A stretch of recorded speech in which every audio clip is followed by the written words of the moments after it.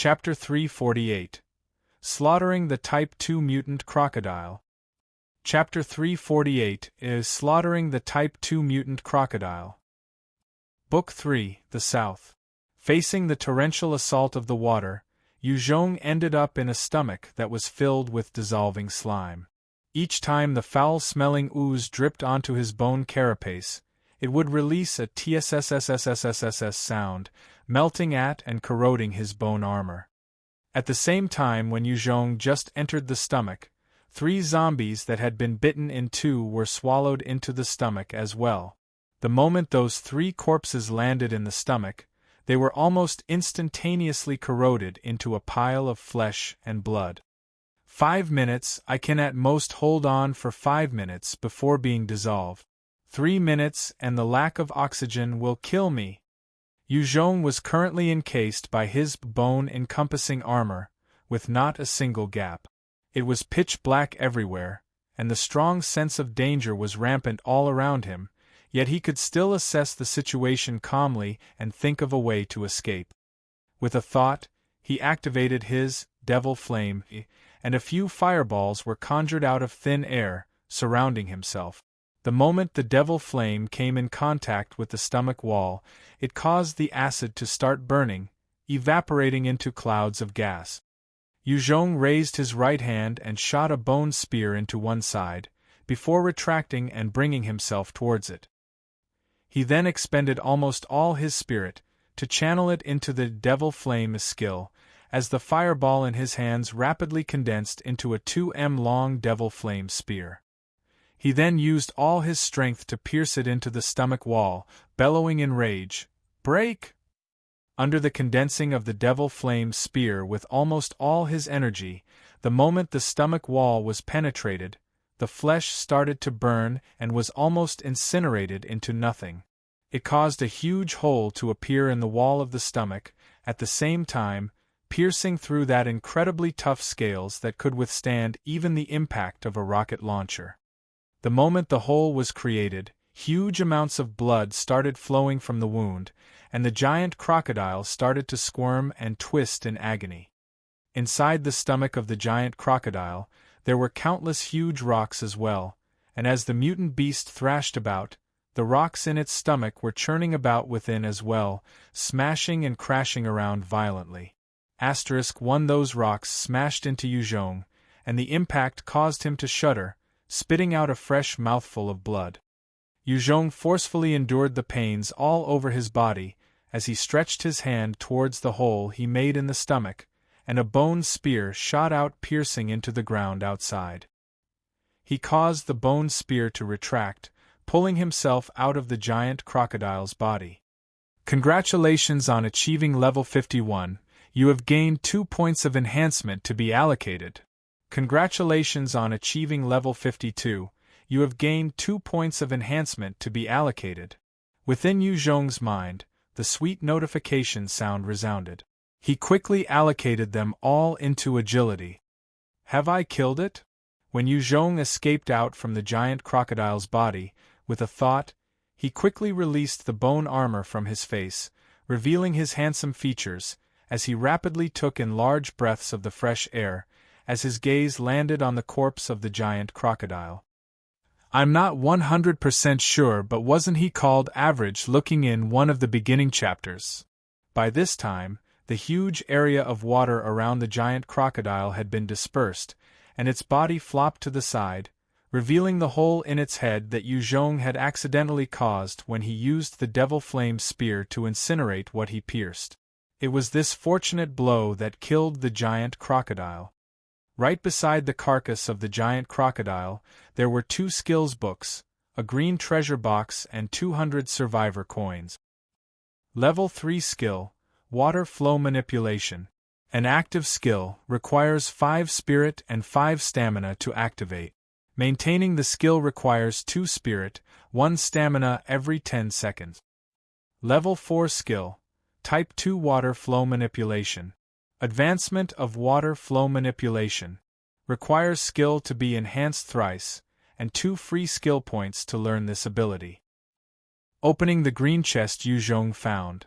Level 4 treasure, Crocodile tooth saw blade. Sharp beyond measure, possesses ability to cut through all metal. If user has strength of above 100 points, one swing could render any weapon of level 3 and below broken. Yuzhong kept the 2 skill books. Before he observed the crocodile tooth, saw a blade in his hands carefully. The blade was double-edged and 1 m long, the handle of about 30 centimeters. The back of the blade was extremely straight, lined with serrated teeth. It was shorter than the dark tooth blade by quite a bit, but it was a lot more suitable for close combat with its length. At the same time, the dual serrated teeth could be used to deal with tough armored creatures. After doing all these, the sharp pains from his left leg finally registered as he took a close look at it, realizing that almost everything below the knee was gone. The bones could be seen and fresh blood was constantly flowing. The fact that he could still stand was due to the bone armor that White Bones had intuitively transformed into acting as support for Yuzhong. Yuzhong looked at his leg again as his heart dropped. The entire leg is broken. This wound would require at least 2 to 3 days to recover fully. With his leg broken, Yuzhong would have to spend the next few days in a vehicle. It would be his most vulnerable time, and in this post-apocalyptic world, if he wasn't careful, he could be easily killed. A flash of light, the bone armor was deactivated and White Bones appeared from an orb of light. Its entire body was covered in scars. If it hadn't been for the fact that it had always been absorbing the bones of other mutant beasts, it could not have withstand the blow from the Type 2 mutant giant crocodile. White Bones immediately rushed over to the carcass of the giant crocodile and burrowed into its body, grabbing a bone and made use of its ability to absorb the essence, replenishing what it had lost and expended. Yuzhong stuck the crocodile tooth saw blade into the ground, using it as a crutch as he observed the surroundings. The Type 2 giant crocodile's water flow manipulation ability had a wide area of effect, and many people and vehicles had been enclosed within the watery cage earlier. The moment it died, those people gathered again and made their way towards Yuzhong. When those people saw the dead giant crocodile that was killed by Yuzhong, their eyes were filled with shock. However, when they caught sight of Yuzhong's broken leg, and was supporting himself with the scary-looking blade, many of them had a strange gleam in their eyes. Weiningwa rushed over and saw Yuzhong with a leg missing, and his face changed. In this post-apocalyptic world, only a strong leader could suppress the majority and make them listen. With a broken leg, Yuzhong was as good as a cripple, and his battle prowess would diminish. It was hard for people to accept such a leader. After all, this wasn't Longhai City, where it was filled with Yuzhong's supporters. Many of the survivors here had been forcefully drafted into Yuzhong's camp, and their hearts were not set in stone yet. If Yuzhong was truly crippled, many of them would change their tune. Ming Jiajia looked at Yuzhong, and her heart ached, as she swiftly came to Yuzhong's side, and supported his left arm. Zheng Mingyi was looking at Yuzhong's leg, and his eyes were filled with a complicated expression. If Yuzhong was healthy and well, he was willing to follow such a strong leader to fight Wuyan Hong. However, since he had lost a leg, it made him feel conflicted. Yi Shuixiong looked at the broken leg. His eyes brightened with joy as he looked towards the river and noticed that the ice bridge had already been destroyed. There was only the cable pontoon left, and the people on the other side would not be able to make it across in a short time. Yi Shuixiong suddenly stepped forward and said, "Yuzhong, you have lost a leg. I think that you're not suitable to be our leader anymore. Please hand over all your weapons, we can give you rations for 3 days, and let you leave alone." Weiningwa's face turned pale as he called out enragedly, "Yi Shuixiong, what's the meaning of this? Our leader can only be Boss Yu. Are you trying to rebel?" Weiningwa had betrayed Wuyan Hong and had been heavily relied on by Yuzhong. He was considered Yuzhong's number 2. He was extremely happy with his position, and was confident in Yuzhong, who had brought them consecutive victories. Yi Shuixiong laughed coldly, pointing at Yuzhong and said, What rebel? Your words are too horrid. We were all Freemasons. It was this Yu Zhong who killed our leader, and forced us to listen to him. Now he's a cripple, how can he still lead us? He then continued with a passionate look in his eyes. Dali, Chang Sui. We can get Vice Leader Zheng to be our leader? As long as the four of us work together, we can definitely bring them down. Under the instigation of Yi Shuixiong, members of the Freemasons started to gather with Yi Shuixiong, Zhou Dali, Ning Changshui, and Zheng Mingyi. As a majority of the survivors had crossed over, of the about 60 people left, 40 were from the Freemasons. The remaining 20 people were the Chinese survivors that Yu Zhong had saved. Those 20 who had been saved by Yu Zhong stood by his side, raising their guns against Yi Shuixiong and glared at them. Xu Tianya brought her aides as they retreated from the standoff. She had just expended a huge part of her energy and stamina earlier, and wasn't in the best condition to fight. Furthermore, her relationship with Yu Zhong was not so close that she had to fight for him. Yi Shuixiong looked at the 40-some soldiers with him, as he laughed coldly at Yu Zhong. Yu Zhong, do you see this? This is the difference in our strength. You still have time to surrender. As long as you surrender, I can let you walk away with your life. Chapter 349. Quelling the Insurgency. Chapter 349. Quelling the Insurgency. Book 3, The South. Yu Zhong did not so much as look at Yi Shuixiong. Instead he sternly questioned Zheng Mingyi in any icy tone, whom he was staring at all this while. Zheng Mingyi, are you planning to betray me? No! Zheng Mingyi was frightened by Yu Zhong's demeanor and couldn't help but blurt out. However, as he said that, he retreated 2 steps, and his face was conflicted. It was obvious that he had not sorted out his thinking yet. Although he had retreated, he did not raise his hands against Yi Shuixiong. It could be seen that he was still struggling to decide which side of the fence he should be on. If Yu Zhong was healthy, he would naturally not falter. However, to everyone present, Yu Zhong was a cripple now, and at his weakest, if Zheng Mingyi were to say he did not feel swayed, it would be a lie. If he could take over Yu Zhong's establishment, then Zheng Mingyi would have the equipment of 3 battalions, over 1,000 people and plenty of logistics. It was a huge difference from his position when he was in the Freemasons.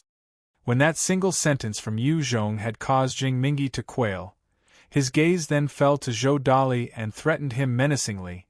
Zhou Dali, I recall that you have a 13-year-old son and an extremely pretty wife. You must consider this carefully. If you were to fail, I would throw your son into the horde, and your wife would be cast with several men. You can be made a cuckold 1,000 times over. Your entire Zhou family will cease to exist. Zhou Dali's expression promptly soured, as his body trembled uncontrollably, his heart full of torment. His son and wife were his bottom line. He had sacrificed God knows how much just to protect both of them. He had almost been swallowed up by the darkness of his heart a few times, but because of his wife and son, he found the strength to carry on and live. They were his strength and his weakness as well. Yi Shuixiong hurriedly tried to placate him. Dali, there's no need to fear him. If the 4 of us join hands, he's almost crippled already. What can he do to us? If he had the ability, based on his character, he would have killed us all. Hearing Yi Shuixiong's consolation, Zhou Dali's face turned slightly better, but he pondered a while before saying, I'm not concerning myself with the matters here. I just want my wife and son to be safe. After which, Zhou Dali brought his 7 soldiers and threw their weapons down, as they stood at a distance, obviously not taking any side. Yu Zhong then turned to look at Ning Changshui. Ning Changshui did not even wait for Yu Zhong to speak, and immediately opened his mouth in a self-righteous manner. Yu Zhong, you're overbearing and vicious. You kill without discrimination, and even kill captive. You killed our leader of the Freemasons. Your bullshit annoys me. Die. Yu Zhong's gaze turned icy, and without waiting for Ning Changshui to finish talking, He pulled out his stinger and fired a shot at his brain. Pung! The gunshot resounded out and Ning Changshui's brain was immediately blasted apart, as red and white matter splattered onto the ground. After killing Ning Changshui with one shot, he immediately activated his Art of Fear on Yi Shuixiong, and a horrifying spirit attack engulfed his mind, bringing all sorts of cruel and tormenting hallucinations with it, causing his face to contort with fear and his body trembled. Yu Zhong grabbed onto his body in that instant, and swiftly fired another shot at his head. With a pring, Yi Shuixiong's brains were also blasted apart, red and white matter dyeing the ground as well. Yu Zhong then swiftly waved his hands and switched out his stinger for a 05 submachine gun, firing it at those whom he had just called his subordinates a while ago. With his accurate and swift firing, before those ex-Freemasons even got the time to react, many of them had been shot dead. Yu Zhong sprayed at those Freemasons, while casting a glance at Zheng Mingyi and called out, "Zheng Mingyi! Act now and kill the traitors! Otherwise, it will be you and your subordinates' heads to roll. All your family members will be cast into the scum battalion to be fed to the zombies." Zheng Mingyi's face promptly turned to one of fear, and finally made the difficult decision, as he gritted his teeth and ordered, "Everyone listen up, kill the traitors." Under Zheng Mingyi's commands, the tens of soldiers swiftly took up their arms and started firing wildly at the remaining Freemasons. With the joint attack of Yu Zhong and Zheng Mingyi's troops, the subordinates of Ning Changshui and Yi Shuixiong were all turned into sieves from the hail of bullets. 2 soldiers from Yu Zhong's side also suffered some superficial injuries from the stray bullet. After decimating the troops under Ning Changshui and Yi Shuixiong, Yu Zhong stared coldly at Zhou Dali. Zhou Dali instantly felt his body turn clammy. He never would have expected that Yu Zhong was still able to take down and suppress the rebellion even after losing limb. Every single traitor had been killed. As for those who were still alive, the soldiers under Yu Zhong stepped forward and chopped their heads off without any hesitation. At this time, lightning brought 100 or so of its little brothers as they slowly walked out from the forest, coldly staring at everyone. By now, after seeing lightning and the 100+ mutant leopard cats, no one dared harbor any ill intentions. Zhou Dali's heart felt heavy this time. Without any hesitation, he brought his men as they came in front of Yu Zhong and knelt down. They kowtowed while Dali said, "Zhou Dali was blind and ignorant, and didn't act immediately to put down the rebellion. Regardless of how leader would like to punish me, I'm willing to bear it. However, my family is innocent, and I plead that on account of my lack of participation in the revolt, boss, you would be magnanimous and spare them." Yu Zhong gazed at him and said indifferently, "Zhou Dali, you knew Ning Changshui and Yi Shuixiong were revolting, yet you did not help to stop it. It is still a considerable offense, and I sentence you to join the scum battalion. After killing a 1,000 zombies or a 100 enemies, you'll be considered to have served your punishment. As for your son and wife, I will pardon them. Are you satisfied with this?" Zhou Dali heaved a sigh of relief as he kowtowed profusely. "Thank you, leader, for your mercy. Zhou Dali is truly grateful." As long as his own wife and son were fine, he was extremely satisfied. He was after all a level 36 agility-based enhancer. Killing 1,000 zombies was only a matter of time. Yu Zhong waved his hand and threw the level 4 black tooth blade as well as the crocodile tooth saw blade to Wei Ningguo, saying, "Wei Ningguo, bring some men and go cut up that Type 2 giant crocodile. Only those weapons could possibly butcher the carcass of that giant crocodile at a decent speed. Otherwise, if they had the alternative of a chainsaw, they would then be able to breeze through the task as well." "Yes, boss, you." Wei Ningguo received the 2 weapons and quickly gathered 2 strength-based enhancers as well as a few other helping hands to dismember the Type 2 giant crocodile. The 2 strength-based evolvers made use of the weapons to pry open the scales, while the rest of the people worked to slice and cut the meat and packed into the transport truck.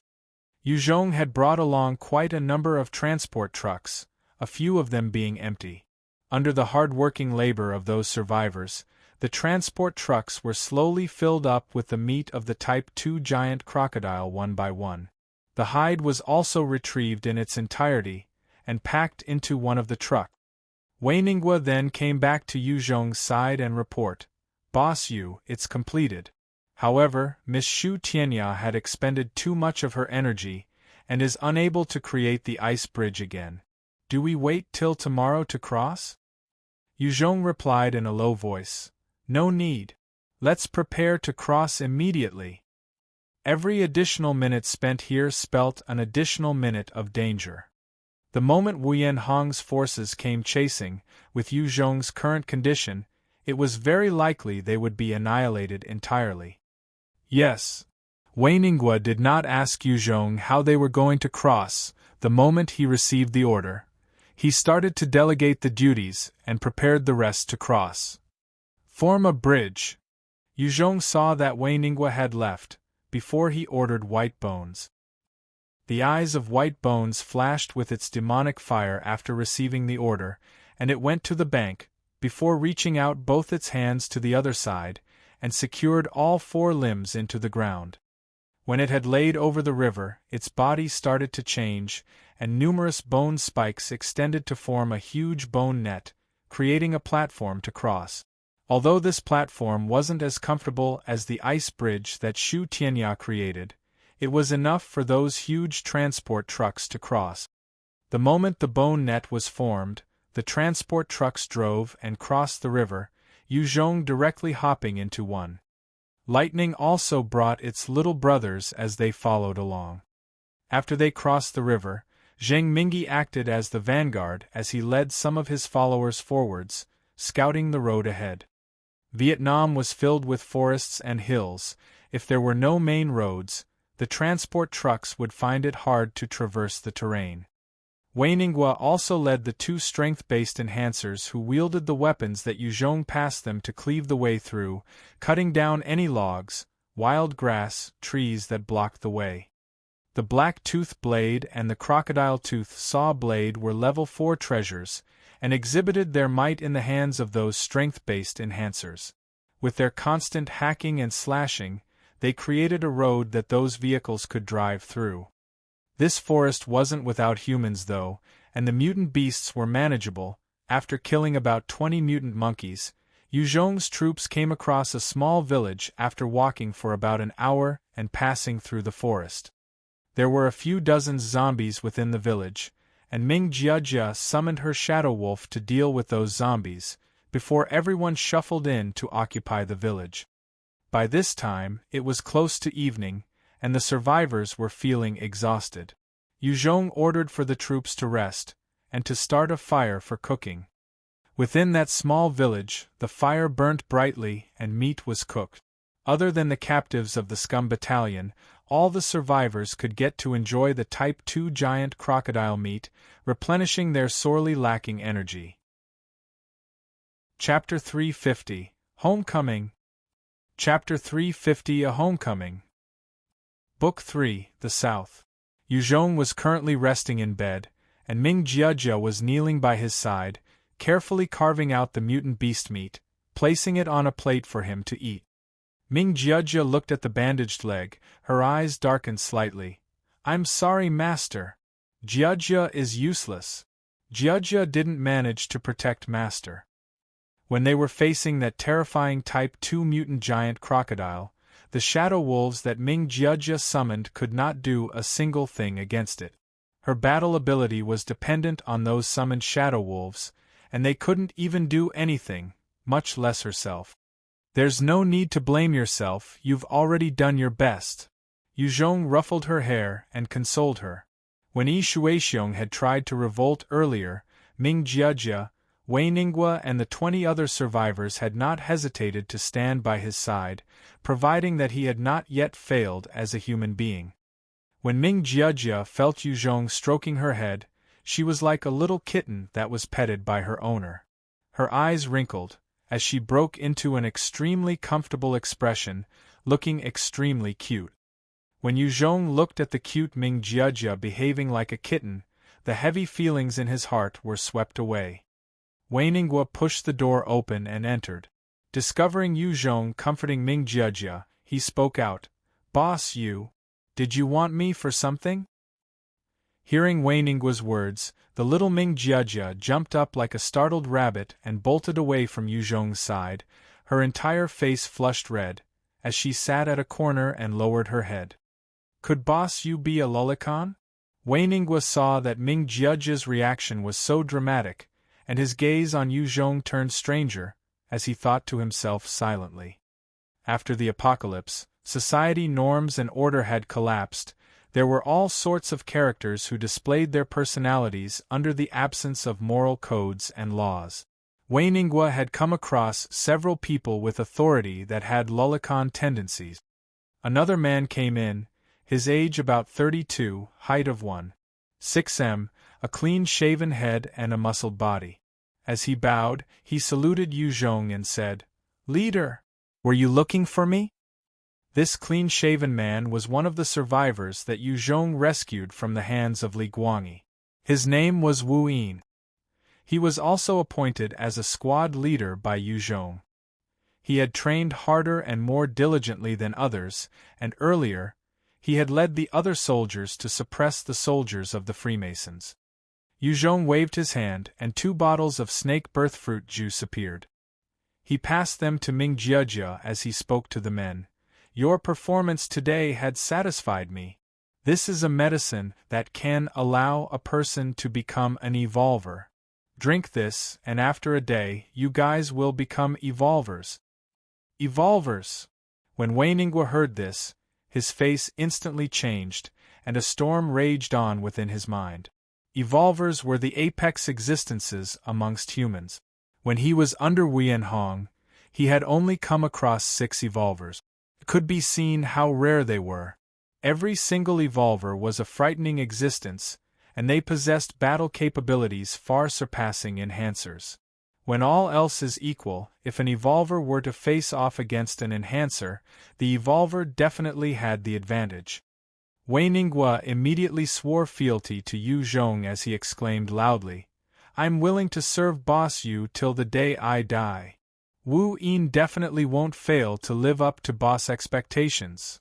Wu Yin also couldn't suppress his own excitement as he loudly pledged, his heart overwhelmed with ecstasy.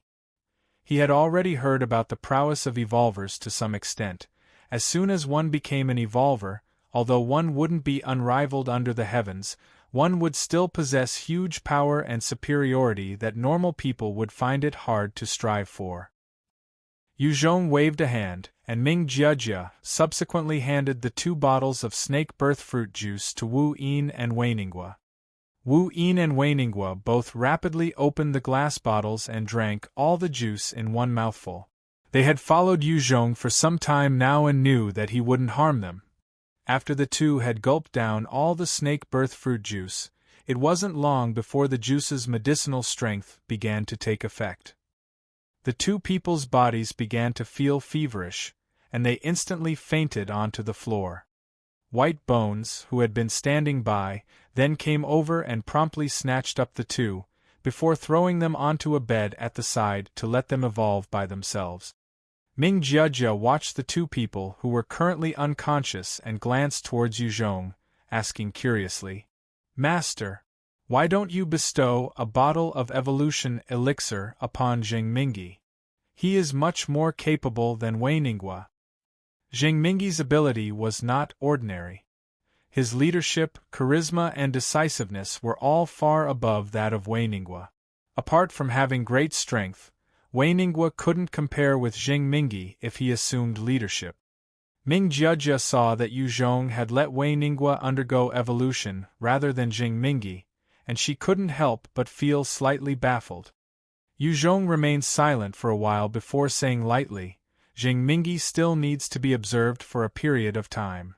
Zheng Mingyi's capability couldn't be doubted, but Yu Zhong didn't know if his dedication was heartfelt or not. If Yu Zhong let him evolve, it would truly be dangerous if Zheng Mingyi then conversely backstabbed him. After all, Zheng Mingyi had been a member of the Freemasons.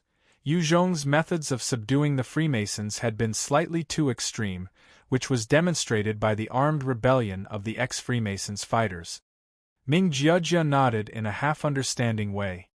After resting for one night, the huge vehicle fleet immediately set off early the next morning after breakfast, driving towards the border with Guangxi. Their army could only have the opportunity to expand within the borders of China. In the Vietnam region, Yu Zhong found that it was truly too difficult to recruit reliable helpers. At the same time, most of the Vietnamese frontier's weapons arsenals had already been opened by Li Guangyi and Huyen Hong. He couldn't obtain any weapons or equipment, making it very hard for him to be able to defeat Huyen Hong's troop. After leaving the small village, they marched for a few more hours. Ming Jiajia's shadow wolves finished off a dozen mutant beasts before Yu Zhong and the rest finally found a highway, beginning to move towards the northeast. On a small hillside covered with weeds, 4 men holding large axes lay prone in the underbrush. One of them, a man who seemed slightly small in stature and figure, was holding a crossbow as he stared rigidly at an area of open land in the distance, where there was some maize placed. There were quite a lot of bird species in this region. Through the hunting method of simply waiting idly, these survivors had already hunted down quite a few sparrow-type birds. However, if their luck wasn't so good and the maize attracted some larger mutant birds or an entire flock of normal mutant birds, then they could only return empty-handed. "Don't move. Put down your weapons. Surrender immediately, or I'll directly shoot you." A towering voice suddenly sounded out from behind the hunters, and 6 warriors suddenly appeared. The 6 warriors instantly pounced forward and subdued the 4 who were holding axes. The leader, whose figure was tall and sturdy, shouted out loudly in the Zhuang dialect, "Who are you people?" Wu Yin's eyebrows furrowed slightly, and he spoke with some uncertainty in Chinese. "You people are Chinese." Wu Yin had spent most of his time living in Vietnam, so whilst he could understand Mandarin, he couldn't quite understand a dialect like the Zhuang type. The robust man called out loudly in slightly broken Mandarin, "I am Chinese." "Then good. Come with me to go see the boss. Our boss has something to ask you." Wu Yin waved and the warriors quickly escorted the 4 men to Yu Zhong's location. "Who are you people? Where is this place?" Sitting on a wheelchair, Yu Zhong watched the 4 sturdy men being escorted over and asked lightly. The 4 men looked left and right, and a hint of alarm flashed past their eyes as they saw the warriors holding AKs surrounding Yu Zhong. 3 of the captured men's gazes instantly fell onto the sturdiest-looking man's body. That man was watched by his companions for quite a while. Only then did he summon his courage and say to Yu Zhong, "I am Wang Huaoyang, a person from Dongping village. Those 3 are Yao Hong, Xin Ming and Luo Chang. This is Jingxi County's Dongping village." "Jingxi County? We've finally returned." Upon hearing those 3 words, Yu Zhong let out a slight sigh of relief inside his heart. They had finally returned to their home country. Only upon returning to China did Yu Zhong and his party feel a little more safe. Vietnam was Huyen Hong's territory, meaning that he had an enormous advantage there as someone Vietnamese. Within China, however, that sort of home advantage belonged to Yu Zhong's side. At least he would now be able to recruit many Chinese subordinates, and wouldn't be at a loss to enlist troops anymore. Yu Zhong directly tossed a slice of cake to Wang Huaoyang and asked, "Are there any large-scale gathering places in Jingxi County?" In this apocalyptic world, a slice of cake was even more precious than gold. Upon receiving the cake, a hint of excitement shone past Wang Huaoyang's eyes. He hesitated for a while before saying, "In Longting Town there's a person called Chunliang who's organized a large-scale gathering place.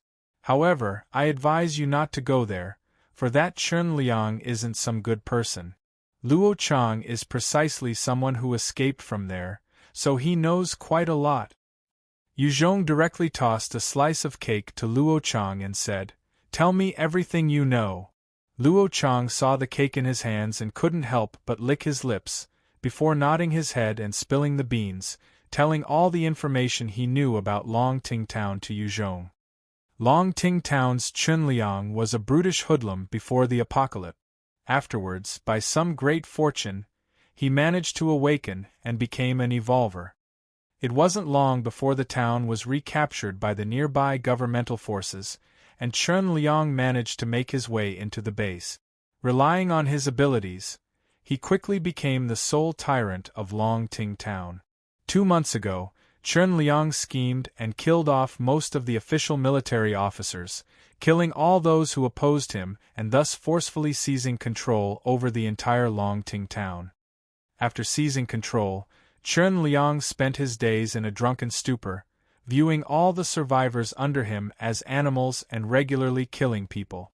In Longting Town, apart from Chun Liang and his confidants, everyone else lived like walking corpses. Luo Chang didn't want to live like this, and so he fled out of the place. Longting Town. Yu Zhong muttered to himself for a while, before asking Luo Chang, in Longting Town, how many warriors and guns are there? What is Chun Liang's ability? How many experts does he have under him? Luo Chang hesitated for a while before smiling bitterly, shaking his head as he said, I do not know any of this. Chapter 351, Longting Town. Chapter 351, A Longting Town. Book 3, The South. Yu Zhong remained silent for a long time before saying in a low voice, Since it's like this, then never mind. Wang Huaoyang, take us to Dongping village. Currently, the top priority was to find a place to rest for this exhausted army of survivors that had continuously marched for 2 days. Wang Huaoyang carefully reminded him, Sir, there are a lot of zombies in Dongping village, as well as many evolved zombies as well. Yu Zhong replied lightly, You don't need to worry about this. We'll deal with it. Wang Huaoyang glanced at Yu Zhong's subordinates, who were all holding AKs, and he didn't say anything else. He led Yu Zhong's army in the direction of the village. This is Dongping village right here. Wang Huaoyang pointed to a small village in the distance as he spoke to Yu Zhong. Jia, you and Wu Yin go deal with the zombies in the village. Yu Zhong glanced at the village and ordered the two behind him, Wu Yin and Ming Jia, who was pushing his wheelchair. Yes, master. Ming Jia obediently complied. Her small hand extended and a streak of light flickered past. 2 shadow wolves soon appeared before her and they rushed towards the village. After summoning the 2 shadow wolves, Ming Jia stood obediently behind Yu Zhong, with both her hands clutching onto his wheelchair. These 2 days, the little Ming Jia had been responsible for pushing Yu Zhong's wheelchair. On the other side, Wu Yin held a dark magic blade and took the lead to rush towards the village like a thunderbolt. Yu Zhong saw that Wu Yin had already made a move. He immediately told Ming Jia, Let's go. Standing at the side, Wang Huaoyang's expression suddenly turned very shocked as he said, Sir, there are over 300 zombies in there, are you really just going to send that one guy in? Don't worry. Let's go. Yu Zhong did not explain further and just ordered mildly. Ming Jia pushed Yu Zhong's wheelchair as they made for the village. The huge vehicle fleet also continued its advance towards the village. Wang Huaoyang and his group helplessly followed. The moment they entered the village, Wang Huaoyang and the rest discovered that there were countless zombie corpses that were either beheaded or had their throats ripped out by some beast. The soldiers under Yu Zhong then gathered all the dead bodies together, as they set fire to the pile of corpses, burning them to ashes. If they allowed the dead bodies to remain in the village, even if there was no infection, it was definitely still a health hazard. Is this the strength of this fleet? Too fearsome. They're really strong. Wang Huaoyang looked at the pile of corpses and his heart trembled. Just by sending one person, Yu Zhong had totally brought the village under his control. It was the first time that Wang Huaoyang had seen such strong people. Jing Mingi looked at the bodies strewn all over town. His eyes flashed with a complicated gaze. His heart was full of regret as he thought to himself, "Evolver! This is the power of an evolver. It really is too amazing. Damn it. If only I hadn't hesitated that day, I would have become an evolver as well." When Wu Yin evolved, he became an agility-based evolver. After evolution, he even gained comprehension into the level 3 skill, agility solidification. After he became an evolver, he also gained a dark magic blade, and once he donned on some common system equipment, it became easy for him to slaughter normal mutant beasts and zombies. In just a short span of 2 days, Wu Yin had already reached level 17 from killing a huge number of mutant beasts and zombies. His combat skills were growing exponentially under the constant fight. Jing Mingi knew that while he could still contend with Wu Yin now, the moment he became a level 30 fighter, it wouldn't be the same anymore. Furthermore, Yu Zhong was obviously more biased towards Wu Yin, Ming Jiajia and Wei Ningguo. The equipment he obtained from killing the Wolf Fang battalion and troops under Li Guangyi were all passed to the 3 of them to be used. This added to their already growing power, while Jing Mingi was still using the equipment from when he was still under the Freemasons. Jing Mingi knew clearly why there was such a difference in treatment. At that time when Yi Shuixiong had revolted, he had hesitated. It was because of this that led to the loss of Yu Zhong's trust, and hence he didn't get to become an evolver. At the same time, he lost out in terms of resources. Now Wu Yin, Ming Jiajia and Wei Ningguo held 200 people's worth of equipments in their hands, and yet Jing Mingi had 20 subordinates, but they each only had a single clip of ammunition. When Yu Zhong entered the village, he quickly assigned some of the people to comb the entire place for usable resources. Then the goal was to gather them into the transport trucks, ready to be moved on a whim. Soon after, a fragrant aroma wafted forth from the middle of the village. Other than the Scum Battalion and Woman Scum Battalion, the rest of the survivors, be it Chinese or otherwise, all got to enjoy the tasty Type 2 mutant giant crocodile meat. With that delicacy, their vitality and energy got replenished. With just 3 days of eating this Type 2 mutant beast meat, the 1,000 or more survivors regained almost 80% of their health back. Many of the women were beginning to regain luster in their skin, while their sunken faces were starting to fill up. The men felt their energy and vigor returning to them. As for the children who had been malnourished and suffered as a result, they were beginning to pack more meat on their bony frames. Due to the existence of the Type 2 mutant beast meat, there were no deaths on this grueling march for those survivors. If there wasn't the Type 2 meat available, with the constitution of the survivors, a number might not have made it with the non-stop marching of 2 days. "Can we eat as well?" Wang Huoyang looked at the bowl of rice and Type 2 mutant giant crocodile meat in front of him, and he couldn't help but gulp his saliva. Luo Chang and the other 2 were also staring fixedly at their plates, their stomachs rumbling loudly.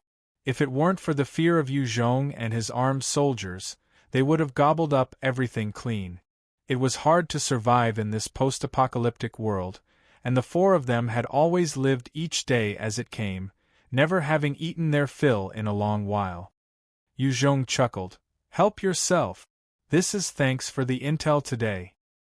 In the short term, Yu Zhong was not lacking in food. However, in the long run, unless they could raid a national reserve, any faction would still be lacking in food. Wang Huoyang quickly picked up the plate of rice and meat as he started to stuff himself. It was a long while since he had eaten rice or meat. Yu Zhong picked up the slices of meat that Ming Jiajia had prepared for him, as he dipped it in coconut milk and ate it leisurely. After Wang Huoyang and the rest had eaten their fill, they looked at each other and seemed to have come to a decision. Wang Huoyang summoned his courage as he asked, "Sir, how should we address you?" Yu Zhong replied, "I'm Yu Zhong." Wang Huoyang looked expectantly at Yu Zhong as he continued, "Sir, is it possible for us to join your team?" It was at least 10 times tougher to survive in the wild now compared to times before the apocalypse. The main reason was that there were countless strong mutant beasts in the wild, be it in the air, on the land, or even in the waters. There would be signs of them all over. Unless one was a high-level enhancer or evolver, there would only be certain death if a human was to face any of these mutant beasts. Even Yu Zhong himself could not guarantee that he would be able to survive if he was faced with the assault from a powerful mutant beast, much less any other normal person. And it was because of this that the four of them sought salvation and safety within Yu Zhong's fleet. Yu Zhong called Jingmingi over. Sure. However, joining me means that you'll have to adhere to my rules. Jingmingi explained the rules to them. Yu Zhong would not force such stragglers to join his fleet, instead he let them choose. After all, a melon forcefully picked before ripening would not be sweet. This would ensure that the potential of people who harbored ill intents against him would be kept low. When Zheng Mingi came over, he delved into the rules and regulations almost immediately. After a short round of discussion, Wang Huaoyang and the rest all agreed to join. It was, after all, a place with some form of order. Yu Zhong then called Luo Chang over. Luo Chang, do you know the way to Longting Town from here? Luo Chang replied, Leader, I know. Very good. Wei Ningguo, stand guard here. Wu Yin, Ming Jiajia, Jing Mingi, and Luo Chang, the four of you will follow me to pay a visit to Longting Town. Yu Zhong then threw away the blanket covering his legs and stood up. Jingmingi saw Yu Zhong standing and almost fell back in shock. He can stand. His leg had regenerated. How is this possible? Master, you can stand. You've recovered. That's great. Ming Jiajia saw Yu Zhong standing up, and her face was filled with joy. Leader truly possesses otherworldly abilities. You can even regrow a leg that's been broken. Truly amazing. Wu Yin's eyes flashed with admiration and veneration when he saw Yu Zhong stand. Wei Ningguo had a similar look of joy and reverence. Too powerful. He truly is Boss Yu. Yu Zhong, your leg's fine. Congratulations. At this time, Shu Tianya came over, with a hint of soft scent in the air that she brought along. Her eyes flashed with a strange glint when she saw Yu Zhong stand up, as she quickly laughed and said, Can I join you on the trip to Longting Town? Okay. Yu Zhong looked at Shu Tianya as he pondered a short while before replying. Longting Town was a small town that belonged to the border between Guangxi and Vietnam. At this moment, atop a hill near to the town, there were 7 people standing quietly. They were precisely Yu Zhong's team. That must be Longting Town? Yu Zhong pulled out a set of military-grade binoculars as he looked towards the distance with them. At the entrance of the town, there were 4 soldiers who stood about idly for half a day, before they put their guns down and began a game of cards. Near the entrance there were 4 gun turrets, but within those turrets, there wasn't a single gunman. This kind of defense was truly shoddy. Chapter 352. Entering the Town. Chapter 352. Entering the Town. Book 3, The South. It really is quite a mob. Yu Zhong glanced at the situation within the town and thought to himself. This small town's defense was the most negligent that Yu Zhong had ever seen. It seemed to not have been fortified at all. If there weren't any hidden traps, then just 1 battalion of warriors would easily be able to take down this town. Let's go! Yu Zhong brought Ming Jiajia and the others with him as they all put on a simple disguise, beginning to walk towards the small town shortly afterwards. This was China, not Vietnam, so Yu Zhong could pretend to be an ordinary survivor and thus sneak into the town. Had this been Vietnam, then Yu Zhong, who didn't know Vietnamese, would find it very difficult to sneak into any sort of strategic military location. Stand still right there. Who are you people? Right when Yu Zhong and his party had arrived at the town, one of the 4 soldiers who had been playing cards stood up, blocking Yu Zhong's way as he shouted out loudly. Luo Chang lowered his figure and explained to the soldier in front of them, "We are survivors from Dongping village. We've heard that there's a survivor base set up by the government here, so we've come here to seek shelter." That soldier carefully took a look at Yu Zhong and his party. As soon as he saw their backpacks, his eyes immediately lit up. He pointed at the backpacks and said, "Take those bags over here. If you want to enter the base, all of you must first be inspected. No prohibited items can be taken into the base." Luo Chang glanced at Yu Zhong, and upon seeing that he wasn't opposed to it, Luo Chang and the others immediately took off their backpacks one by one. They placed the bags onto a table at the side before opening them. "Cakes, milk, there's even cigarettes. Good stuff. This time your father have really hit the jackpot." Upon seeing the contents of the bags, that soldier immediately revealed an avaricious expression and he began to frantically scoop up all the items. Another one of the soldiers also came over. Upon seeing the things inside the bags, his eyes also revealed an incomparably greedy look. He immediately stretched out his hands and tried to snatch away some of the items. "Let me have a look. Fuck, Shui Gang, don't you hog all of this good stuff to yourself." The only benefit of being sentries at the town gate was that they could try to plunder the survivors who entered the small town. They naturally wouldn't let go of this sort of opportunity. The other two soldiers also surrounded the table, all of them stretching out their hands to snatch away the items and stuff them into their bosoms. Upon seeing this scene, Yu Zhong's eyebrows furrowed slightly. These soldiers' behavior was truly like that of a troop of bandits. Luo Chang put on a timid expression and implored, "Brothers, leave a bit for me, all right? I'm begging you. I still need those items to survive." Shui Gang glanced at Luo Chang and his expression darkened. He cursed angrily. "Negligence. If you don't give me face, then I don't want it. This daddy here is taking your things because he thinks highly of you. If you keep blabbering, be careful of this daddy shooting you. All of you enter the town and get lost." Only then did Luo Chang let out a sigh of relief, scowling miserably as he brought Yu Zhong and the others into the town. "Slow down." Just at this moment, a soldier suddenly shouted at them to stop. Upon hearing that soldier's shout, everyone in Yu Zhong's party felt their muscles beginning to tighten as they prepared to make a move and kill off those 4 soldiers at any time. As soon as they made a move, then they would have to exterminate all the enemies who opposed them in a manner as fast and as powerful as thunder. If they acted rashly under a situation in which they didn't know the exact situation of Longting village, then just one careless mistake would mean that Yu Zhong and the others might be captured in this place. Luo Chang bent over his waist as he asked that soldier softly in a timid voice, "What is it, big bro?" That soldier's eyes flashed with a silvery light as he began to size up Shu Tianyao, who was standing behind Yu Zhong.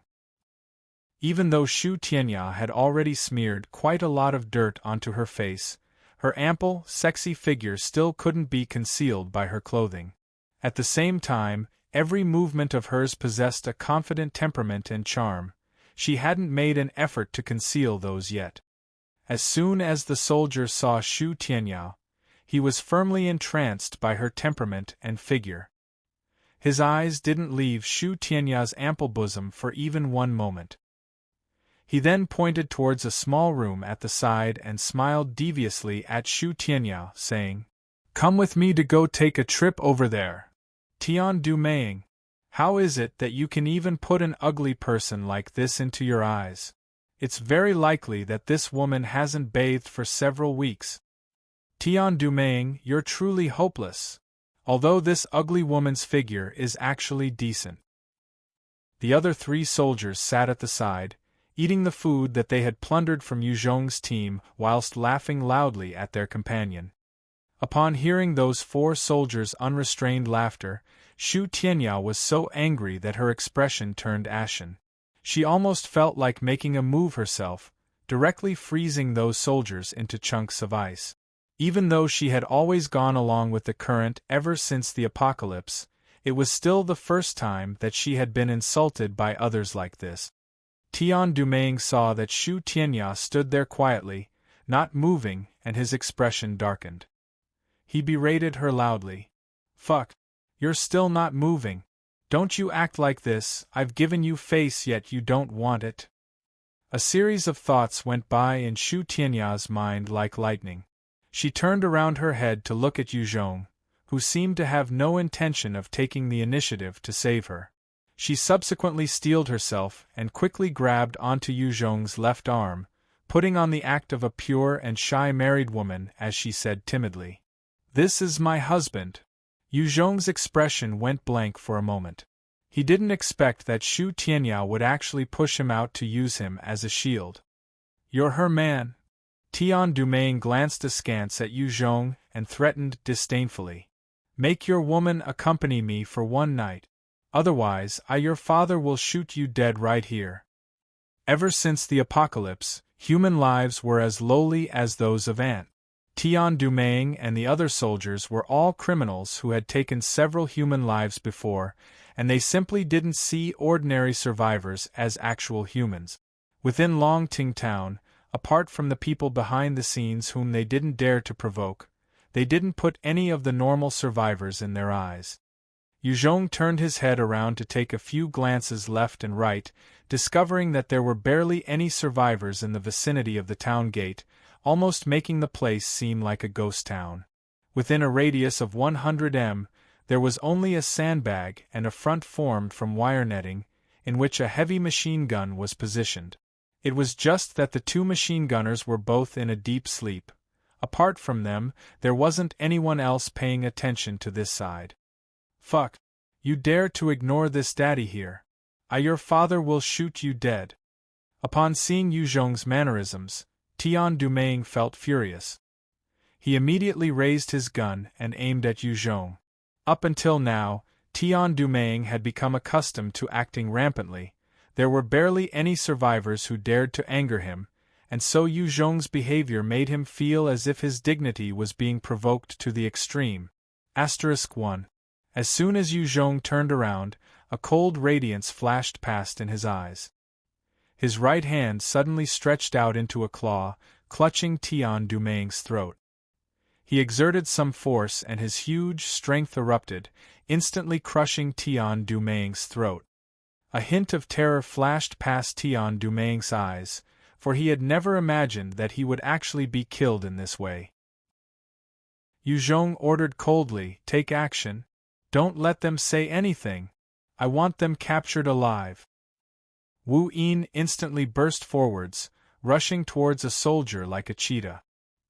He chopped with his hand at the soldier's back, making the soldier instantly faint in one move. Jing Mingi was also a strong fighter with plentiful experience. Even before Yu Zhong had given out the order, he had already made battle preparations and chosen the most advantageous spot to fight from. As soon as he received the order, he pounced at the enemy, sending out 2 slashes with his hands in succession and knocking the other 2 soldiers unconscious as well. Yu Zhong watched the 2 machine gunners sleeping 100 m away, and both of his eyes concentrated on them. He activated his art of fear 2 times in succession. 2 streaks of incomparably formidable spirit attacks broke into the 2 soldiers' minds, presenting countless terrifying scenes inside. The 2 soldiers were directly frightened to death. In the process of dealing with these 6 soldiers, there wasn't any noise made at all.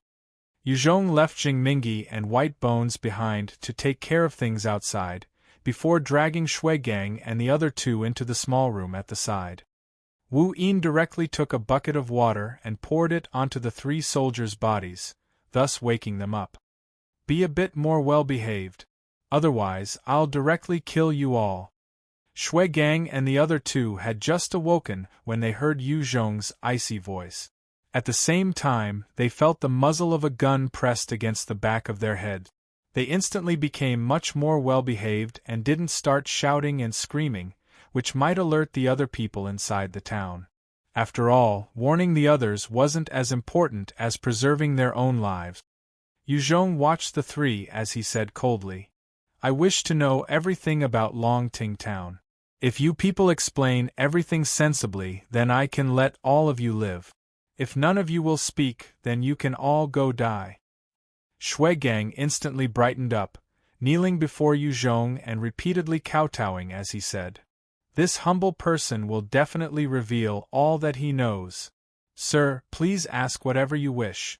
As long as I know the answer, then I am willing to tell Sir everything about it." "I am willing to tell you anything. As long as I know the answer, I definitely won't conceal anything from you." The three soldiers constantly kowtowed and pleaded to Yu Zhong without any courageous spirit whatsoever. They easily yielded, only wishing to continue living. Only then did Yu Zhong begin to inquire about Longting Town's real situation. The three soldiers also tried to outdo each other as they revealed everything they knew to Yu Zhong. This Longting Town had about 2,000 and several hundred survivors. Amongst them, 400 were Chen Liang's subordinates, although most of them were nothing more than mob members like Shuigang. The number of Chen Liang's confidants who could actually fight only numbered in the 40s, who were all equipped with high-level mutant beast leather armor, making them almost invulnerable. At the same time, they were all enhancers above level 10. Only by relying on these 40-plus aides and his own formidable fighting strength did Chen Liang become the controller of this small town. Amongst the 40-plus confidants, there were 4 high-level enhancers who were all above level 30, whom had been named by Chen Liang as the 4 Great Vajrapanis. The 4 Great Vajrapanis were known as Strength King Ma Xiong, Fire King He Sheng, Sky King Yuan Zhen and Azure King Su Jin. After he had seized Longting Town, Chen Liang didn't really possess any management skills. The entire town had been neglected and ruined by his earlier actions, whilst he and his subordinates continued to spend most of their time playing with women. Therefore the entire town seemed somewhat dead, with all the good-looking and respected women not daring to leave their homes, or making themselves look filthy and smell bad on purpose, which meant that no one took an interest in them. If it wasn't for all the survivors being terrified of the tyrannical fighting power of Chen Liang and his subordinates, then the entire town would have long risen up in rebellion. Yu Zhong had also gotten a very precious piece of intelligence from Shuigang, that after Chen Liang had seized Longting Town, he had captured a company of border guards. He had only imprisoned them, with the wholehearted intention of assimilating the border guards. However, up until now, he had only been able to make 6 or 7 of the soldiers from the frontier army capitulate. Chapter 353, Shadow Wolf. Chapter 353, Shadow Wolf. Book 3, The South. That company of soldiers were specially sent to subdue Longting Town. However, the moment they had conquered it, the commanding officer was set up and murdered by Chen Liang, and the rest of the soldiers were suppressed and locked up.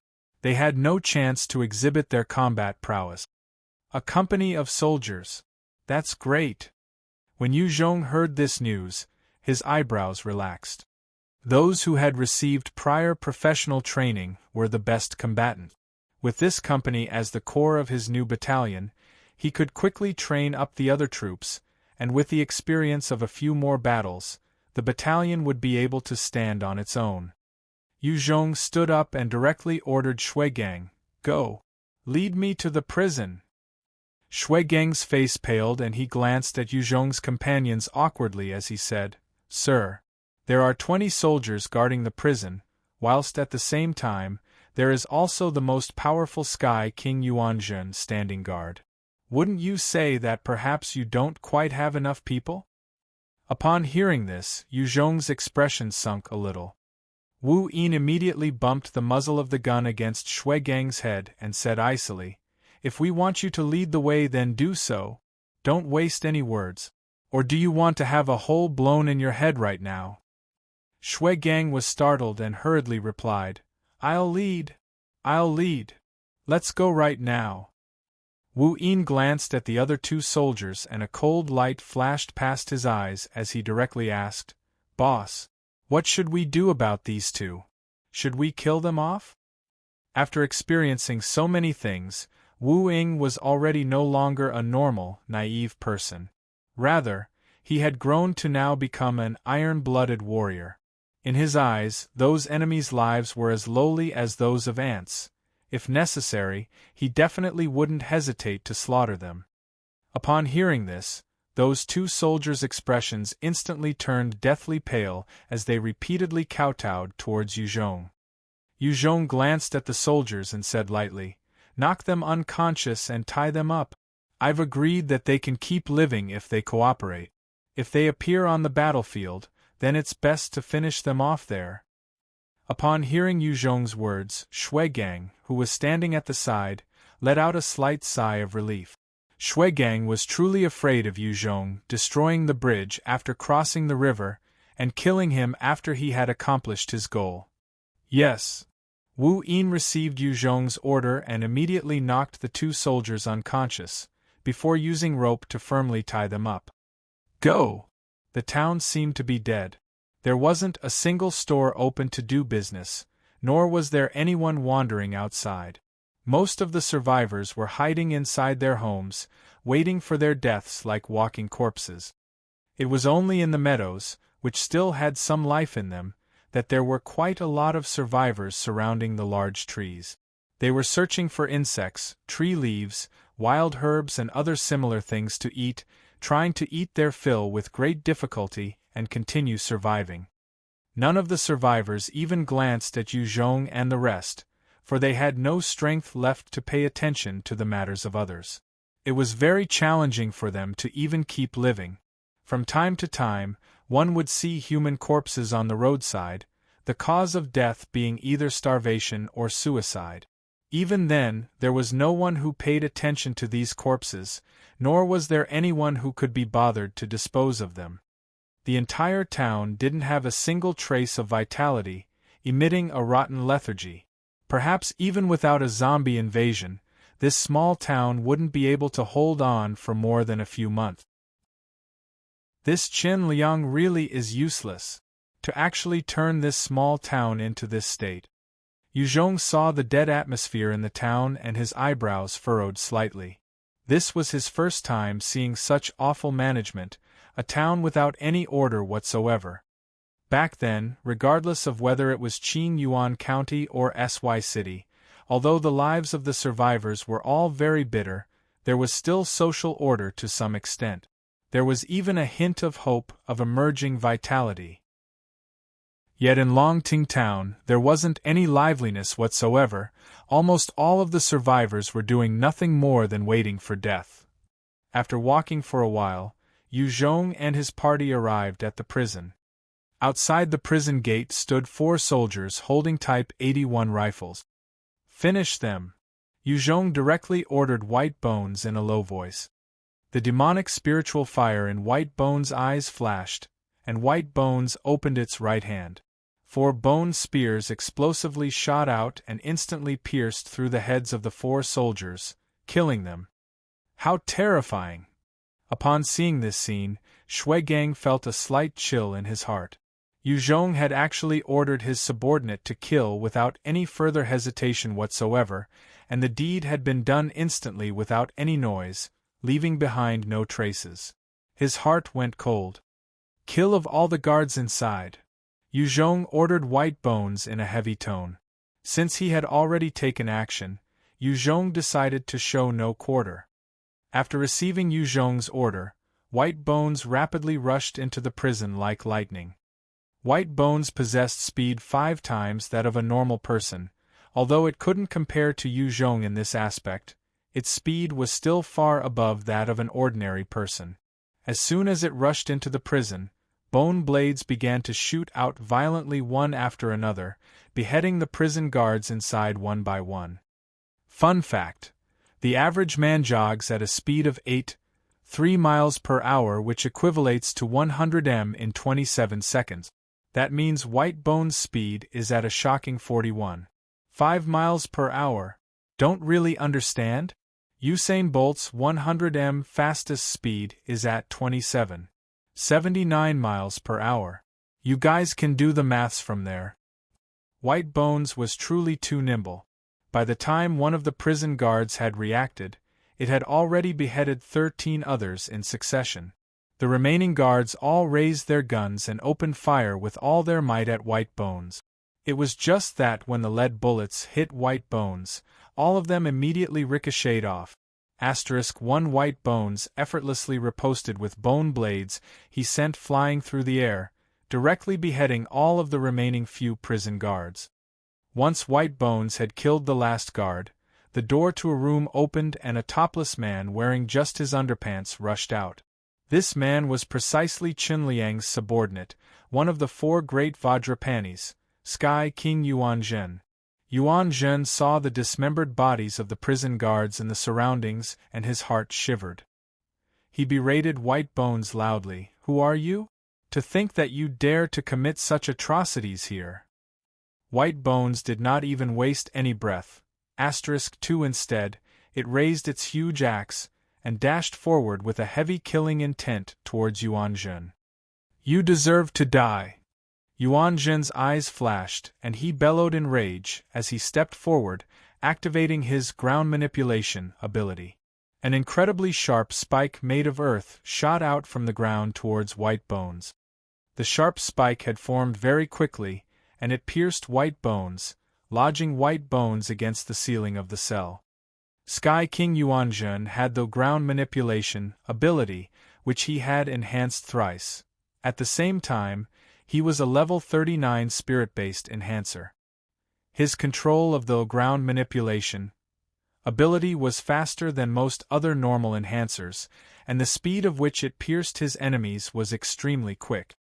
Although it was the same skill, in the hands of different people, it could be utilized differently and exhibit varying amounts of strength.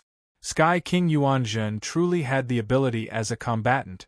Within the entire Longting town, Qinliang was the only person whom he had no confidence of winning against. Yuanzhen eyed White Bones that was pinned to the ceiling as he laughed coldly. "Trash! Just based on your ability, you want to lay siege on this place, truly audacious and not knowing your place." All of a sudden, his face turned pale, and instantly conjured up a huge wall of earth to defend himself. At almost an instant later, gunshots rang out from a distance away, as 6 bullets landed explosively on the wall of earth. The bullets created 6 holes, penetrating them and exploded on the body of Yuanzhen, sending him flying to the ground. Yuzhong waved his huge dark-toothed blade, and the wall of earth was instantly sliced apart, and Yuanzhen could be seen struggling to stand up. Still not dead. What a tough mutant beast hide. It must belong to a Type 2 mutant beast. Yuzhong eyed Yuanzhen and quickly made an assessment. Only a Type 2 mutant beast hide could properly withstand the bullets from the stinger, but even then, a low-level Type 2 mutant beast hide would at most minimize the damage, not block it fully. Yuanzhen had just pushed himself off the ground, when a sharp bone spike shot towards his head in a flurry from the ceiling. Yuanzhen reacted in a frenzy and activated his ground manipulation ability again, as he raised another wall of earth to defend himself.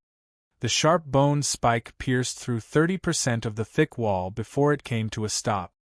White Bones then morphed its bones, and dropped down from the ceiling. As it fell, it swung its huge bone axe viciously downward in an explosive attack on the wall of earth. When that axe swung down, the huge wall instantly shuddered, before shattering beneath the enormous oppressive force. On the other side, Yuanzhen was frantically pushing himself and controlling the wall of earth to rejoin and lock the axe in place. At the same time, with a thought, he opened up 2 small holes, allowing him to view the situation on the other side of the wall. Just as he wanted to observe, a shadow wolf appeared by his side noiselessly. Opening its huge jaws, it clamped down on his unguarded throat without mercy. When did it appear? That was the last thought flashing through Yuanzhen's mind as his throat was snapped in twain by the shadow wolf, fresh blood splurting all over. The shadow wolf could hide itself within the shadows, escaping detection from enemies. As Yuan Zhen had focused all his attention when facing against White Bones, the shadow wolf had made use of the chance to attack. If it were a fight between Ming Jiajia and Yuan Zhen, he might have ended the fight within a second. With the death of Yuan Zhen, the maintenance of the spell was dissolved, and the earth wall as well as the earth spike immediately broke down, returning to their original form. After Yu Zhong had finished off Yuan Zhen, he ordered Jing Mingi to release the soldiers within the jail cell and gather them at the field. Yu Zhong watched the soldiers, who almost numbered a complete company, and said in a heavy voice, "I am Yu Zhong. It is I who saved you all. Right now you have two choices. The first one is that as long as you agree to not oppose me, then you can leave the town by yourselves. The second is to serve me, and go exterminate Chen Liang together with me. You will all henceforth obey my orders. I will bring you weapons, food, victory, glory and respect." Upon hearing Yu Zhong's speech, the soldiers from the frontier army remained taciturn for a period of time.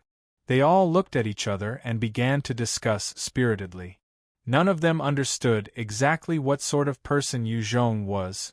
It would be almost impossible for them to immediately start obeying Yu Zhong.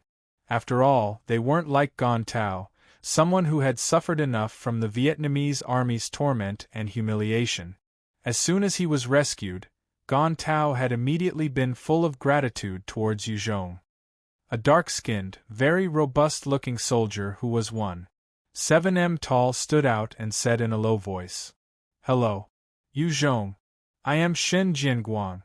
We are willing to put an end to Chen Liang together with you. As long as you don't do anything that will harm the people of Longting Town, we can follow your orders for 1 month. After 1 month, we will decide whether to properly follow you or not. Do you think this is okay?" Inchworm's Wiki. Ah, the beauty of the wild inchworm stampede. Chapter 354. Grinding. Chapter 354. Grinding. Book 3, The South. Yu Zhong heard their decision and directly agreed. Fine. As long as these soldiers could serve as military instructors for 1 month, then they could train some new recruits for Yu Zhong. As long as they underwent a period of tempering and actual battle, those new recruits would possess better fighting strength. Real combat was the best method of training troops. Only under the influence of real combat and the training provided in such a situation could such soldiers truly become elites. Upon hearing Shen Jianguang's proposal, the other soldiers of the frontier army also agreed to it. After all, the outside world was currently extremely dangerous. Even if Yu Zhong magnanimously let them go, without weapons, it would be very difficult for them to survive outside of this small town in the wilderness. After incorporating these new troops, Yu Zhong then distributed all the different firearms seized from Chen Liang's subordinates to his new soldiers. Yu Zhong alone could wipe out 1 company of soldiers, so even if Shen Jianguang and the others revolted, he would still be able to suppress them. Only after they had picked up the Type 81 rifles and the ammunition did Shen Jianguang and the other 19 soldiers feel a little more secure in their hearts. "Take me to Chen Liang's place." Yu Zhong summoned Shui Gang and directly ordered. Shui Gang saw how Yu Zhong had successfully attacked the prison that had over 20 soldiers guarding it so easily, and he felt even more reverence and respect in his heart. "Yes, sir."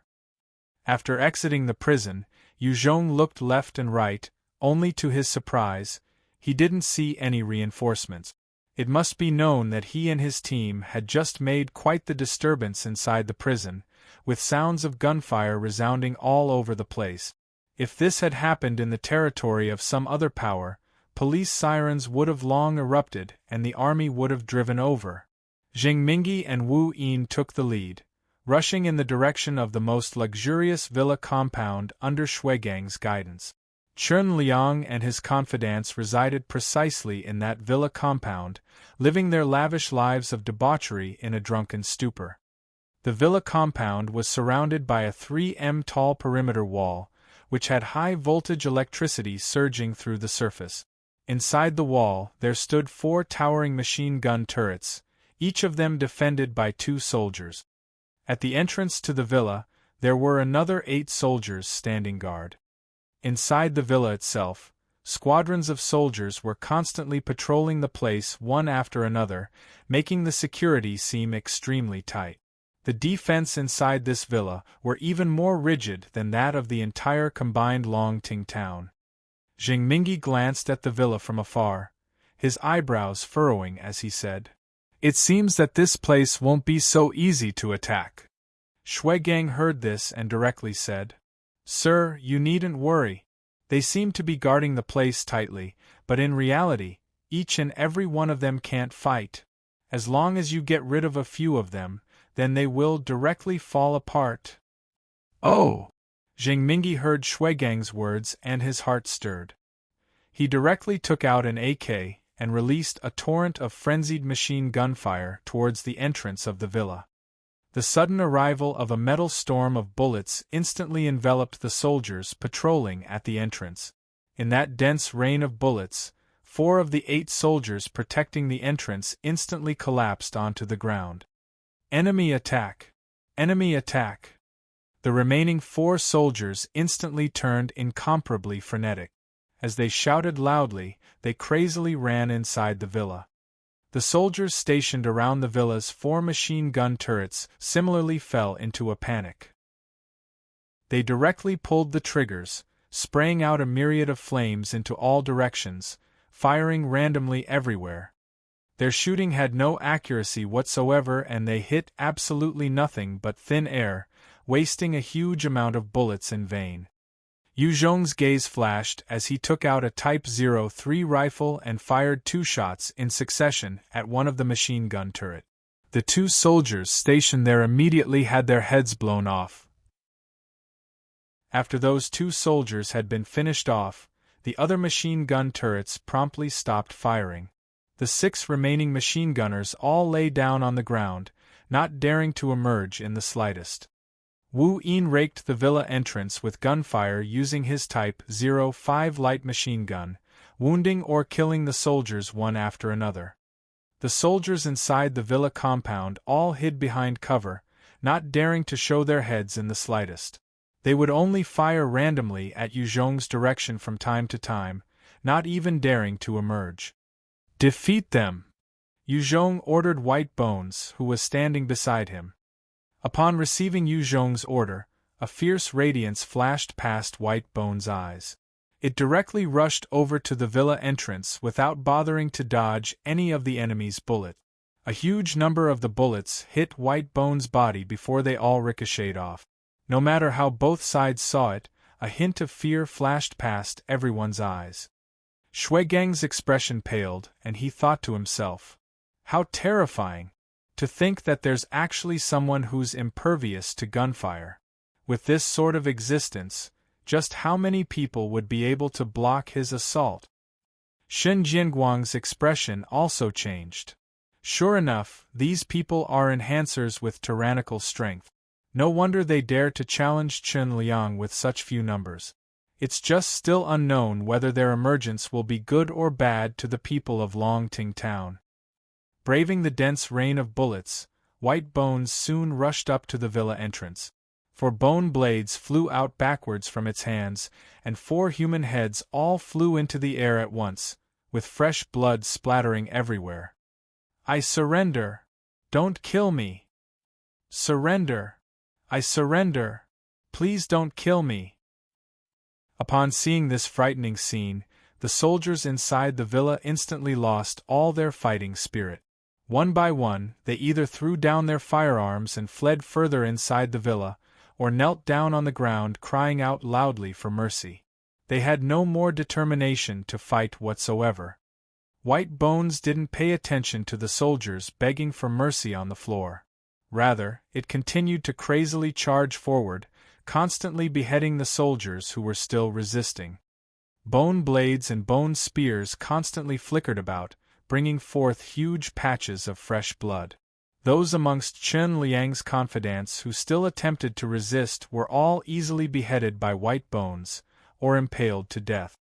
Yu Zhong brought his party along as he followed behind White Bones, continuously subduing the terrified mobs of soldiers. That son of a bitch actually dares to misbehave here. Does he not want his life anymore? Accompanied by a furious shout, a sinister-looking brute walked out from a villa and coldly looked down at the current situation outside. He was 1.8 m tall and had a shaven head, with a huge wolf fang club in his hands. With a bang, the club-wielding brute instantly had his head blown apart, and his body fell backwards. The smoke being emitted from the stinger in Yu Zhong's hands still hadn't completely dissipated as he glanced at the brute and said coldly, "You spout too much nonsense, fool." Standing beside Yu Zhong, Shui Gang looked at the brute who had his head blown off, and his heart felt slightly complicated. That brute was one of Chen Liang's 4 great Vajrapanis, Strength King Ma Xiong. Ma Xiong possessed a body full of monstrous energy. Just one strike of his club could smash an L2 zombie's head into pieces. At the same time, he wore mutant beast armor with astonishing defense capabilities on his body. Back when Chen Liang had first seized Longting Town, Ma Xiong had killed many other experts, yet today he had actually been finished off by Yu Zhong in one shot. He didn't even have time to announce his name. From this, it could be seen just how terrifying Yu Zhong's power was. As soon as Ma Xiong had been killed, White Bones directly rushed into the villa in which he had resided. Very quickly, tragic death cries could be heard from within the villa. Evidently, White Bones was currently slaughtering those soldiers who posed no threat to it whatsoever. Not long after, White Bones, who was covered in blood, immediately walked out of the villa and continued to act as the vanguard, rushing further inside the villa compound. Under White Bones' devilish assault, the soldiers who had no hearts to fight all fell apart and surrendered. In fact, the entire way, all Yu Zhong and his party had to do was gather captive. They simply didn't encounter any sort of resistance at all. Those who did resist were insta-killed by White Bones in one strike anyway. Yu Zhong and his team launched attacks the entire way with irresistible force. Once they had reached the center of the villa compound, however, the situation suddenly changed. One after another, rattan vines began to suddenly rise up from the ground, trying to engulf White Bones. Nevertheless, White Bones was still a powerhouse who had experienced countless battles. 2 bone blades erupted from both of its legs and easily chopped those 2 rattan vines in half. Just when the 2 rattan vines had been severed, 4 more of them burst out from where White Bones had landed. With great precision, they shot towards all 4 of White Bones' limbs. As soon as White Bones was caught by those rattan vines, it would have no way of moving at all. It would then only serve as the best target for the other strong enemies. Those 4 rattan vines were insanely fast and unpredictable. It would be very difficult to dodge them even for Yu Zhong, who possessed the consummate speed of more than 10 people. White Bones only had speed 5 times that of a normal person, and so it simply couldn't avoid the assaulting vines. It was instantly entangled by the fearful rattan vines.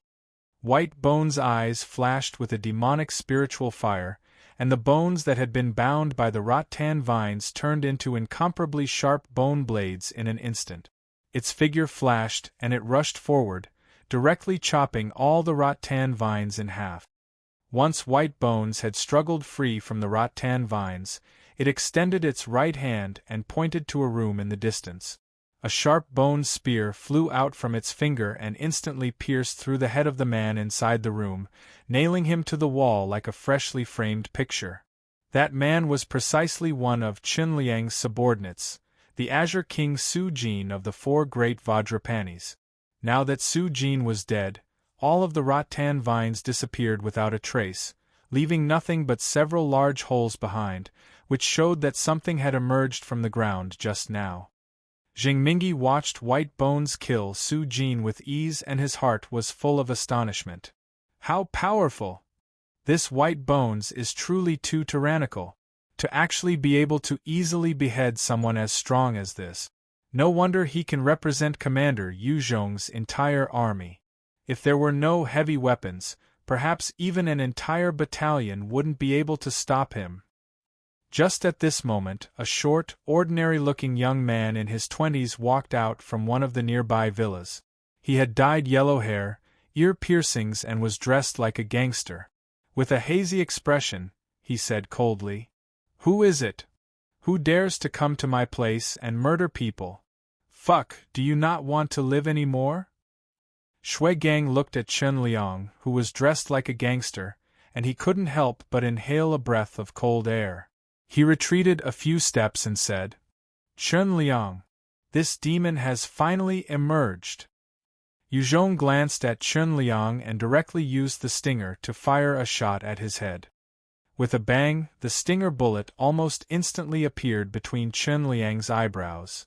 Just as Chen Liang was about to have his head blown off by Yu Zhong, threads of green light began to rush out from the pit of his stomach. A small green bell flew out and landed onto his head, emitting many halos of green light that formed a protective layer around his body. The stinger bullet bombarded the green halos, yet immediately bounced off. Chapter 355. Battling Chen Liang. Chapter 355. Battling Chen Liang. Book 3, The South.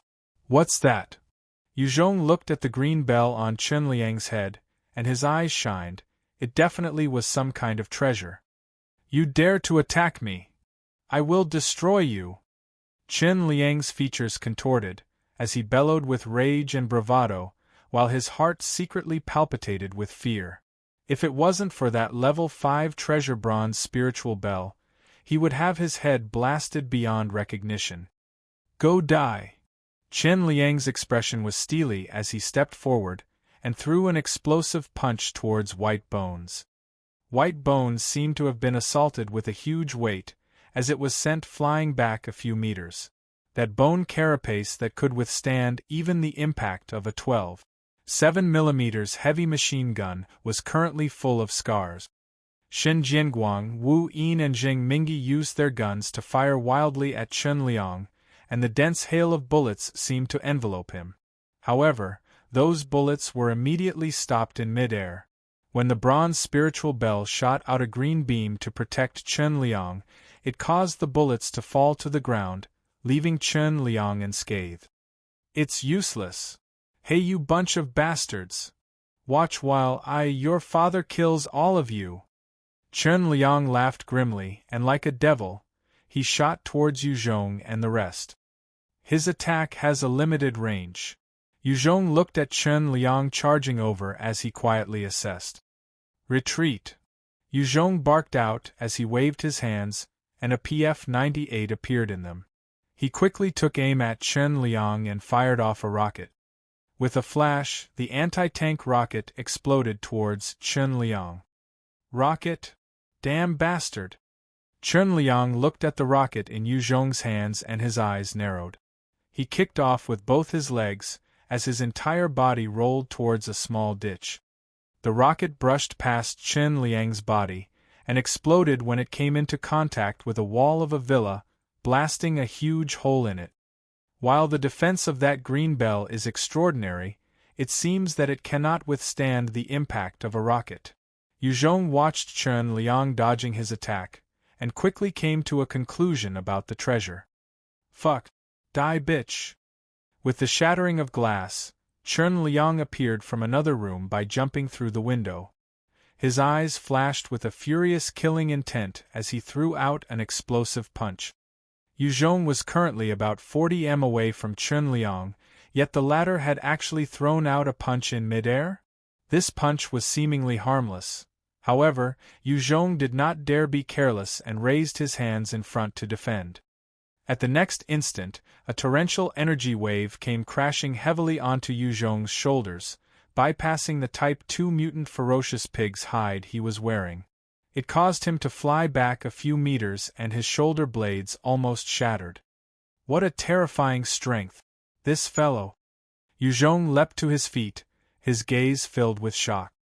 Although Chen Liang did not know how to manage a town, and the people working for him were just a mob, he did indeed possess power.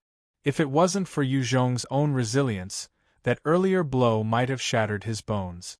Even with his endurance, he still felt his shoulders go numb from the pain. Die! Chen Liang's eyes turned cold as he laughed out icily. He pushed off with his feet, and he suddenly shot towards Yu Zhong as though he had grown wings, and because of the leap, he was moving at a speed 20 times faster than a normal person. Right at this moment, White Bones flashed forward, and it blocked Chen Liang's charge, waving its huge axe towards him in a vicious manner. Regardless of the defense mechanism, maintaining it would require the expenditure of energy, and if there was a limit to its capabilities, as long as the force exceeded it, it could destroy the defense.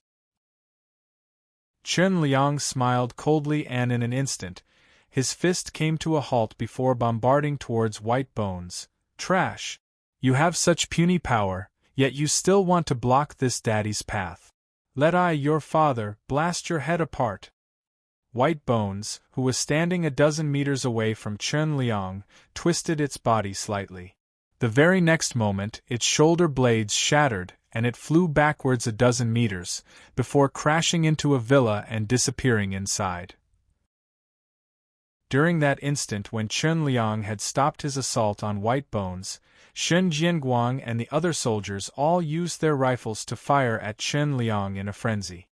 Countless bullets hit the green halos covering his body before they all immediately ricocheted off. Trash! Go die! Chen Liang saw that they were firing at him, and his figure flashed as he rushed towards one of the soldiers. In just a few breaths, he was already within 40 meters of that soldier, and he sent out a punch into the void. In an instant, the soldier's head was directly split open and exploded by that terrifying, tremendous force. Upon seeing this horrifying scene, each and every person's expression changed greatly, and their figures instantly retreated. At this moment, Chen Liang seemed like an unrivaled demon. Not only was he invulnerable to their gunfire, but at the same time, he possessed incomparably terrifying killing methods. Although Jing Mingi and the others had the advantage in numbers, very few of them possessed the means of injuring Chen Liang. Go die! Go die! Those who betray me should all go die. I am an unrivaled existence. Ha ha ha! Ha ha! Chen Liang let out an insane laugh as he repeatedly waved his fist. Facing Chen Liang's terrifying and bizarre abilities, the soldiers were killed one after another. Either their head was blasted apart, or a large hole was blown through their heart. Otherwise, they were hit directly in the waist and bombarded in half, and would start emitting painful cries on the ground. With the protection of the bronze spiritual bell, Chen Liang possessed the potential to single-handedly destroy an entire company of soldiers that did not possess any heavy weapons. This was the reason why he was able to terrorize the entire town even though he possessed zero governing ability. Animal! Shen Jianguang saw his comrades dying in front of him, and his eyes turned bloodshot as he wielded his Type 81 rifle as he fired at Chen Liang in a frenzy. A large number of the bullets landed on the green halo and ricocheted off, serving only to draw his attention away. Chen Liang turned around and glanced at Shen Jianguang, before smirking coldly, and waved that fist of his that could snatch a person's life easily. At this moment, he felt a sudden surge of crisis, and he immediately shifted about 5 m in midair, as a rocket flew past him, and exploded on another villa behind him, blasting a new hole. He has the Oi danger perception ability. What a troublesome fellow! Yu Zhong put down his rocket launcher and eyed Chen Liang at the distance as he pondered. Chen Liang mocked Yu Zhong with a cold laugh, and he shot towards Yu Zhong like a rocket, even though he hadn't made any movements as he said, "It's useless. I'm invincible. Today, all you bastards are going to die at my hands." Yu Zhong's eyes flashed, and he activated his bone-encompassing armor and shadow steps. At that instant, white bones turned into an orb of light and reappeared on Yuzhong's body. Yuzhong then pulled out his crocodile tooth saw blade and charged towards Chen Liang. Both parties approached each other, and within a distance of 40 m, Chen Liang laughed coldly again as he sent out a fist. Trash! Die! Yuzhong's gaze frosted over as his body dodged towards the right, and a huge blast of energy brushed past his body, landing on the ground behind and resulted in a huge hole. While Chen Liang's attack was extremely brutal, it was crude and simple, and Yuzhong simply sidestepped with his boosted speed and evaded the blow, before continuing with his own. He quickly arrived in front of Chen Liang. Idiot! Just die! Chen Liang looked at Yuzhong, who had charged in front of him, and he barked out a cold laugh and sent another fist at him. Yuzhong had just thought of evading, but he felt a deadly premonition, and instead shot out 2 bone spears from his feet, sending him towards the sky. Chen Liang's fist had just exploded out, and did not hit the 2 bone spears, but they shattered, turning into countless bone fragments. Air cannon! You must be using the air manipulation ability. Yuzhong landed on the ground and managed to see through Chen Liang's ability. Chen Liang responded with a grim smile, and with a thought, he conjured 10 air cannons, sending towards Yuzhong. That's right. Even though you have figured it out, it's still useless. My ability is an unparalleled existence. The closer the air cannons were to Chen Liang himself, the more threatening they become. He could also feel that Yuzhong was going to be hard to deal with. That's why he had purposefully lured Yuzhong closer. Chen Liang had, by a stroke of luck, come across and killed 2 Type 3 mutant beasts that were engaged in a fight. They had been exhausted, and Chen Liang gained the benefits at the end, not only obtaining the bronze spiritual bell, he also managed to raise his air manipulation ability to the 2nd level. On top of that, he even reached level 53. His power was truly considered without peer in the vicinity. It was because of this that he was full of confidence dealing with Yuzhong. The 10 air cannons were truly frightening, and when they exploded on Yuzhong's body, his bone-encompassing armor was immediately blasted apart. His own body felt like it was hit by countless heavy weights, as the impact knocked and sent tremors within his internal organs, causing him to spit out blood. Yuzhong took a deep breath, before he activated his Art of Fear. An oppressive spirit attack immediately weighed towards Chen Liang, bringing with it countless horrifying images. Chen Liang only frowned slightly, with no change to his body. His spirit was after all close to Yuzhong's level, then the Art of Fear did not work against him. Still not dead? Let me send you on your way. Chen Liang sneered, before pointing at Yuzhong, and activated his ability. Right at this time, a ice spear came flying out of nowhere and exploded viciously on the green halo released by the green spiritual bell, causing the halo to tremble, before becoming dimmer.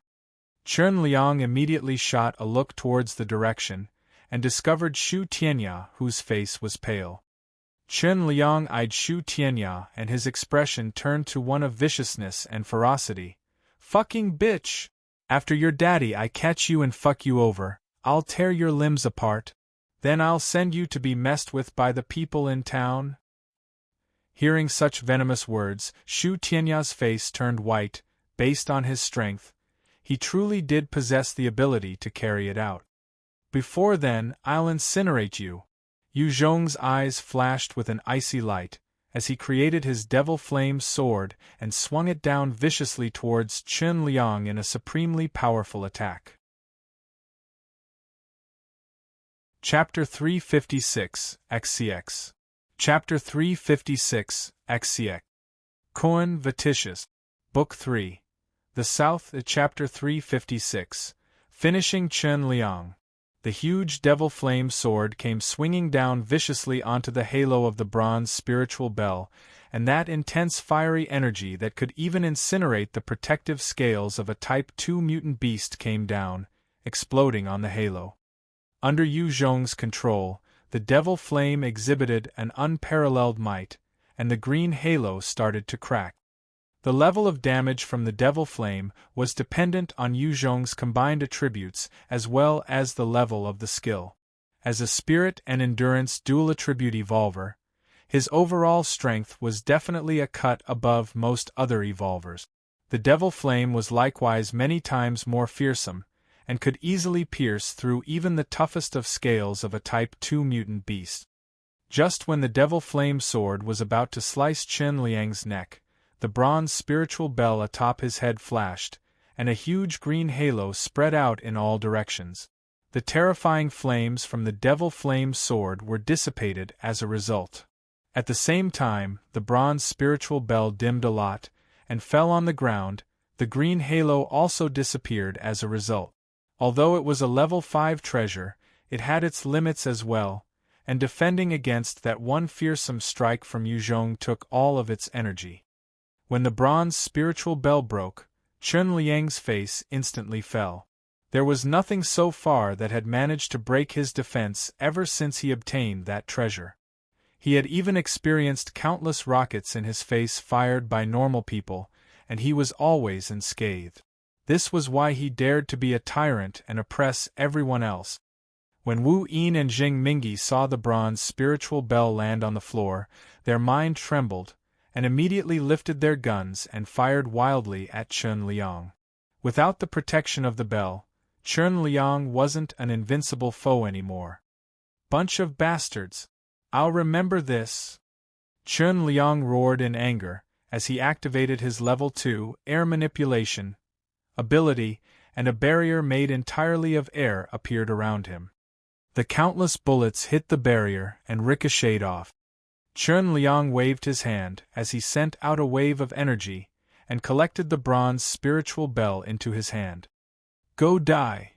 Yu Zhong's eyes flashed with coldness as he reached out with his fingers, and 10 small orbs of devil flame shot towards Chen Liang. Chen Liang's face turned pale as he quickly activated his skill, and the air barrier appeared once more. The 10 devil flame blasts exploded on contact, causing the air barrier to be blasted apart, and from the point of impact the resulting explosion expanded outward. However, Chen Liang concentrated, and a current of air caused the flames to be blown away. The intense flames landed on the surrounding buildings, causing them to start burning. Chen Liang was just an ordinary enhancer, and his spirit was naturally incomparable to Yu Zhong, who was a spirit and endurance-based evolver. However, he possessed a level 2 skill, and just based on the might of the skill, he managed to totally suppress Yu Zhong. If he only had the level 1 version, then he would have long been incinerated by Yu Zhong. Chen Liang had just defended against the assault from Yu Zhong, when an incredibly sharp ice spear shot from his blind spot, aiming for his head. At the same time, Wu Yin, Chen Jianguang, Jing Mingyi and a few other soldiers were all firing at him.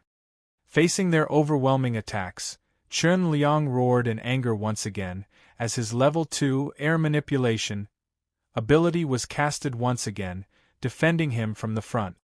The bullets landed on the air barrier and ricocheted off, while the ice spear hit the barrier and shattered, causing large chunks of ice to scatter all over the ground. Every single attack had smashed into the barrier, and was thoroughly defended against. Having activated the skill multiple times in succession, Chen Liang's face was pale, and he quickly turned around, as he sprinted towards the distance in an attempt to escape. He had expended a huge amount of energy casting his skill in succession, and while the level 2 ability was shocking, the consumption was likewise dangerous. If he couldn't take out the enemy quickly, he would lose his combat stamina rapidly. Thinking of escape? I'll make sure to execute you today. Yu Zhong's eyes flashed as he waved his hands to hide his access of the storage ring, and his PF-98 appeared in his grips. He took one quick aim at Chen Liang and immediately fired off. With his current state and activation of Shadow Steps, Yu Zhong's speed was quicker than normal people by an absurd number of times, and that entire movement only took 1 second. He had already seen through Chen Liang's usage of the air manipulation activity to send himself charging at an extreme speed. With this attack, he was confident of hitting his target. I can't escape. Chen Liang also possessed the danger perception skill, and he felt the sense of crisis approaching from his back. He gritted his teeth and swiftly activated his level 2 skill once more as the air barrier appeared again. With a flash, the rocket landed within that barrier of air. However, the resulting explosion did not happen, and instead, the rocket was trapped and suspended there. Here, I'll return it to you. Chen Liang bellowed in rage, and his eyes flashed, while he concentrated on his ability, and used the air currents to turn the rocket around and shoot it towards Yu Zhong this time. Yu Zhong was prepared, however, as a bone spike shot out from his right arm and pierced into a nearby house, supporting him as it shot him into the sky. He leapt high up, and intended to dodge the incoming rocket. Naive! Chen Liang laughed grimly, and he pushed his skill, and the rocket seemed to gain a life of its own as it chased after Yu Zhong. By now, Chen Liang had already hidden within a small alley, and was evading the line of sight of everyone else, as he focused on controlling the rocket to hit Yu Zhong. Yu Zhong looked at the rocket surrounded by the air pocket heading for him, and his face changed. His left hand shot a bone spike towards the rocket within the air pocket, intending to slice it in two. It's too late. Chen Liang laughed out madly, and the rocket swiftly shot towards Yu Zhong under his control, and immediately detonated. The fearsome thing about the level 2 air manipulation ability was that with his intense focus, he could do anything with it. The resulting explosion swallowed Yu Zhong up. Ha ha ha! I'm the strongest! Ha ha! Chen Liang laughed out madly. He could feel that amongst the enemies present, the one posing the greatest threat to him was Yu Zhong. As for the rest, once he recovered, he could slaughter them all. As he was still gloating, from amidst his shadows, a shadow wolf pounced over noiselessly and bit towards his neck. All of Chen Liang's attention had been on Yu Zhong, and only when the razor-sharp teeth were touching his neck did Chen Liang react, and sent out an explosive fist towards the shadow wolf. Following that strike, the shadow wolf dissipated into nothing. At the same time, Chen Liang also let out a moan in agony. The shadow wolf had bitten off a huge chunk of meat from his neck, causing fresh blood to flow. Damn it! Damn it! The sharp pain caused Chen Liang to lose focus and grow lightheaded, as he continued to moan in agonizing pain, like a wild beast. Pung! A stinger bullet lodged itself between Chen Liang's brows and blasted his head apart into pieces, as his headless corpse slumped to the floor. Chen Liang's combat ability was truly shocking, however his experiences with life and death were simply too little. The reason he could become a level 53 enhancer was attributed to the fact that he was lucky enough to kill 2 tired-out Type 3 mutant beasts. Without the protection of the bronze spiritual bell, he was simply a tough opponent, instead of an invincible one. At a nearby rooftop, with his bone-encompassing armor broken in many places, and his body riddled in injuries, as well as a huge hole in his right abdomen, Yu Zhong looked on at the headless corpse, his right eye swollen shut, as he heaved a sigh of relief. That fearsome opponent had finally died. Chen Liang was lacking in management skills, and his lackeys were a bunch of mobs, running the moment they were defeated. However, if they were mobs, he was definitely the mob boss. His personal combat ability was the strongest out of the enemies Yu Zhong had faced so far. His level was even higher than Yu Zhong, possessing a level 5 treasure, and possessed a level 2 skill. His abilities were truly not simple. However, in the end, he was still killed by Yu Zhong. Yu Zhong waved his hand and shot out a bone spike like a crutch, as it supported him for walking towards Chen Liang's corpse. When he landed on the ground, the pain was so immense, he immediately tumbled down to the ground and panted in ragged breaths. The injury from his right abdomen was causing him excruciating pain, such that his brows were furrowed and he almost went mad with the pulsing waves of agony. Yu Zhong swiftly pulled out a life-saving grass and crudely applied it to the wound, and at the same time, retrieved the blood essence of the recent Type 2 giant crocodile and gobbled it up. The moment the blood essence entered Yu Zhong's stomach, it transformed into a hot wave of nourishment as it boosted his body. At the same time, the level 4 regeneration skill and his powerful vitality kicked in, allowing the huge wound to recover at a visible rate. Yu Zhong looked at his regenerating abdomen and thought to himself, "This kind of recovery is truly too scary. If it was before the apocalypse, I would definitely be treated as a freak." With the nourishment of the blood essence, Yu Zhong could slowly make his way to the corpse, and started to loot the system equipment from Chen Liang. Level 5 treasure, bronze spiritual bell. As long as one has it, can gain +4 endurance and +4 spirit. It possesses the automatic ability, Halo Protection. Description: can release a green halo to protect the owner of the treasure. Maintains for about 60 minutes. Cooldown 24 hours. Level 3 treasure, Spirit Consolidating Ring. Upon equipping, Spirit +8.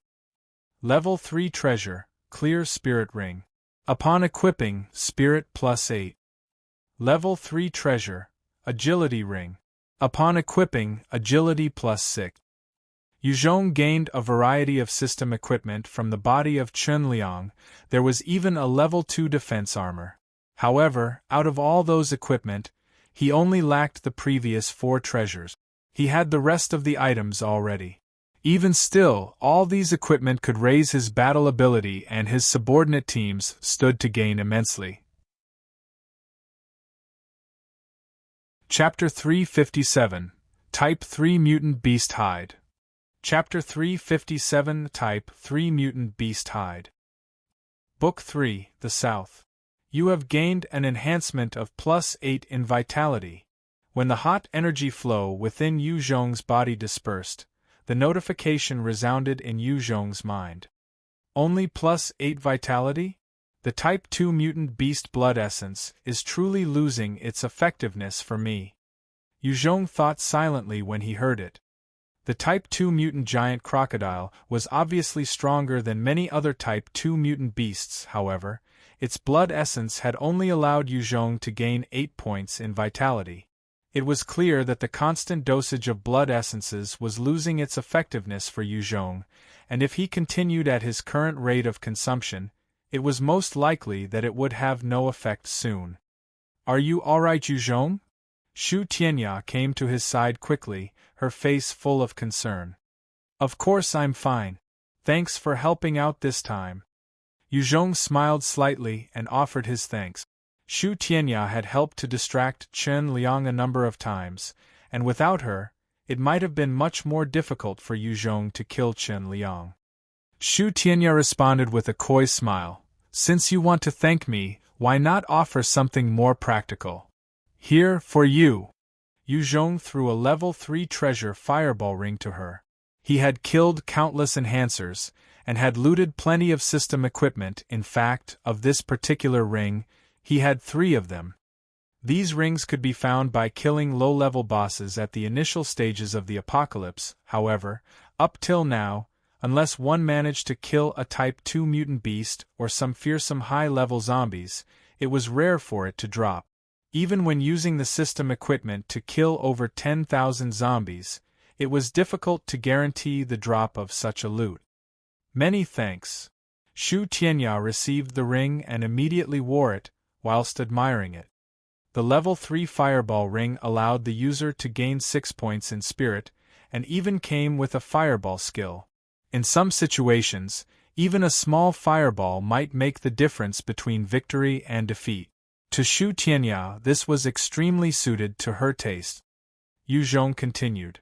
"On top of this, I'm giving you 20 AKs, 2,000 bullets and 20 tons of rations. When she heard it, Shu Tianya immediately broke into a resplendent smile, her heart full of excitement and joy as she thanked Yu Zhong. "Thank you!" Firearms, ammunition, and rations were the most valuable resources of this post-apocalyptic world. Since Shu Tianya wanted to establish a faction of her own, she required such resources.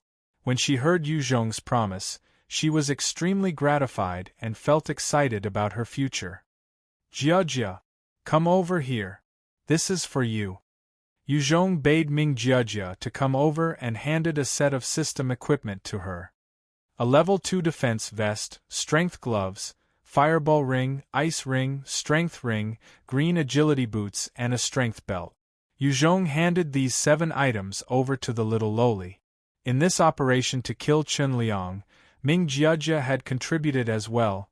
Although the Shadow Wolf did not manage to kill him, it injured him greatly, which allowed Yu Zhong to finish him off. Shu Tianya saw the amount of equipment that Yu Zhong gave Ming Jiajia and her eyes went wide. "Good stuff! How come you didn't give them to me?" Those 7 items were not ordinary, and when equipped, they could turn even a normal person into a fearsome combatant. If an enhancer with enough power were to equip them, they could increase their battle prowess beyond those of similar levels as well. Ming Jiajia equipped everything, and could distinctly feel her body enhanced, as she smiled brightly at Yu Zhong. "Thank you, master!" Yu Zhong ruffled Ming Jiajia's hair and walked towards the distance. When Chen Liang was killed, there was no one else in the town that could possibly stand up to Yu Zhong, and accordingly, the remaining soldiers surrendered without much resistance. Yu Zhong thus easily subjugated the town. "Leader, come take a look. We discovered something good." Wu Yin came to Yu Zhong and spoke with excitement. Yu Zhong saw how excited Wu Yin was, and quickly followed him to a huge warehouse. Wu Yin had gotten some men to open up the warehouse, to reveal the contents within.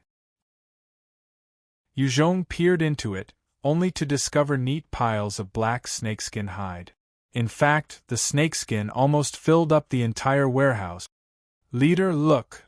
Wu Yin excitedly pulled out a piece of the hide, and after setting it up, used a heavy machine gun to fire at it.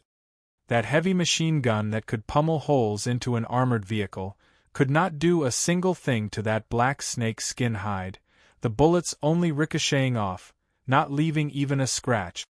Wu Yin continued with fervor. "This is definitely a Type 2 mutant beast's hide. With this powerful Type 2 mutant beast hide, Yu Zhong could start the manufacturing of them into protection for an entire army. It's not just this warehouse, look, there's one here as well." Wu Yin called for some men to open another warehouse.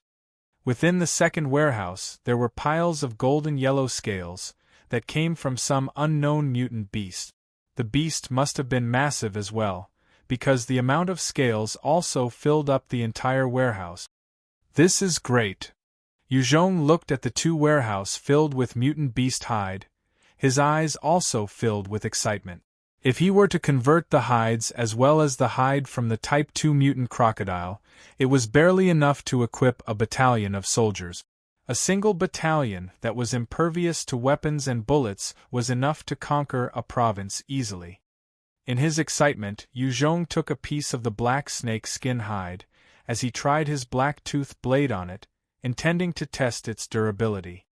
With a ding, the level 4 treasure black tooth blade did not even manage to leave a mark on the hide. Yu Zhong's heart skipped a beat as his eyes narrowed, and he expended his awesome strength while he slashed at the hide again. With that kind of strength, Yu Zhong could forcefully slice the scales of a Type 2 mutant beast. The fearsome blade slashed down on the hide, but it only caused another ding to reverb out. The recoil from the hit caused the black tooth blade to shudder uncontrollably, but the hide was not even damaged at all. "This is the hide of a Type 3 mutant beast." Yu Zhong's face was full of shock and he felt elated. Such a precious piece of hide, with an astonishing defense, had just fallen into his arms. It would enable him to train up a battalion that would be able to withstand the attacks from 3 or 4 elite battalions. Yu Zhong pondered a while before taking out his crocodile tooth saw blade, and while using the saw-edged side, coupled with his strength, he tried to saw the skin. Under his maximum effort, he finally managed to split the snake's skin. He heaved a sigh of relief. If it hadn't worked, then even using chainsaws would not be effective. Yu Zhong waved his right hand, and a ball of devil flame appeared, as it tried to burn the skin.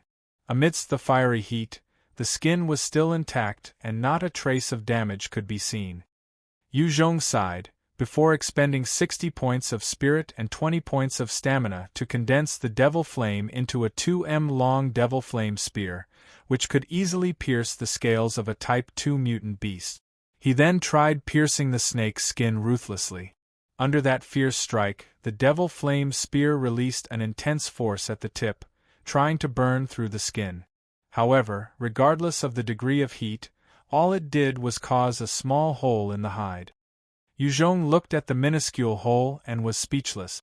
The devil flame spear was the strongest attack that he could muster in his arsenal, yet it could only burn a small hole in this snake's skin. It could be seen that the defense of the Type 3 mutant beast was truly, supremely terrifying. This was the hide of a dead Type 3 mutant beast after all. If it was still alive, Yu Zhong would find it next to impossible to even injure it.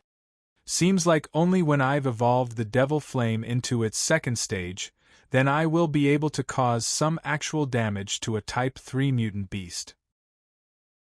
Otherwise, considering my skills now, even breaking their defense is going to be difficult, Yu Zhong silently assessed in his heart. As the humans were evolving, the mutant beasts and zombies were evolving as well. They were growing even faster than the humans, and this gave Yu Zhong pressure.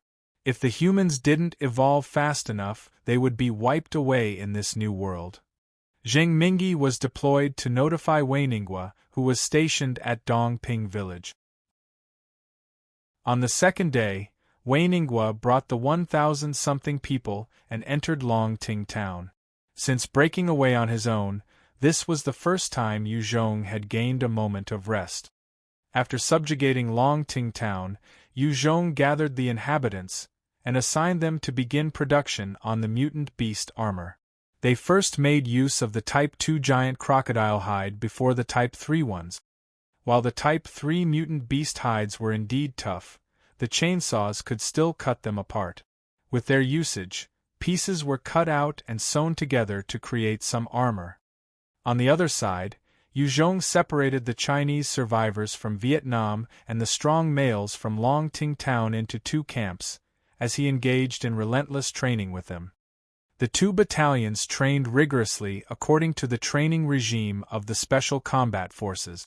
They pushed past their limits every day, and if it wasn't for the meat of the Type 2 beast, they wouldn't have been able to withstand it. As for Ming Jiejia, Wu Yin, Wei Ningguo, Zheng Mingyi and a few other enhancers, they were also tasked by Yu Zhong to train with the Special Combat Forces. Although they had decent body constitutions, they had not gone through proper training, and could not exhibit their full potential.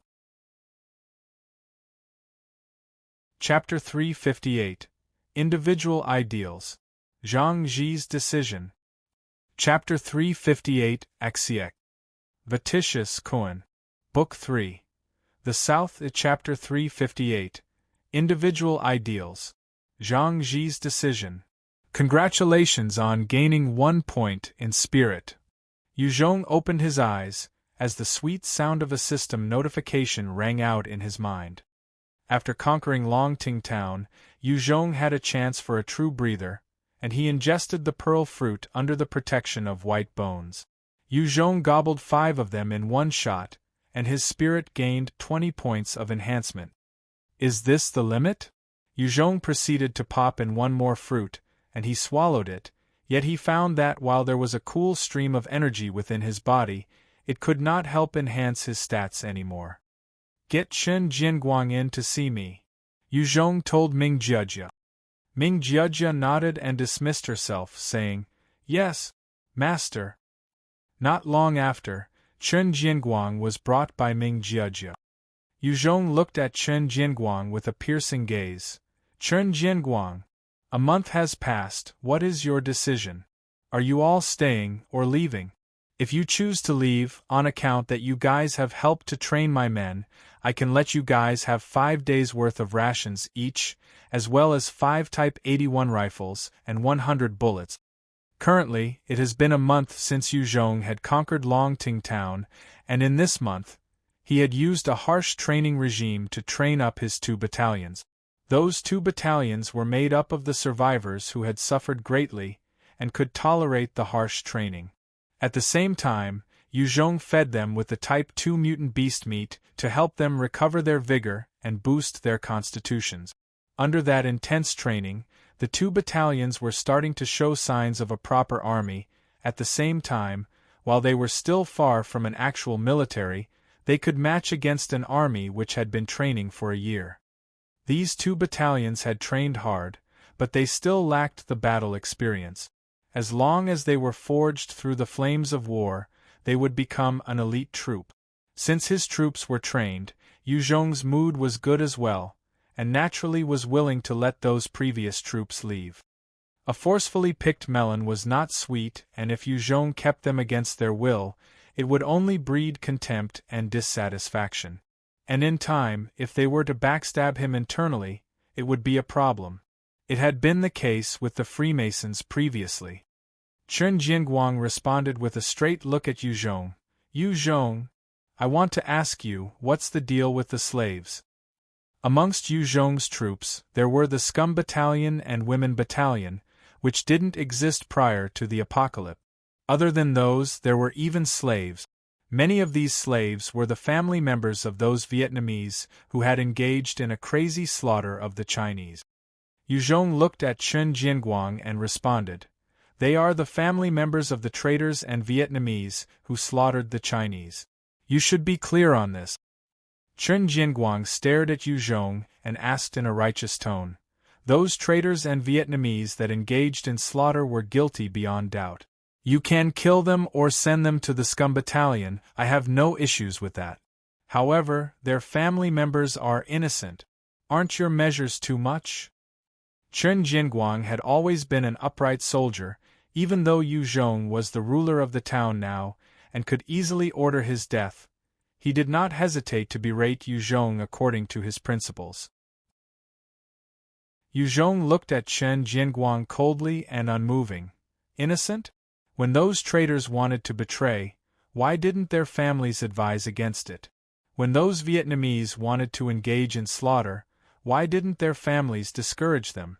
If they were to succeed in a revolt, everything of mine would fall into their hands, and their family members would get to enjoy their success as well.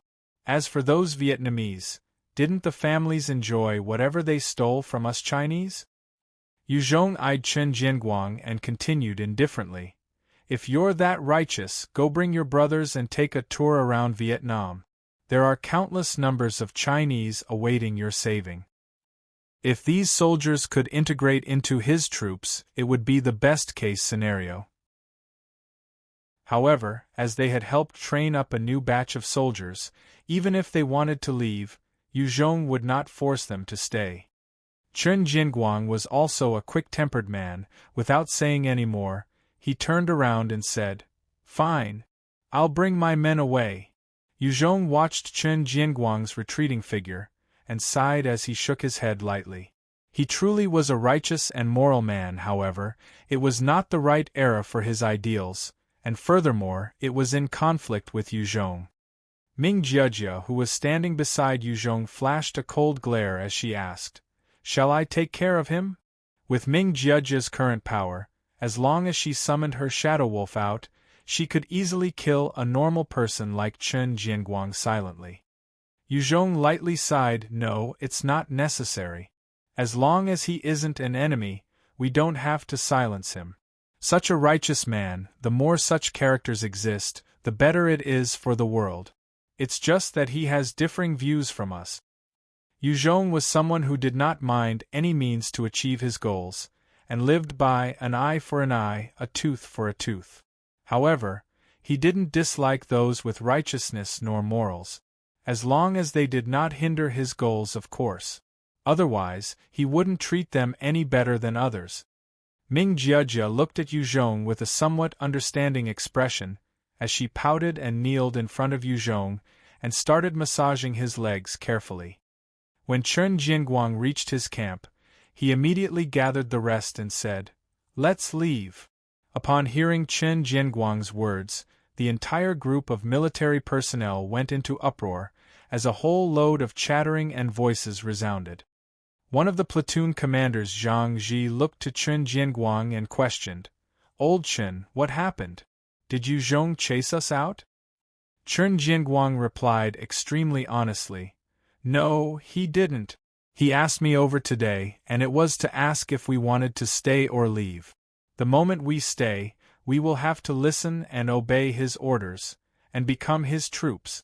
If we want to leave, he would not stop us, and he would give each and every one of us 5 days' worth of rations, 5 Type 81 rifles, and 100 bullets." One of the soldiers immediately quipped, "Commander, then why are we leaving? Yu Zhong is not like Chen Liang, that bastard, and he has not mistreated the people of Longting Town. Here, as long as people are willing to work, they get a decent meal. We ourselves get to eat our fill, and there's even meat and vegetables. If we have to leave, where will we go?" "Yeah!" Some of the other soldiers also called out disgruntledly. Under Yu Zhong's command, while training was in fact tougher than before, they got their fair share of meat and rations, of which the meat was even from a Type 2 mutant beast, which nourished their bodies. They had an incomparable physique now, and many were unwilling to leave. Chen Jinguang's face turned ugly as he hollered, "What's the noise for?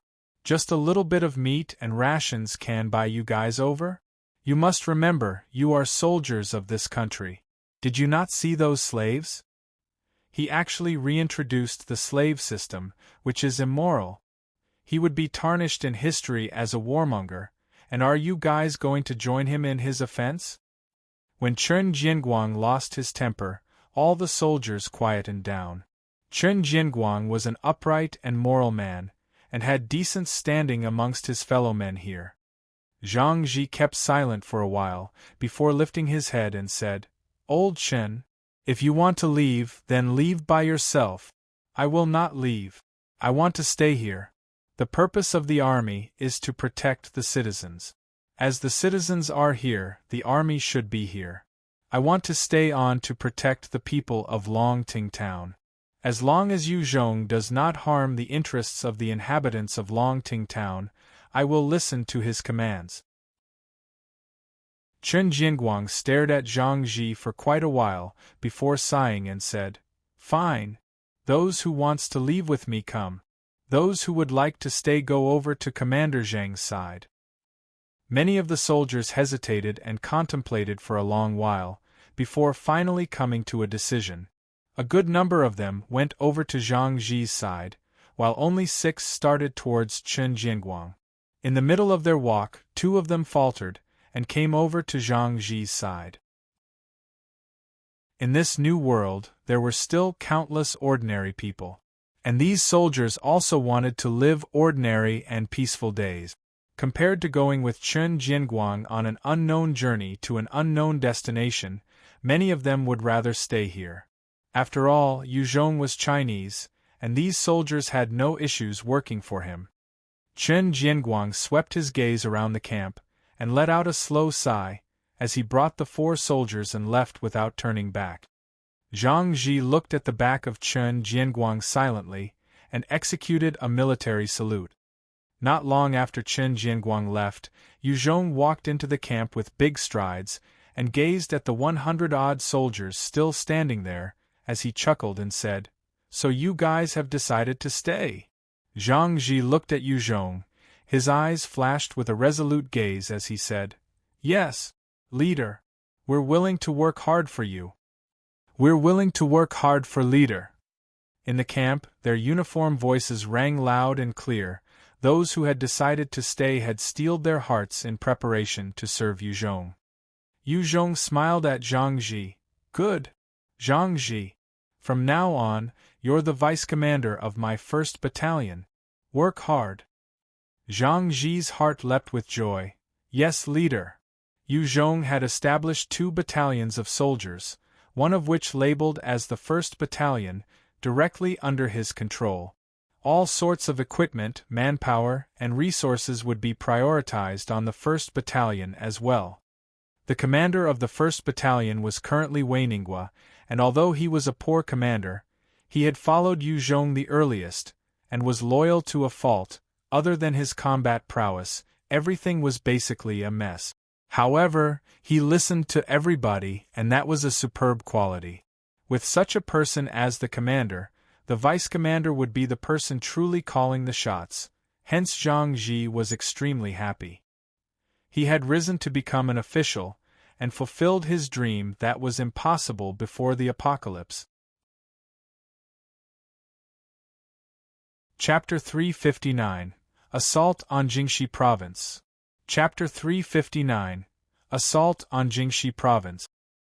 Book 3 The South. The departure of Chun Jianguang did not cause any particular waves in Longting Town. Yu Zhong also dispatched those soldiers from the border security forces to become the core group of the 2 battalions, enhancing the combat ability of both battalions.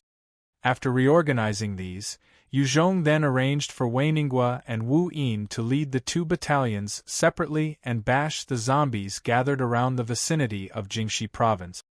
Ming Jiejie, Zheng Mingyi and a few other enhancers also joined in the operations, putting in effort to wipe out the zombies in the nearby villages, and rescuing any survivors that were hiding within. They even managed to obtain a huge amount of resources and gathered them in Longting Town. At the same time, Yu Zhong commanded Lightning and its little brothers to clean up the other villages that were not under the jurisdiction of the 2 battalions. The scattered zombies posed little threat to Yu Zhong, but if they were to gather into a horde, it would become a problem. Yu Zhong himself was sitting within Longting Town and maintaining order and security within the newly established police force. With his presence, even an entire company of proper troops would find it tough to attack Longting Town. The 2 battalions initially set out to attack in turns, as they swapped each other during their assaults on the neighboring towns. After a few days and the increase in experience, they split up and changed to the tactic of using companies to take turns attacking. The effectiveness and speed at which they were clearing the towns hence sped up. In the process of cleansing the towns of zombies, there were countless Tang replica swords dropping from the zombies. Adding on to the initial amount of 20 Tang replica swords from Longting Town, it allowed for a small group of enhancers to be trained up, and they were even expanding. Under that kind of intense battle training, the scums within the Scum Battalion were whittled away, some dying from their injuries. Even the elite soldiers from the 2 battalions suffered some losses during the cleansing, with a death count of 17 soldiers. However, in that 20 days of constant recovering of towns, Yu Zhong had rescued a total of 90 or more survivors, which bolstered his strength, and the total number of people under him grew to a staggering 5,000 plus figure. Leader. That is Jingxi Province. Inside a jeep, Zhang Ji pointed at the province at a distance to Yu Zhong. Around the jeep, there were soldiers all around, dressed in blue military uniforms and carrying guns on their back. After 20 days of constant fighting, they were starting to be transformed by the battles and were showing fierce auras and the bearings of an elite troop. After the 20 days of forging his troops, he then gathered them all and decided to conduct an all-out assault on Jingxi Province. Within it, there were huge amounts of rations, resources, and firearms. After obtaining this province, they could gain another stronghold and obtain some precious resources. The day has turned cold. Yu Zhong eyed Jingxi Province as he reached his hand out of the window and could feel the air turning cold. Zhang Ji sighed as well. Yeah. Seems like this year's winter is about to arrive early, and the temperature seems to be lower. Having stood guard at the border for over 3 years, Zhang Ji was clear that the winter was indeed coming early, and the coldness seemed to be harsher. In the previous years, the temperature was still about 20 degrees Celsius around this period, but this year it had already dropped to 13, 14 degrees Celsius. Yu Zhong's eyes flashed with trepidation. There were countless mutant beasts and zombies in this new world, and if this winter was to become colder, a lot of survivors would definitely suffer. Other than that, the harsh cold might bring about other unforeseen changes.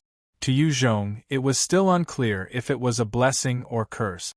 Yu Zhong's eyes then turned resolute as he abandoned all random thoughts and stared fixedly at Jingxi province. Fuck it! I can only take one step at a time. I must definitely conquer this Jingxi province. Yu Zhong had immediately set up camp and ordered fortifications to be carried out the moment they reached near Jingxi province. Earlier, he had sent Wu Yin out to conduct reconnaissance, and discovered that there should be a Z-type within the province. The fact that there were almost a few tens of thousands of zombies within it points to that conclusion. Let's move. Follow me. Yu Zhong called out to a platoon of soldiers behind him decked in Type 2 mutant crocodile hide and wielding Tang replica sword. Yes, leader. The platoon saw Yu Zhong leading them personally on the front lines, and their hearts were filled with confidence and passion as they replied loudly. Yu Zhong brought Ming Jiejia with him, as well as the platoon, as they made their way towards Jingxi province. The moment they entered, White Bones charged forwards and swung its axe towards the zombies near the entrance, cutting them down like a tornado. Ming Jiejia had summoned out 5 shadow wolves, and they weaved in and out amongst the zombies, killing the zombies with a single bite to the neck. Ming Jiejia had also experienced constant battling this past 20 days, and had grown to reach level 20. Her summoned shadow wolves ability had also been enhanced twice. The wolves were now more ferocious, and the number she could keep summoned at once had increased. The platoon was split into 4-man teams, covering one another, as they waved their Tang replica swords to and fro, slaughtering the zombies. Yu Zhong held his 2M long dark-toothed blade and casually swung his weapon in a sweeping arc, instantly slicing through a few S2S, L2S and several unlucky normal zombies along with them. The zombies within the province town suddenly faced such an intense assault, and soon, more than a few hundred of the zombies had been wiped out, leaving behind only a few hundred survivor coins and 3 white treasure boxes. Yu Zhong opened up the 3 boxes, and gained only an ordinary Tang replica sword. When those hundreds of zombies were slaughtered, it alarmed the Z-type hiding within the other zombies. Under its frantic control, the tens of thousands of zombies lumbering around started to gather, as they made their way towards Yu Zhong's troops like waters of a flood. Yu Zhong led the platoon of soldiers to slaughter the zombies coming from all sides continuously. Any zombies that neared him would immediately be sliced in 2. Countless zombies were sliced apart. He was like a huge boulder that fell into the midst of the flow of zombies, easily breaking them apart. The moment the zombies gathered, the soldiers with the Type 2 mutant crocodile hide started to feel increasingly tired, and they gathered near Yu Zhong, defending his sides, leaving him to deal with enemies from the front. More zombies were starting to launch their attacks, but the moment they came within distance of Yu Zhong's reach, they would be sliced apart, as their bones and meat fell onto the floor randomly, like splattered tofu. The number of zombies was simply too much, and regardless of how fearsome Yu Zhong's combat ability was, under the pressure of the zombies, they had to retreat. If he forcefully remained where he was, they might be buried under the constant surge of zombies. With Yu Zhong covering them, the platoon of soldiers also retreated. It was here that the results of their constant training and battle experience showed their worth. If it were normal soldiers, facing the impending assault from the zombies, they might have lost their morale and collapsed, but for this group, they stuck close to Yu Zhong and exhibited an united and strong front. Yu Zhong's retreat wasn't too slow, and the slow zombies basically could not catch up. However, all of a sudden, the horde split apart, and a few green shadows charged out from within, launching an assault on the small team. These green shadows were S2S, and in a few moments, over 200 S2S charged out from within the horde as they lunged towards Yu Zhong. Follow closely. Swap to your guns. Yu Zhong eyed the S2S and issued an order. The force of 200 S2S was no joke. The strongest enhancer within the platoon now was only a level 13. Facing these S2S bordering on level 30, they would only be defeated. Hearing Yu Zhong's orders, the 30 enhancers took out their AKs and started firing wildly at the incoming S2S. White Bones shot out 5 bone blades as it twirled around, slicing off the heads of 5 S2S easily. Yu Zhong pulled out a .03 rifle, and as he retreated, he fired the gun rapidly. His mental acuity, vision, reasoning and reflexes were all far greater than the majority of normal humans, allowing an uninterrupted stream of headshot. As Yu Zhong's gun vibrated non-stop, the S2S would find their heads blasted apart, and their lifeless bodies crumpling to the ground. In just a second or two, he had killed 5 S2S. The speed of the S2S looked to be like specters to normal humans, but to Yu Zhong with his own insane agility, he could grasp their movements easily and take them down. This was the benefit of having a high agility. If one's agility was lesser than an S2, then it would be almost too hard to track their movements. Leader is amazing. The platoon watched Yu Zhong take out 5 S2S in a second, and they all sucked in a cold breath, their hearts filled with awe and respect. Their accuracy was low and hit air a few times, so although they did manage to hit a few of the S2S, it wasn't enough to cause any life-threatening damages. Ming Jiejia had also controlled her shadow wolves to leap out from the shadows and lunge at the S2S, biting off their necks. After enhancing twice, in addition to Ming Jiejia's high spirit, the shadow wolves were enough to take on the S2S. However, as the number of S2S was simply too many, after the 5 shadow wolves killed 5 S2S, they were immediately broken apart by the surrounding S2S, as they turned into wisps of smoke and disappeared. Ming Jiejia gained 3 levels from killing the 5 S2S. With an agility 11 times that of normal humans, Yu Zhong was simply too overbearing. Not only were his shots accurate, he could fire 5 shots every second. On the other end, White Bones was tearing its way amongst the zombie horde, its 5 bone blades slashing about violently, chopping up numerous S2S. With the combination of these two, the 200 S2S were annihilated even before they got close to the troops. Chapter 360 Conquering Jingxi Province. Chapter 360 Conquering Jingxi Province. Book 3 The South.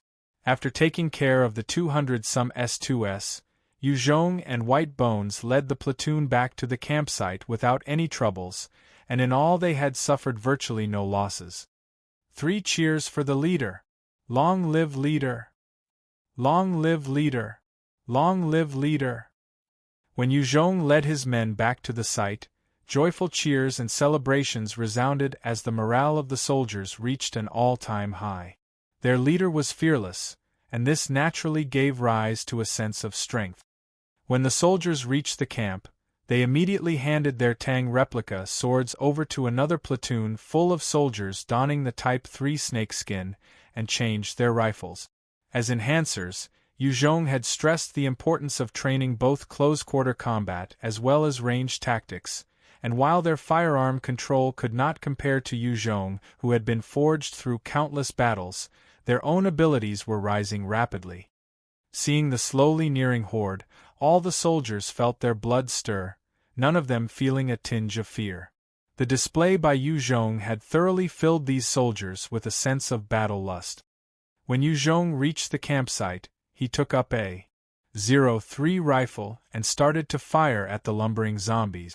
Each time he rapidly moved his hands, 5 shots would be fired, and 5 zombies would be pierced through their heads, slumping to the ground. Not a single shot was wasted. On the other side, Wu Yin eyed Yu Zhong and followed suit, taking up a .03 rifle and aimed at 3 zombies before firing at each.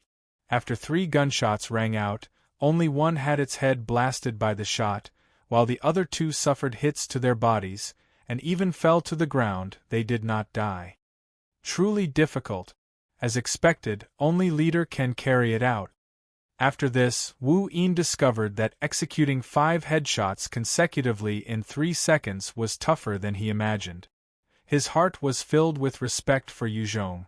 Even though he had evolved into an agility-based evolver, he still felt the immeasurable gap between him and Yu Zhong. Within the campsite, gunshots started to resound, and the gunmen of the troops were engaging the zombies. Although Yu Zhong had obtained 3 battalions worth of firepower, the amount of ammunition they had to spare was still tight. Hence, in every battle, he would try to get his troops to engage in close-quarter combat as much as possible. On one hand, it could help enhance their strength, on the other, it helped save bullets. Under that relentless assault, numerous zombies were taken out, and the ground was soon littered with corpses. However, Yu Zhong and the sharpshooters could do nothing to impede the advance of the horde. They could only slow down the movement of the zombies. The moment the horde moved, they would become an unstoppable force of death. This was their scariest point. Regardless of any injuries, they would not be afraid or daunted, and in this aspect, they were undoubtedly better than humans. With the onslaught of the huge horde, the soldiers started to feel nervous. Although they had killed a large number of them, facing this sea of never-ending zombies, they would still feel anxious and fearful.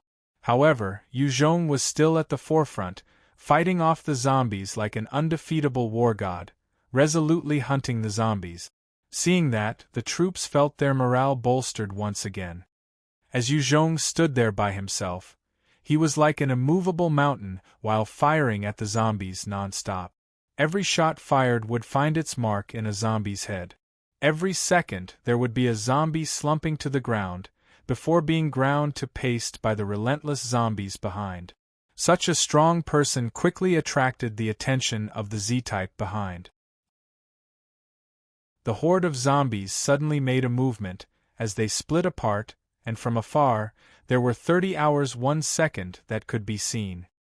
A huge sense of crisis welled up in Yu Zhong's heart, as the 30 hours 1 second had the means to threaten him. His eyes flashed coldly, and raised his hands at the H1S, before a huge tornado of devil flame erupted, and was sent howling towards the zombie horde, blowing towards the group of H1S. Under that fiery tornado, all the H1S and ordinary zombies were sucked into it and incinerated almost instantly. In that one move, Yu Zhong had annihilated 200 over zombies, leaving only a charred black trail of destruction. That single move was incredibly powerful, but had expended 50 points of his spirit and 10 points of stamina. Based on his constitution, he could at most cast it another 3 times. Victory! Victory! When those soldiers saw Yu Zhong wiping out almost 300 zombies in one move, they were incredibly excited, and shouted in delight, and their morale reached a peak. With such a strong person as their leader, they were confident in dealing with any enemy. Yu Zhong immediately switched to his .03 rifle after using that move, and returned to picking off the ordinary zombies through headshot. If it wasn't for the fact he needed to deal with the 30 hours 1 second urgently, he wouldn't have used such a taxing move. The stronger the move, the higher the expenditure, and with his stats, using a gun to kill 200 zombies would at most expend 10 spirit and 5 stamina points. If he slowed down his rate of shooting, he would kill even more zombies over a longer period of time and expended less energy. The 300 that were exterminated were just part of a drizzle of the downpour that was the horde.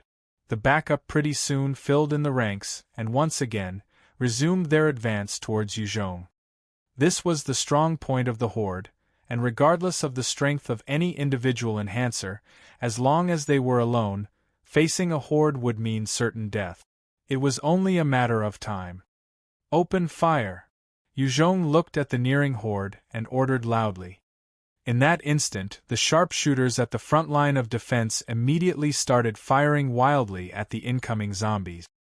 Under that hail of golden rain, a large number of zombies were instantly felled, like the wheat crops when farmed with a sickle. However, as those zombies felled, there would be many who crawled up again.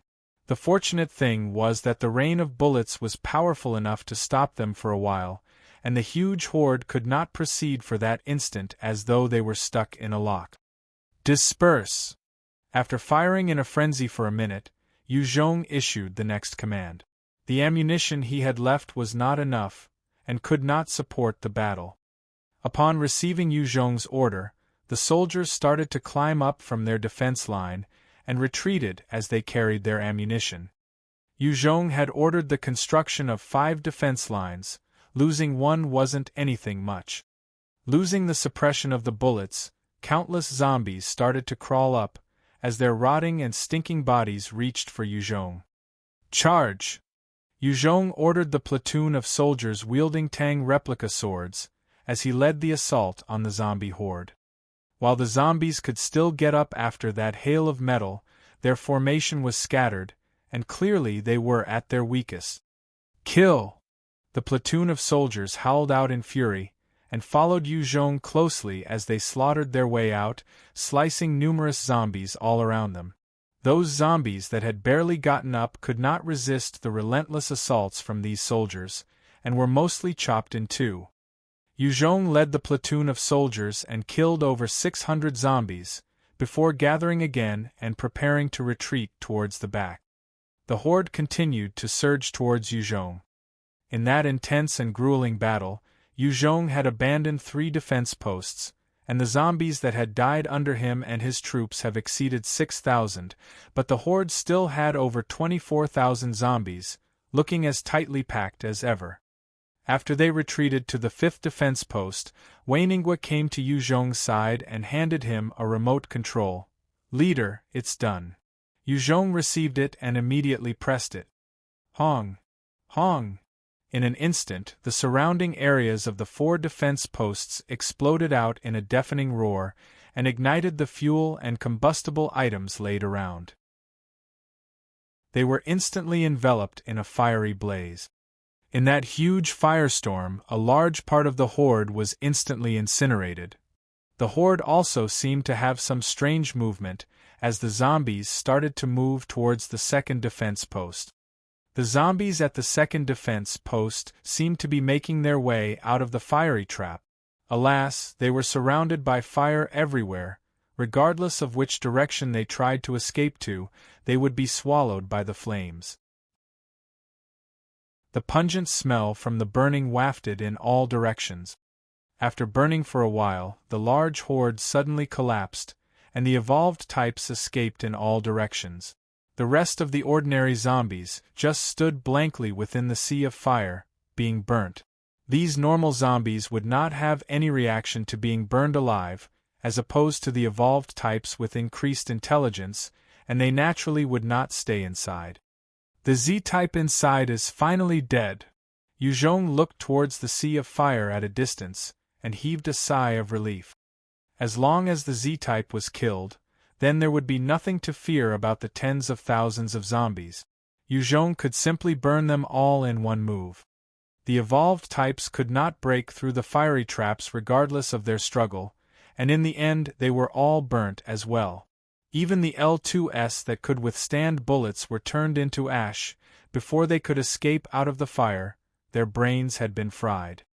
The huge sea of flames burned for half a day before finally dying out.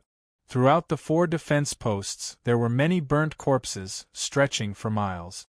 "Enter the town." Yu Zhong looked at Jingxi province and commanded.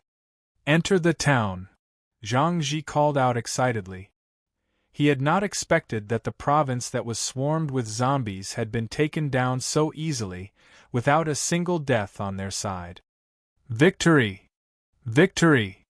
The soldiers who had been through such a long intense battle cheered out loudly, and started marching towards Jingxi province. They had conquered an entire city. This was extremely exhilarating. Chapter 361, 12 Tanks. Chapter 361 12 Tanks. Book 3, The South. The moment the troops entered the city, they began to search for survivors, and meticulously combed and cleared the remaining zombies within the city. While the majority of the zombies might have been summoned away from the city by the Z-type earlier, there could be some who were stuck within the confines of their homes, unable to leave even if they wanted to. These were the targets of the soldiers. Yu Zhong walked within the province city in huge strides, with White Bones and Ming Jiajia following him.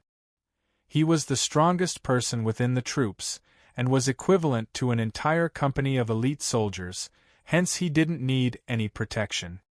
Unless there were a few experts from the Wolf Fang Battalion or some people from the Jingxi province city that might be lying in ambush, killing Yu Zhong was going to be extremely tough in any sense of the idea. He was not some enhancer that had just recently gotten strength after all, he had already grown to be a terrifying existence. Zhang Ji came running to Yu Zhong's side in excitement and spoke out. "Leader? I've remembered something, there's an army camp here in the city, and there was a border regiment stationed here." When Yu Zhong heard that, he also grew excited. "What? Border regiment? That's great." Yu Zhong had expended a few tons of fuel in this battle, as well as ammunition and firearms. If he could obtain the equipment and resources of this border regiment, then he would replenish his stock and further increase the strength of his troops. A military jeep then came to a stop beside Yu Zhong, as they all boarded and Zhang Ji led them towards the direction of the camp. Zhang Ji had an apologetic face. "Leader, I apologize for my memory, and did not remember the place soon. Do forgive me." Zhang Ji was after all a platoon commander, and was considered an army official. Most border troops would be stationed at their own posts and seldom rotate about. Zhang Ji had come into the province city before for a meeting, but due to his nature, he had almost forgotten about it until after Yu Zhong had conquered the province. Yu Zhong chuckled as he reassured him. "No problem. It's great that you remembered." Once he obtained those equipment, Yu Zhong intended to expand his army. Out of the 5,000 survivors under him, the army consisted of 1,000 of those people. If it were before the apocalypse, with such a huge force, governments would be strapped for cash. However, this was the post-apocalyptic world, there were resources everywhere. As long as one could conquer a city, they could gain a lot of reward. Furthermore, now that food could not be grown or farmed, only by constantly raiding other cities, could a power maintain its strength and existence. Otherwise, rations would run out. As they traveled, Zhang Ji brought a platoon of soldiers together with Yu Zhong as they stopped before a military camp on the outskirts of the city. Yu Zhong walked directly towards the camp in huge strides. The border military would at most have 1,000 men, and based on Yu Zhong's current strength, killing 1,000 zombies was not a problem. Yu Zhong walked into the camp, and immediately discovered a few zombies decked in military uniform lumbering around. When they heard the sounds of Yu Zhong's footsteps, and smelled his scent, they lunged towards him in a frenzy. "Take care of them!" Yu Zhong eyed the zombies coolly and ordered. The platoon of soldiers stepped out, wielding their Tang replica swords, and under the lead of White Bones, they charged towards the group of zombies. They sliced through the zombies as easily as cutting cake, slaughtering them. Another 2 platoons took up their arms, and started firing at another bunch of zombies in the distance. This was a good chance to train their marksmanship skills. Ming Jiajia also summoned out her shadow wolves, which pounced over and out of the zombies, biting their heads off. All of a sudden, from amidst the group of zombies, 10 S2S jumped out like specters and immediately lunged for the platoon of soldiers with the Tang replica swords. Yu Zhong had been sitting and observing the surroundings, so the moment those S2S appeared, he immediately waved his hands, and conjured 10 devil flame balls immediately, which exploded on the heads of the S2S, incinerating them. The L2 had also just made their appearance when they were immediately wiped out by Yuzhong. There were no Z-type inside the group, hence they could not coordinate, and instead, acting on instinct and was easily slaughtered by the humans who had higher intellect. After wiping out the zombie group, Yuzhong casually opened up 4 treasure boxes, and received 2 Tang replica blade. He threw them to Ming Jiajia as he ventured deeper into the camp. Ah, there seems to be living people here. Yuzhong walked for a while, before he frowned and looked at the ground. He discovered that the ground was littered with a few zombie corpses, leading towards a storehouse in the distance. It was obvious that when the apocalypse happened, there was someone who managed to sneak in. Yuzhong came to the front of the warehouse and ordered White Bones, "Slice it open." White Bones waved its huge axe and swung it viciously on the door of the storehouse. With a huge grating sound of metal on metal following that vicious strike, an enormous hole was carved out in that door.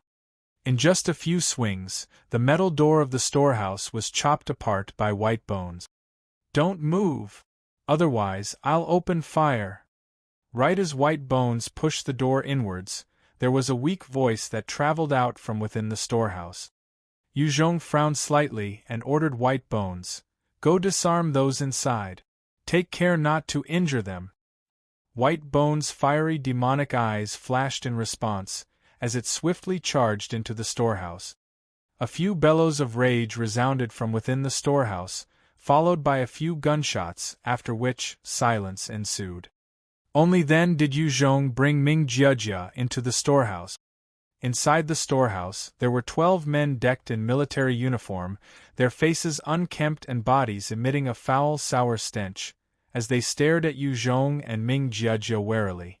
There were piles of canned meat and biscuits as well as plain water at one corner of the storehouse. It was obvious that this group of soldiers had managed to survive with those rations.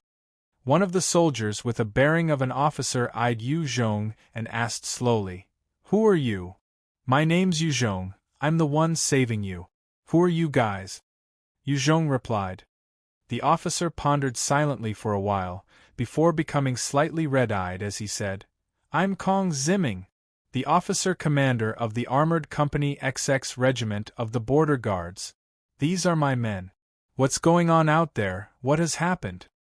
Kong Ziming had initially witnessed his comrades turning into abominations and biting one another, causing many of his friends and co-workers to be bitten till they lacked any resemblance of a human. Even then, those dead friends suddenly arose from the dead, and it seemed something out of a horror movie. If it wasn't for his quick thinking and bringing some men he could save into the storehouse, they would have died in the initial onset of the apocalypse. Yuzhong sighed and shook his head. "I'm unsure. However, since you have survived, you must have heard that voice as well. This must be the mischief of a god." Kong Ziming gaped. Is there really a god? Many people in the current society were considered atheists, but with such a huge shift in the world and its laws, everyone was clear that there was definitely a higher power. Yuzhong did not concern himself too much with that line of thought, instead he directly asked, "Kong Ziming, I have saved you guys. What are your plans from now on? Are you to join me or will you leave?" The problem of a divine being was too far for Yuzhong to take into considerations. Instead he was pragmatic and considered the current issue. When Kong Ziming heard that, he regained his senses and directly responded with his own question. "Did you kill those zombies here?" Yuzhong replied with a direct statement.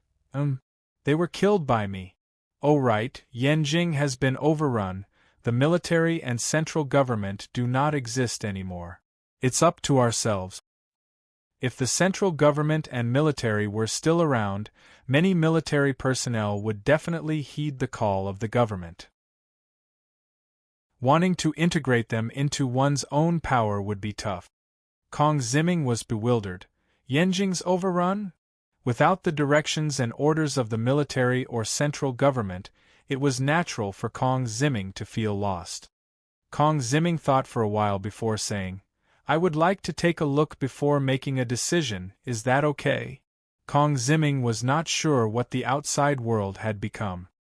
He was unwilling to bring his subordinates to serve an unknown guy like Yu Zhong without fully understanding what he was like. Yu Zhong replied lightheartedly, "Of course. However, you guys will still have to help me train up a platoon of tank operators. As long as you guys do that, you're free to leave whenever you want." Yu Zhong valued the technical expertise and experience of these seasoned soldiers, as long as they could train up a platoon of tank drivers. Even if they left, he wouldn't mind. Kong Ziming heaved a sigh of relief and nodded. "Sure." Zhang Ji had just rushed over and called out excitedly to Yu Zhong, "Leader! Leader! This time we've struck gold. There are tanks. 12 tanks. With these we can establish our own tank platoon." Tanks were considered the kings of the battlefield after all. With 12 tanks, if they could be driven, then they could drive and crush their way through a zombie horde. They were simply killing machines. Zhang Ji was naturally exhilarated. If the 1st Battalion could have an armored company, then its prowess would naturally be above the 2nd Battalion. Kong Mingzi looked at the blubbering Zhang Ji, as he hesitated and quipped, "You're Zhang Ji?" Zhang Ji faltered, taking a look at Kong Mingzi and asked, "Who are you?" "Kong Mingzi." Kong Mingzi responded. Zhang Ji was shocked. "Commander Kong." Chapter 362, Raid. Chapter 362, Raid. Book 3, The South. Kong Mingzi and Zhang Ji were old comrades that had not met and talked for some time, hence they naturally burst into an exchange. Yu Zhong did not disrupt them and left quietly, walking outside. Yu Zhong had just exited the storehouse when he discovered intense gunshots from afar. His face fell and he instantly rushed towards the direction of the commotion. At the entrance of the camp, there was a gunfight happening, as a group of militants dressed in an assortment of motley clothing were currently attacking the camp in a frenzy. The militants, however, did not make any move to charge into the camp, instead opting to hide behind cover whilst firing at the soldiers within the camp. Countless bullets flew, yet the casualties on both sides were minimal.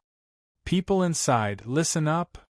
We are from the government of Tianjin province.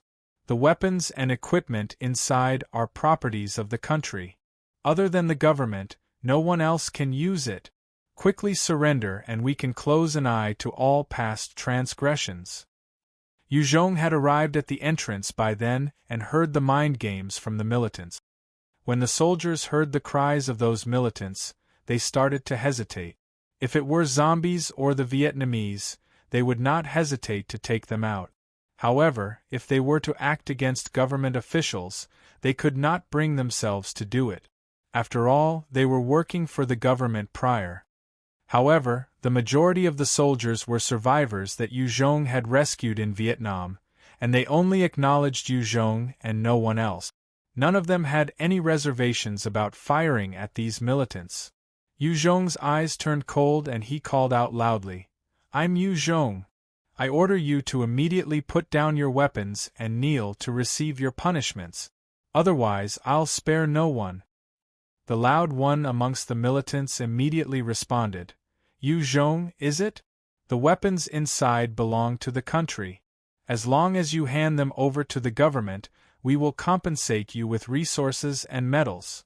If you want to continue resisting, then it's tantamount to going against the country, the government and the people. You'll be labeled as traitors. You'll receive the admonishments of the people."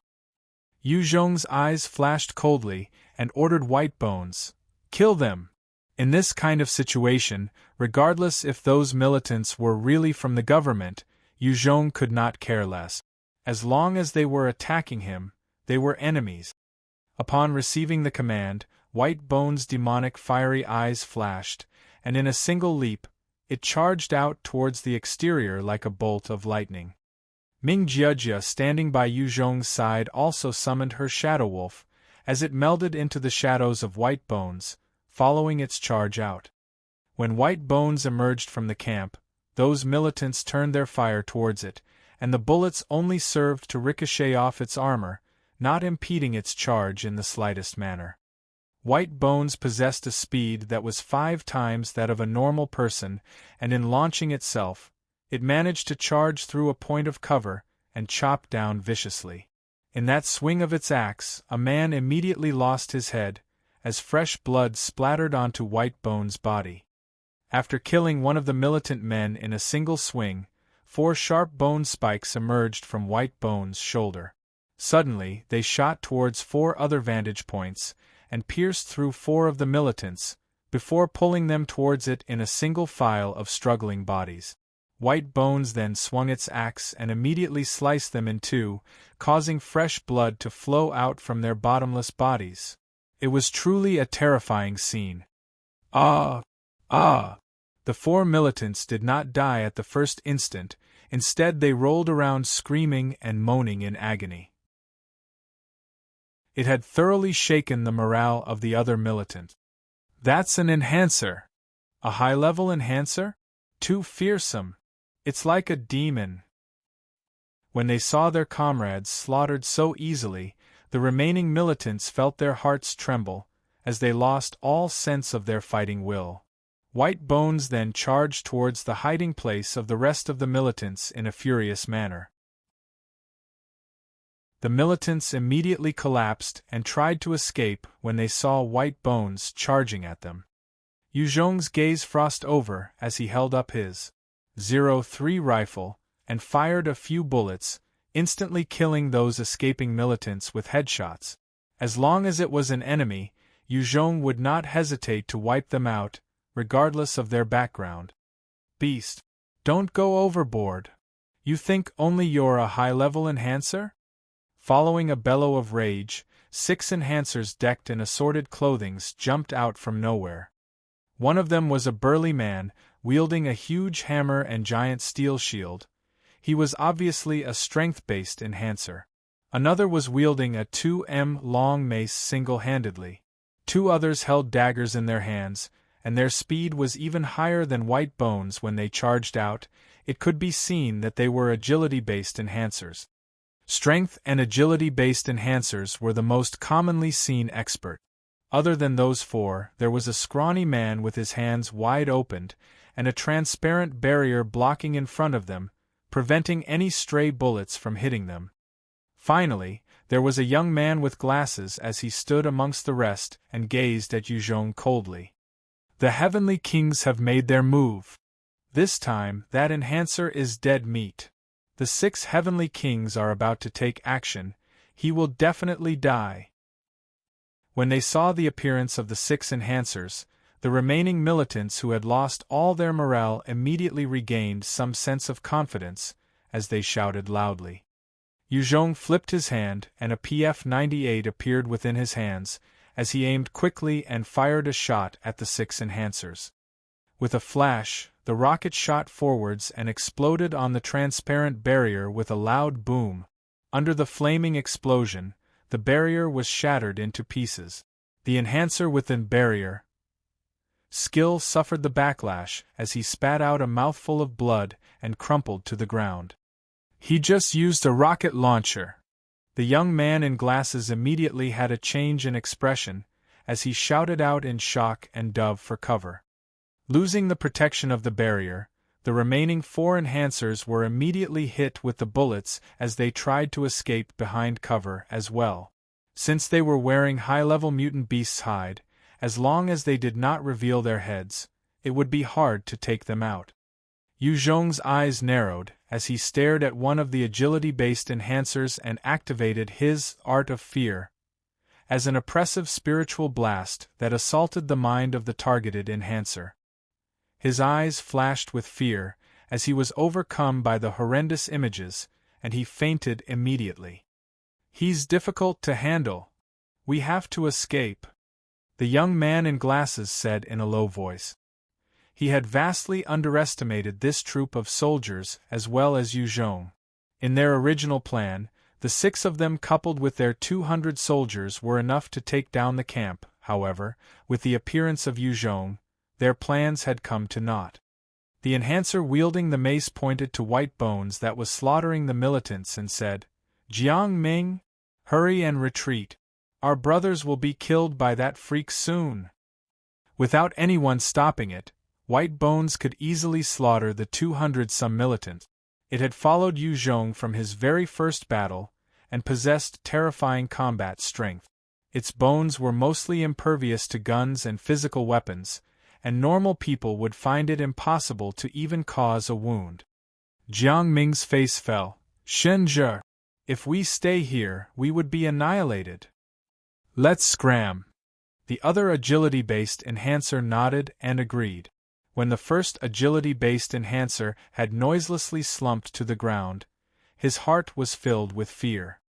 Without any hesitation, the remaining 4 enhancers quickly turned and tried to escape towards the forest. Want to escape? Not that easy.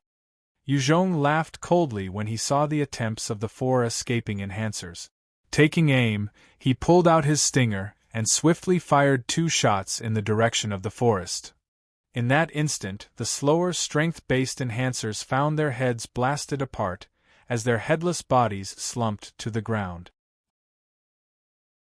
Yu Zhong then eyed the remaining agility-based enhancer and casted his Art of Fear, causing the powerful spiritual attack to overload the mind of that same enhancer as he fainted to the ground helplessly. Within a few breaths, Yu Zhong had taken care of 3 of the enhancers, and he shot forwards with his speed 11 times that of a normal person, reaching the remaining enhancer Jiang Ming like an flying arrow. In 4 seconds, Yu Zhong managed to chase up to Jiang Ming and had pulled out his stinger, aiming at the latter. Right as Yu Zhong had pulled out his gun, Jiang Ming raised his hands and kneeled immediately, shouting, "Don't kill me! I surrender!" Yu Zhong gazed at him coldly while waiting for him to calm down. Jiang Ming shuddered involuntarily on the floor, his back almost slick with his perspiration. He could feel the cold, murderous gaze of Yu Zhong like a ferocious beast locked on him. The moment he made any strange moves, he would be dead. Yu Zhong barked out an order coldly, "Move!" Jiang Ming stood up docilely as he walked out of the forest. When he walked past the corpses of his 2 strength-based comrades, he shivered, as he had almost faced the same fate. When they came out into the clearing, he saw that the militants he had brought had surrendered their weapons, their hands hugging their heads, and were being watched by the troops of Yu Zhong. Yu Zhong then directly asked Jiang Ming, "Who are you people?" The soldiers on Yu Zhong's side also looked towards Jiang Ming, especially the soldiers from the border guards. They wanted to know the background of these defeated militants. Chapter 363, Beimingyang. Chapter 363, Beimingyang. Book 3, The South. Yu Zhong's eyes narrowed and he stared at Jiang Ming coldly. "If you dare lie, I'll kill you immediately." Jiang Ming's body shuddered as he started to reveal everything to Yu Zhong. The bunch of militants were the survivors of Tianjin province. Just 3 days ago, there was a man called Beimingyang who brought some people to conquer it. Beimingyang was also a capable person, unifying the surrounding powers and commanding over 20,000 people, as well as 3,000 soldiers under him. Amongst the 3,000 soldiers, there was a company of border guards. Their overall combat prowess was strong. After he conquered Tianjin province, a few survivors told Beimingyang about the situation and information regarding the nearby military camp. This was when the militants were dispatched over here to reclaim it. There were indeed a few government officials amongst those people that Beimingyang had under him, but they were just puppets. Hearing that the current Tianjin province wasn't governed by their previous employer, the border guard soldiers all heaved a sigh of relief. 20,000 survivors and 3,000 soldiers? When Yu Zhong heard Jiang Ming's words, he frowned and contemplated silently. Yu Zhong suddenly asked, "Jiang Ming, if I want Beimingyang to come and submit to me, how confident are you of convincing him?" Jiang Ming's eyes went wide, as he hesitated before replying with difficulty. Leader you. These kind of words I have no confidence at all. Yu Zhong continued. What kind of armored division does Bei Mingyang have? Jiang Ming's heart went cold, then he thought for a while and responded. I've seen a motorcycle group. A few gun-mounted vehicles, 8 IFVs, 20 cars with machine guns, 4 red arrows, and 4 howitzers. Bei Mingyang had brought some men to open up a military camp before, and these were his spoils. Yu Zhong frowned more as he thought to himself before finally saying, Fine. Go back. Tell Bei Mingyang I would like to speak to him. Jiang Ming had an incredulous look. You're letting me go? Yu Zhong glanced at him and replied. Or would you like to stay here indefinitely? I can always send someone else. Jiang Ming hurriedly interjected. No. No. I'll leave now. I'll leave now. After which, Jiang Ming then swiftly turned and ran towards the distance, while he threw the fate of his fellow enhancers to the back of his mind. When Jiang Ming ran, Zhang Ji and the rest reorganized the camp, and they transported the equipment into the heart of Jingxi Province. In the lush office of the conference room in Tianxin Province, a medium-built man with energetic eyes and an air of elegance between his brows looked at Jiang Ming. This man dressed in military wear was the current leader of Tianxin Province, Bei Mingyang. Yu Zhong wants to see me? Bei Mingyang's eyes flashed with a mischievous light, as his index finger tapped the armrest it was on. He continued, Jiang Ming, do you know why he wants to see me? Jiang Ming hesitated a while, before hardening his skin and said, Boss Bei, Yu Zhong wants you to surrender to him. Jiang Ming's words instantly caused an uproar within the conference room. One of the men within the room who looked tanned and short yet extremely muscular cursed out loud. Damn it! That Yu Zhong must have knocked his head? He wants us to surrender to him? He should surrender to us, that dumb shit. Boss Bei, send the troops to eliminate him. Take his Jingxi province. Boss Bei, that Yu Zhong dared to kill our men, he sure is gutsy. Let me take some men to wipe him out. In the meeting hall, almost everyone was calling for Yu Zhong's blood. Only Jiang Ming remained silent after facing Yu Zhong. He was extremely clear on Yu Zhong's strength, and he felt that even if Bei Mingyang sent everyone, it would be impossible to win against a prepared Yu Zhong. Bei Mingyang's eyebrows arched as his face turned gloomy. Silence. The meeting hall instantly went quiet. Bei Mingyang held authority within this Tianxin province after all, and was the one who had conquered it with his troops. Bei Mingyang just sat there and stared at the silent, middle-aged man with a knife scar on his face and asked, Shang Luan, what do you think? This man was the only man within the entire camp to wield power other than Bei Mingyang, and was his right-hand man. Within Tianxin province, his words carried weight as well. Shang Luan's heart turned cold as he looked around at the passionate people with the hall, as he hesitated for a while, before saying softly, I think there's nothing wrong with having a discussion with Yu Zhong. While Shang Luan looked like a simpleton, he in fact possessed high intelligence. Since Yu Zhong could conquer Jingxi province, it meant that his power was not weak. He did not want to blindly call for his blood, only to be sent forth by Bei Mingyang, and in the end, expend his own force. In this post-apocalyptic world, only strength mattered, those without strength would only suffer. With those words, Bei Mingyang's brows arched even further, and his eyes flashed with unhappiness, but soon it disappeared, and no one saw it. A heavily tattooed man with blonde hair stood out and spoke out tauntingly, Shang Luan, you must be frightened? If you're scared, just say so. What a useless piece of trash. Shang Luan responded with an equally challenging gait. Gan Lu Wang, since you're so good, why don't you take care of this problem? You're just talking after all. If you have the balls, go bring some men to wipe Yu Zhong out. If you succeed, your father I will personally kowtow to you and admit my mistake. If you don't dare, shut that smelly trap of yours and admit that in front of everybody now. Gan Lu Wang was the third strongest person that Bei Mingyang had groomed, and he was a powerful agility-based evolver, having reached a level of 37. Other than that, he had over 300 subordinates, and they were all thugs who dared to risk their lives. Gan Lu Wang looked back with contempt and challenged, "Shang Luan, if your father I brought people to take down Yuzhong, you'd kneel in front of your father is that right?" Shang Luan responded with a cold stare, "That's right. If you don't dare to take your troops out to wipe Yuzhong out, then you have to admit to everyone present here you're a coward." Gan Lu Wang immediately rose up to the challenge and jumped to his feet, shouting, "Good! Your father will take my troops to go take Yuzhong down now. Shang Luan, just wait to kneel in front of your father, Shang Luan laughed coldly. "Let's wait till you actually accomplished it. Just you wait." Gan Lu Wang threw a look at Shang Luan and immediately rushed out without waiting for Bei Mingyang to say a single word.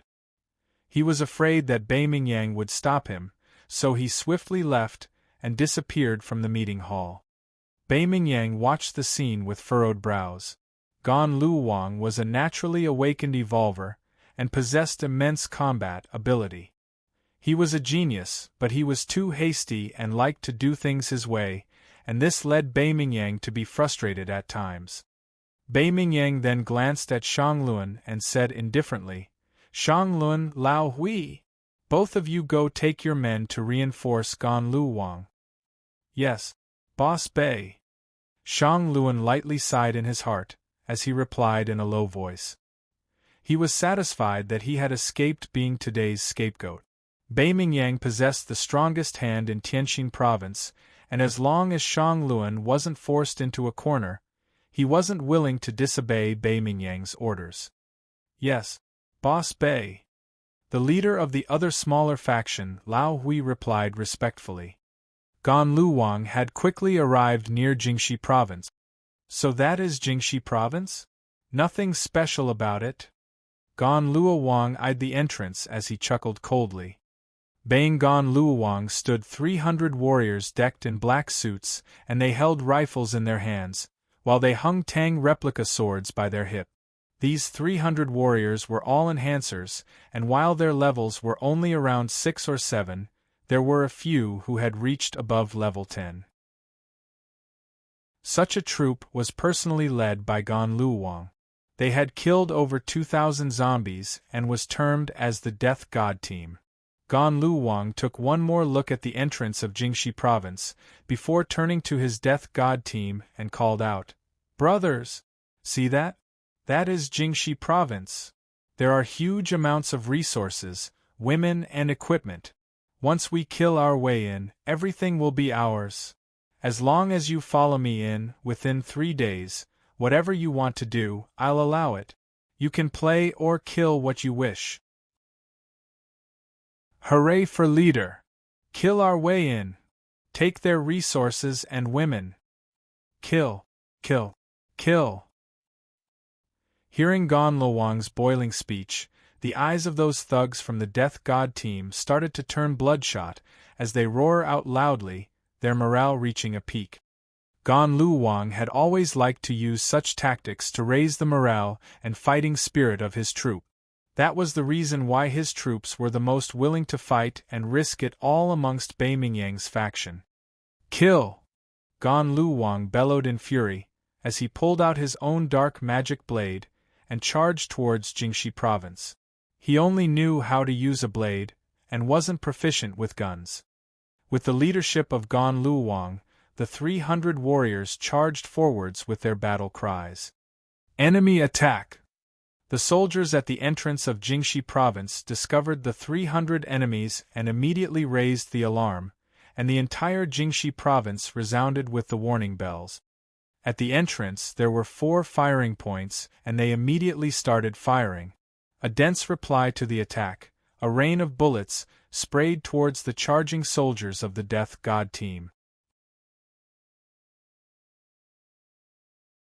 Chapter 364, Collapse.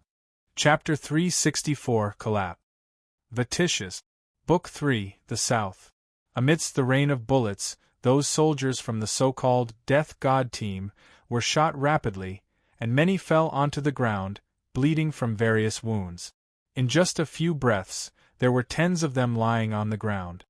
Seeing their comrades falling to the ground, the remaining warriors of the Death God team split up and dove for cover, as they raised their guns and started firing in the direction of Jingxi province. As the leader, Gan Luowang activated his Level 2 high-speed movement. That was enhanced 3 times, and with the skill and his equipment, he reached a speed that was 16 times that of a normal human, exceeding even Yu Zhong. A normal person would have no means of locking onto such a terrifying existence. A huge amount of bullets landed around Gan Luowang, but they did not manage to even scratch him. In just 10 seconds, Gan Luowang had run in a zigzag manner and crossed the distance of 600 m to charge into Jingxi province. In that entire distance, he wasn't hit once by a bullet at all. Gan Luowang had rushed past a fortification and charged into the defense point, killing 4 of the soldiers inside easily like a spectre. The firing from that point ceased immediately.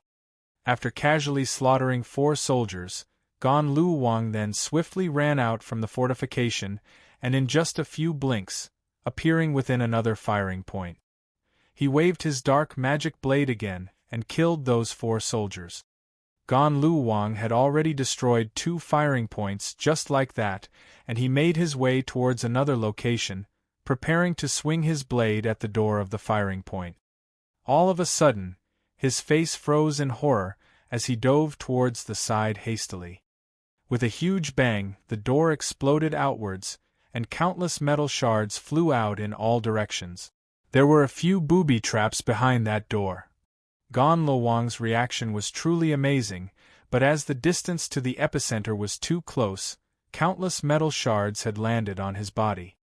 The majority of the shards were blocked by the mutant beast hide that he wore, while 2 small shards had shredded his face, and one in particular had resulted in a hole in his ear.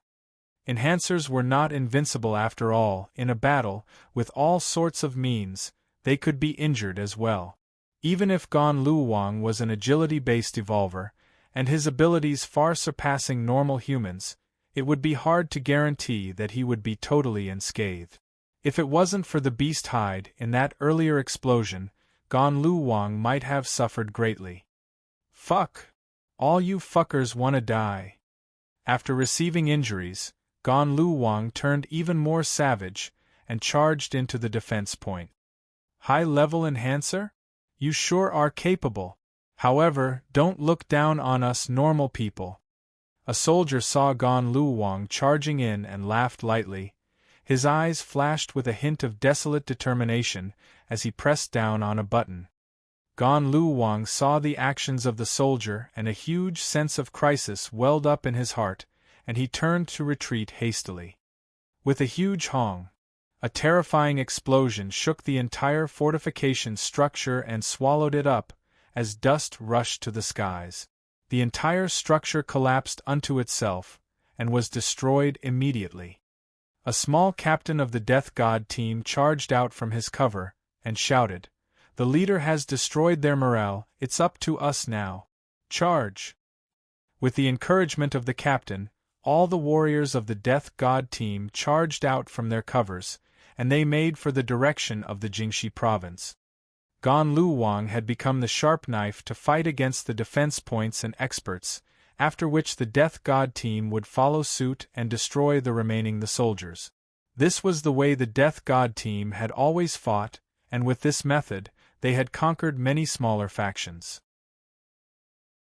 Without the frontline defenses, these factions would be powerless to stop the Death God team. Facing the assault of the Death God team, the remaining defense point fired wildly at the Death God team. A huge number of them were immediately pierced by the bullets as they fell to the ground.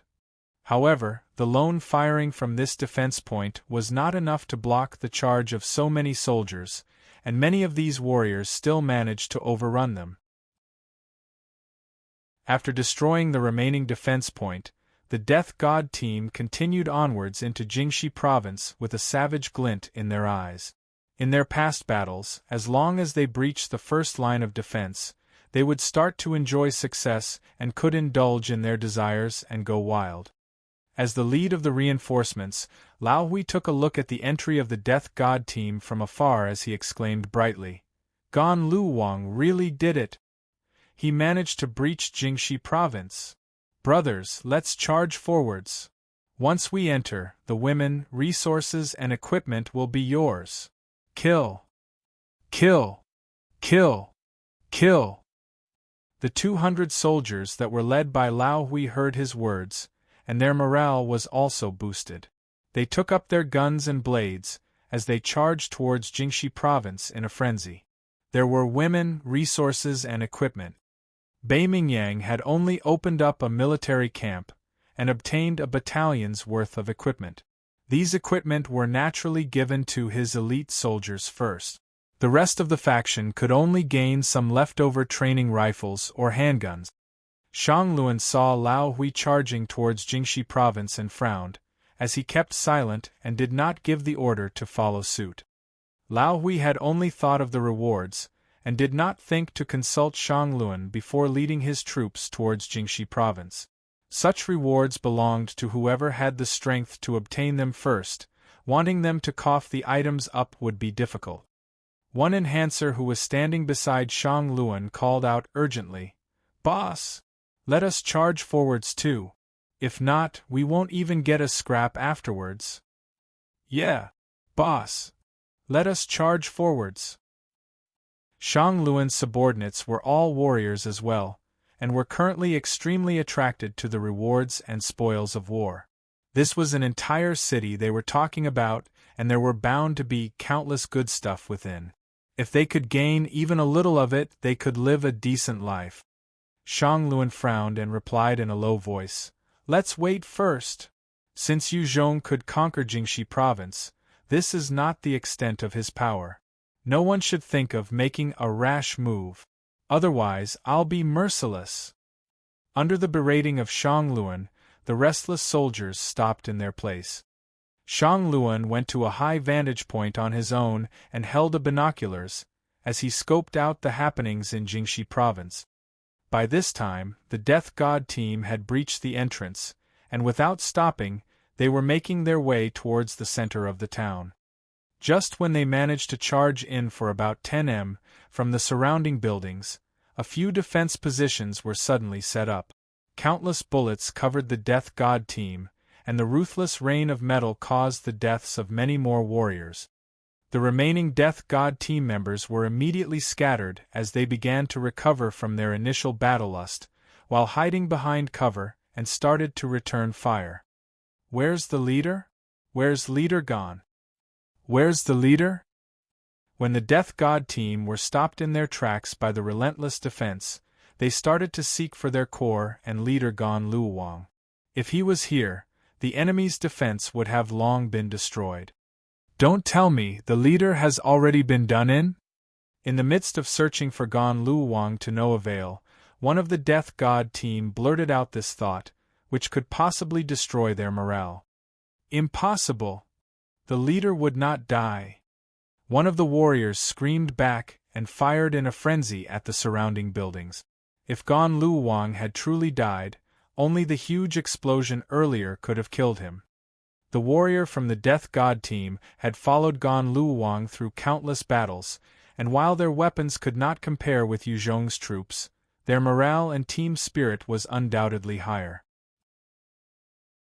At this time, Lao Hui had also brought his 200 soldiers over.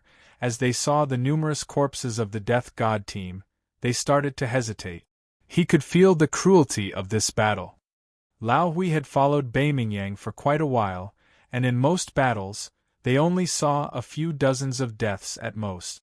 However, in his journey here, the death count had reached over 100.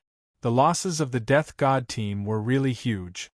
Where in the world is Gan Lu Wang? Lao Hui pulled a Death God team soldier over and questioned. Gan Lu Wang was after all a genius and evolver. Lao Hui was naturally not a match for him. If Gan Lu Wang was still around, Lao Hui would then have confidence to attack Jingxi province. The leader is dead. Right at this time, an agonized moan came from afar. The captain of the small troop had finally discovered Gan Luowang's flattened corpse under a huge rock, with a look of resentment and disbelief in his eyes. The leader is dead. The leader is dead. The sound was like a plague that spread extremely quickly amongst the Death God team. The originally high morale immediately collapsed, and all the warriors started to retreat from their positions. Gan Luowang was the beacon of strength among them, and was the undefeatable trump card. If he was still around, they would still possess the spirit to continue fighting. With his death, they had totally lost all will. What's going on? Gan Luowang had actually died?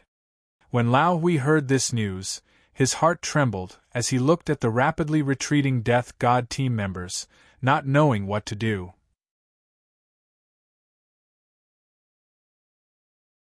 Chapter 365 – Forced Surrender. Chapter 365 – Forced Surrender. Book 3 – The South. Fire the cannons! Zhang Ji was currently in the command center giving an order coolly. With the flashes from two 122mm howitzers, 2 rockets landed amongst the dead corpses of the Death God team.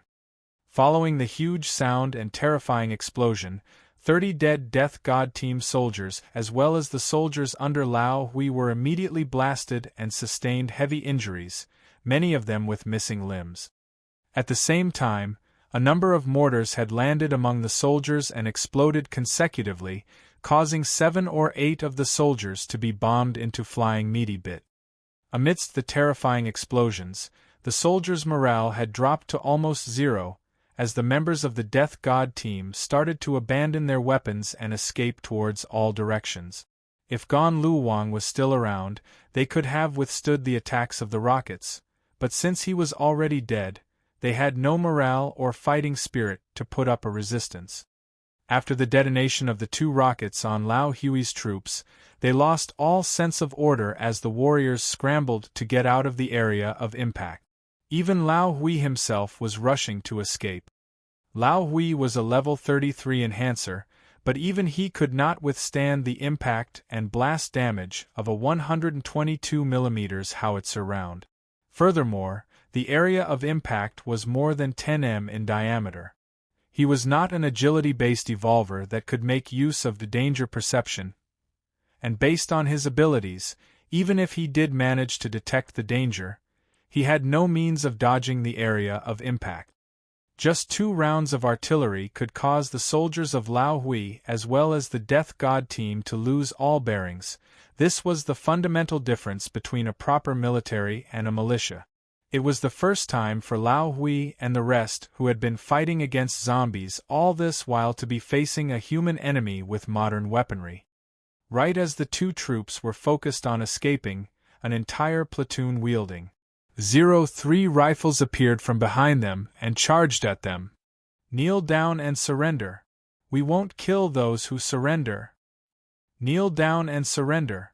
We won't kill those who surrender.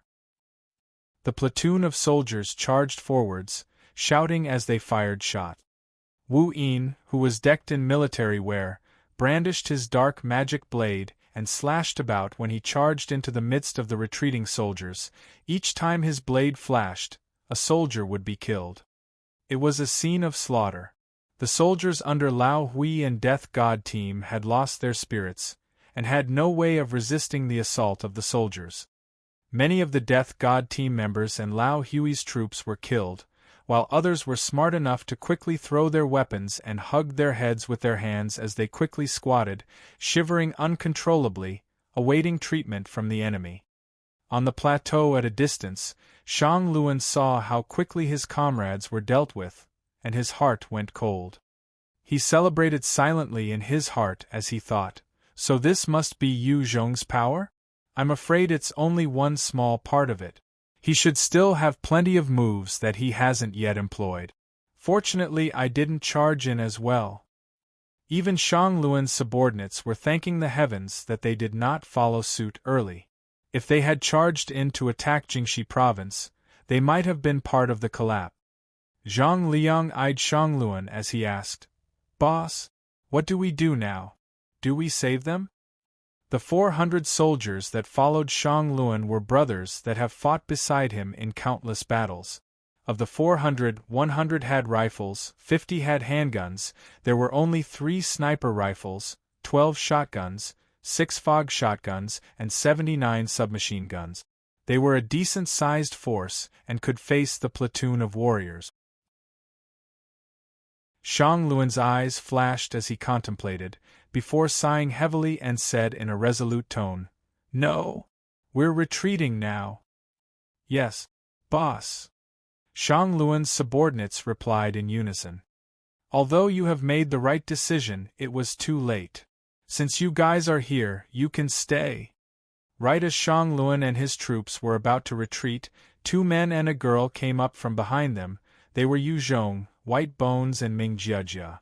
Yu Zhong walked forward with huge strides, his eyes fixed on Shang Luan. Hearing Yu Zhong's voice, Shang Luan's subordinates all reacted, as they held up their guns and aimed at him. Yu Zhong eyed those guns and spoke out coldly, "I dislike people pointing their weapons at me. In 4 seconds, if you guys don't put it down, I'll have you all buried here. Not a single one of you will be able to leave alive." "What arrogance!" Zhang Liang heard Yu Zhong's words, and his eyes flashed with fury as he scolded back. "Put down your weapons!" Shang Luan eyed Yu Zhong as he narrowed his eyes and waved his hands, before asking Yu Zhong, "Who are you?" The 100-plus guns were all lowered, as everyone present shifted their gaze to Yu Zhong. Yu Zhong responded indifferently, "I'm Yu Zhong. I'm here personally to advise you guys to surrender. You can do that or choose to die here. There are only 2 options." "Yu Zhong, you're the leader of Jingxi province, Yu Zhong?" When Shang Luan heard that, his heart skipped a beat, and he couldn't help but exclaim. He had assumed that the person in front of them was a terrifying enhancer, but he did not expect that it would be Yu Zhong himself. The 400 warriors under Shang Luan had a huge change in expressions as well. Their eyes flashed with a strange glint. The boss of Jingxi province was right here in front of them. As long as they could capture him, Jingxi province would practically fall into their lap. Yu Zhong replied mildly, "That's right." Shang Luan looked at him fearfully, while suppressing the notion of capturing Yu Zhong, and asked, "Yu Zhong, even if you're truly powerful, on what grounds do you think you will be able to keep the 400 of us here? Is this enough for you?" Yu Zhong lightly clapped his hands, and behind him, countless mutant leopard cats led by lightning stepped out from the forest, eyeing the 400 soldiers with a ferocious gaze. Type 2 mutant leopard cat. You're actually able to command a Type 2 mutant beast? Shang Luan took one look at lightning, as a look of horror appeared on his face, as he muttered out dejectedly. A Type 2 mutant beast could take a level 40 enhancer down easily. To deal with one, it required the cooperation of numerous experts. Otherwise, only modern weapons such as rocket launchers, tanks, and assault helicopters would be of use. Just lightning itself would be able to take care of Shang Luan and his soldiers within a matter of seconds. Needless to say, the rest of the mutant leopard cats that followed behind. All 400 of the soldiers under Shang Luan were around level 5 or 6, and was by no means able to compare with the mutant leopard cats in terms of speed. Without any structures, running about would just mean death. Seeing the 100 or so mutant leopard cats, the expressions of the soldiers of Shang Luan turned ugly. If Yu Zhong really could control those mutant beasts, in just a single call, they would be totally wiped out. At most, they could kill a few mutant leopard cats in retaliation. Surrender, or death. Yu Zhong reached out to pat Lightning's head, while glancing at Shang Luan and pressured once more. Shang Luan immediately quietened down. He could feel the gazes of his comrades behind him, and just a single command could result in their deaths. Shang Luan hesitated before saying, "Yu Zhong, if I surrender, what will happen to my brothers and I?" Yu Zhong replied in a low voice, If there are no major misbehavior, you guys will be immediately drafted into my troops and undergo military training. If there are problems and past offenses to be ironed out, those troublemakers would be directly thrown into the scum battalion and can only rely on their own power and actions to crawl out from there. By absorbing these warriors, Yu Zhong would usually separate them and make them undergo training and reform before filling up his troops. The disadvantage was that the power of these troops would not be enough to bolster his fighting force. However, the advantage was that these people would find it hard to leave and stand on their own afterward. Shang Luan looked at his hands, before looking at Yu Zhong and said slowly, "Yu Zhong, I'm willing to get my brothers to submit to you. Please do not harm their lives." Yu Zhong replied, "Not a problem." The soldiers following Shang Luan were all painstakingly trained up by him. While their levels were not high, most of them were above level 5, and had better physique than most people and were in the best conditions to fight for him. Yu Zhong would naturally not kill them for no reason. After obtaining Yu Zhong's promise, he ordered his subordinates, "Everyone put down your weapons." Under his orders, the 400 soldiers all surrendered the weapons in their hands. Zhang Liang shouted out, while his hands still held his submachine gun, "Boss!" Shang Luan stared and berated, "Put it down!" Zhang Liang gritted his teeth, before throwing his gun down as well. After commanding his subordinates to surrender, Shang Luan then stared at Yu Zhong and said, "However, Yu Zhong, if you want me to submit to you willingly, please do your best to defeat me. If you can defeat me, I will follow you wholeheartedly. I'm called Shang Luan, a level 42 enhancer. I'm skilled at close combat, and my skills have been enhanced thrice." Seeing Shang Luan being so agreeable earlier, Yu Zhong decided to honor his request. "Sure, I'll do as you wish." Shang Luan waved his hands, and his subordinates immediately stepped back, leaving a space for the two to battle. Yu Zhong gazed at Shang Luan and said, "Please start. Be careful." Shang Luan's eyes turned cold, as he suddenly stepped forward with a strange movement, getting extremely close to Yu Zhong. The steps he used were truly mysterious, and in that few seconds, his speed actually exceeded that of the agility-based evolver Gan Luowang. Yu Zhong stared fixedly at Shang Luan as his eyes narrowed, and he activated his art of fear. In that instant, the oppressive spiritual attack overwhelmed the mind of Shang Luan. Shang Luan was instantly enveloped in that crushing pressure, and he was stopped in his tracks. Yu Zhong then kicked out savagely, his foot landing on Shang Luan's abdomen, sending him flying back by 3 m. At the same time, he pulled out his stinger and aimed at Shang Luan's head before saying coldly, "You've lost." Shang Luan endured his pain as he climbed out slowly, his eyes full of bitterness. "I've lost." Chapter 366 Discussion of Plans. Chapter 366 Discussion of Plans. Book 3 The South. Jingxi Province. Changed to Jingxi City, as pointed out by Msummer 3. Tianxin Province. Changed to Tianxin District. When the subordinates of Shang Luan witnessed this scene, their hearts turned cold. They had followed Shang Luan through a number of battles, and they were clear on how fearsome his combat abilities could be. Within a radius of 10 m, Shang Luan could absolutely employ his close combat skills. In the entire faction of Beimingyang, no one had the confidence of besting Shang Luan within 10 m. Even the naturally awakened agility-based evolver Gan Luowang had been defeated by Shang Luan before. Such a strong person was actually defeated within a second by Yu Zhong. The subordinates of Shang Luan could not help but be bitter. Yu Zhong suddenly looked towards a dark corner and spoke coldly. "Come out! How long do you plan on spectating?"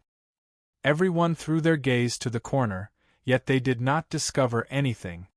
"Since you're unwilling to step out alive, you can die." Yu Zhong's gaze turned cold and he waved his hand, as he aimed his stinger at the corner. With a pling, there was a spurt of blood from the corner, and the space seemed to distort, as a person appeared out of thin air, at the same time moaning in agony. White bones pointed to the person, and a sharp-boned spear shot out from its finger, piercing the head of the assailant, causing him to die instantly.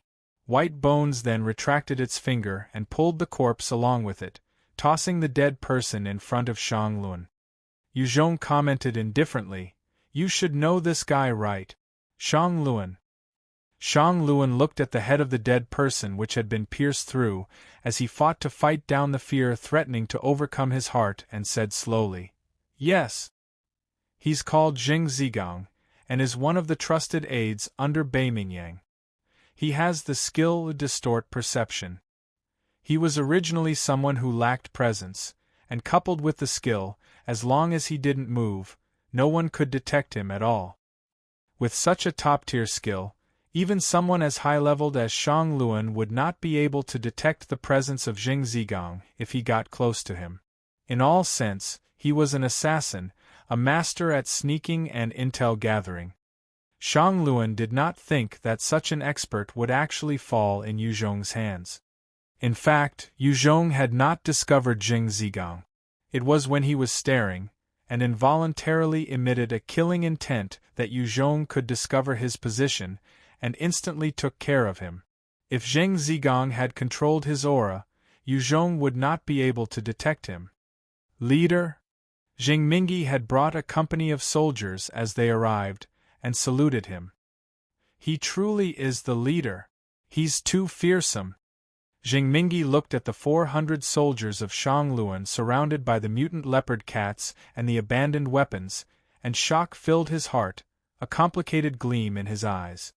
Following the display and spread of power of Yu Zhong, the ex-Freemasons realized their influence was getting weaker. There were only Jing Mingi and a few others from the previous upper echelons that were left. As for the Chinese survivors that Yu Zhong rescued from Vietnam, they practically worshipped Yu Zhong, and many of them had been conferred high rank. This led to a sense of urgency within Jing Mingi's heart. If this continued, he would only become a normal soldier in the future, and would not belong to the upper echelons. "Go back." Yu Zhong patted Lightning's head, and it turned around, bringing its little brothers into the forest. Jingxi City was surrounded by mountains, and there were forests, streams as well as mountains everywhere. Lightning and its brothers could easily find food in such locations. Mutant beasts were unlike humans after all. Even if there were no prey within the forests, all they had to do was to enter the villages and enjoy themselves. After all, the zombies were the best nutrients for these mutant beasts. Jing Mingi escorted Shang Luan and the rest back towards Jingxi City. "In this battle, our army had 29 casualties, 24 dead, 5 injured. We had killed a total of 282 enemies, and captured a total of 637 of them. We've obtained 400 firearms, as well as 40,000 ammunition, 20 vehicles, 20 tons rations." In the meeting hall within Jingxi City, Ming Jiajia was currently in a female military uniform, and in her hands, a thick stack of documents as she was reporting the details of the recent battle. There were numerous subordinates of Yu Zhong gathered within the meeting hall at the moment. A bespectacled man of about 36 years old cursed out loud, "Damn it! This bastard Bei Mingyang actually dared to attack us. Leader, let me take a few of our brothers to eradicate him." Chen, he was one of the Chinese that Yu Zhong rescued from Vietnam. After he was rescued, he trained extremely hard, and was valiant when it came to battling, and amongst those present, he was already the company officer of the 1st Company of the 1st Battalion. He had reached level 18. Chen, he was not an evolver, and did not possess any powerful skills, and without the equipment of the system that Yu Zhong provided, he would not be able the speed of leveling of Ming Jiajia. Another male with a shaved head and black eye patch, as he was blind in one eye, shouted out aggressively, "Yeah, leader, let's kill that bunch of assholes." The second company is willing to be the vanguard. The second company from the 1st Battalion is willing to lead the charge. Let's go thrash those bastards. We shall capture the daughter of that Bei Mingyang and make her serve our leader. In the meeting hall, almost all the officers were like wolves as they erupted in calls for battle, and their battle lust reached an extreme high. Xu Tianyao, who was sitting at a side, heard the various shouts from the leaders, and a complicated feeling arose in her heart. If the Chinese Association had such fighting spirit, how would we have been forced into a corner by Wuyan Hong? The Chinese Association was also an organization, with various factions within. When they faced Wuyan Hong, some of the warriors would fight to the death, just like Zheng Chang, while others would conserve their strengths for self-preservation's sake.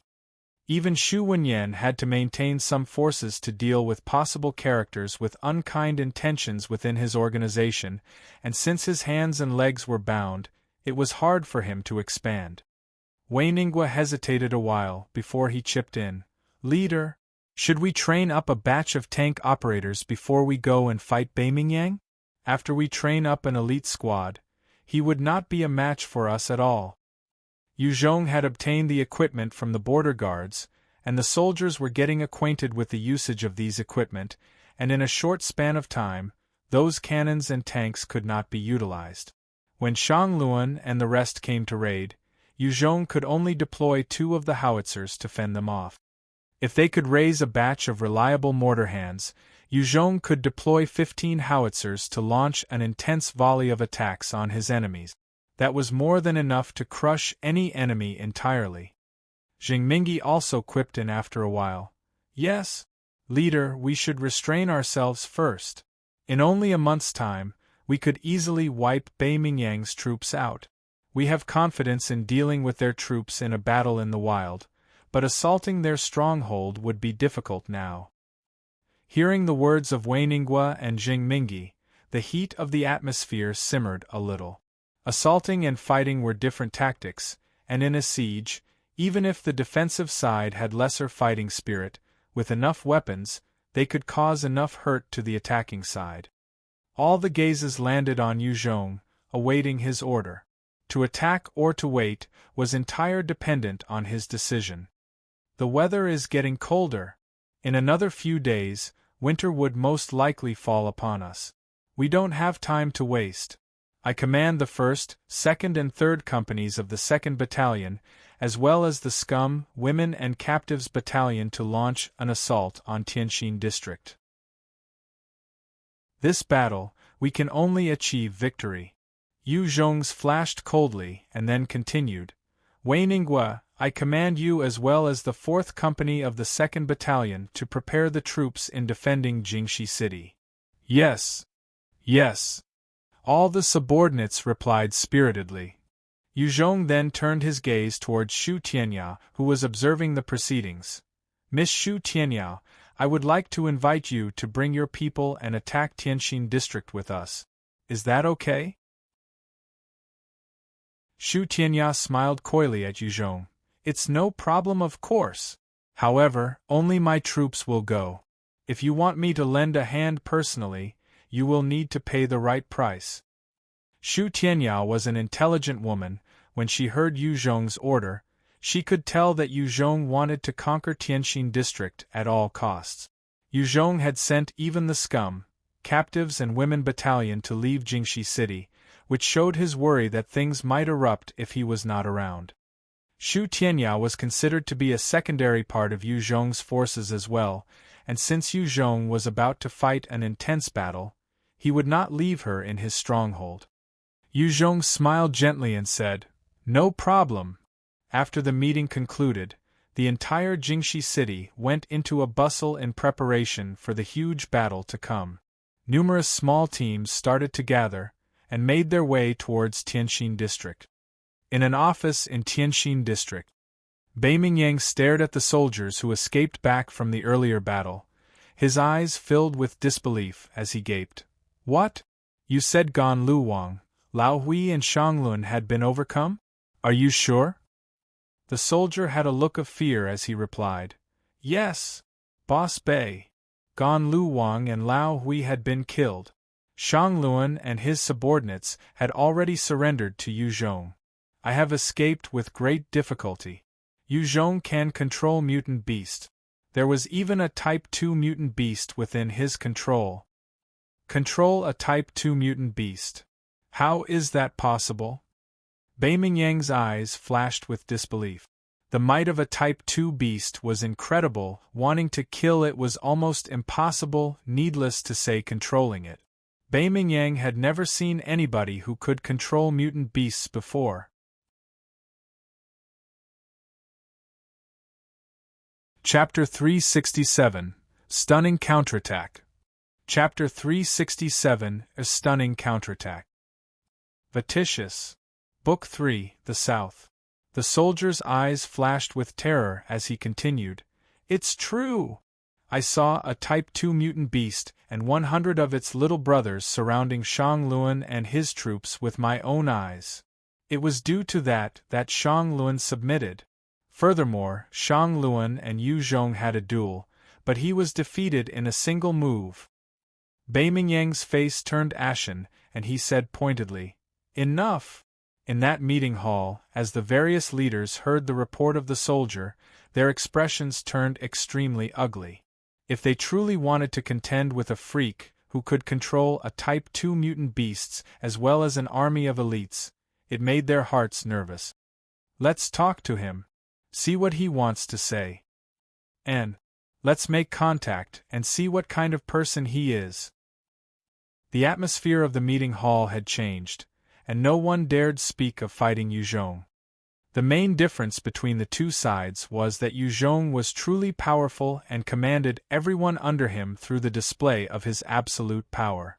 Bai Mingyang made use of his tactics to gather a few factions together to form a stronghold of about 50,000 people. Within this faction, Bai Mingyang had the most strength, but it was still democratic and Bai Mingyang had to listen to the views of the rest. It could not compare to Yu Zhong, where a single sentence of his could get things done. Bai Mingyang furrowed his brows slightly as he spoke in a low voice. Speaking with him is not an issue. However, we still have to fight a battle with him, and we must win. Only then will we have the qualifications to negotiate with him. The leader of another small faction lamented. Gan Lu Wang and Shang Luan have already been defeated. Who else can we send to fight against him? Gan Lu Wang and Shang Luan were the strongest fighting forces amongst the factions, and they had actually been subdued entirely by Yu Zhong. The rest of their fighting forces could not compare to the two, and thus the various leaders had no confidence of dealing with Yu Zhong. Bai Mingyang replied, This time we have to send a joint force. We must win against him and let him taste our strength. A joint team. Good. If we all join forces, we can deal with Yu Zhong. Good. This time we must let Yu Zhong experience our strength. Upon hearing the term joint forces, all the leaders excitedly went into a buzz. The joint forces meant the cooperation of all the various elites, and even Bai Mingyang's forces of 3 battalions would be sent out. Right as Bai Mingyang had proposed the idea of a joint forces, was the moment when Tianxin district suddenly came under attack. With a hong, right as the various leaders were calling out in excitement, a terrifying explosion rang out, and the entire meeting hall was shaken by the shockwave. Countless dust and pieces were shaken loose as a result. What's going on? Bai Mingyang was shocked, and he had a bad premonition. Quickly escape. It's not safe here anymore. One of the leaders shouted loudly, and bolted out from the window. The bad feeling continued to well up inside Bai Mingyang, as his body flashed, and he leapt out the other window. The rest of the leaders also went into a panic, and some jumped out the windows, some hid under the meeting table. It was 3-story jump, and not everyone could jump out from 3 stories and be totally fine. With a huge hong, just when Bai Mingyang had just jumped out from the building, a rocket landed explosively on the wall, causing it to be blasted, and the entire structure collapsed, debris falling everywhere and dust rising to the skies. Those people still within the building were instantly killed. Bei Mingyang saw the state of the building and immediately felt horror. If he was just slightly slower, he would have joined the rest of the corpses within. What's going on? Who dares attack us? Bei Mingyang was racking his brain and trying to determine which party was so vicious and had actually used a rocket to blast them. Sounds of gunfire and explosions rang out from afar, and even those leaders within the government area of the district could hear the wild firing. Boss Bei! Boss Bei! Yu Zhong had brought men and are attacking us right now. They're making use of heavy artillery, tanks and even powerful enhancers to suddenly raid us. They have already broken through 6 main defenses. Boss Bei, quick, think of something.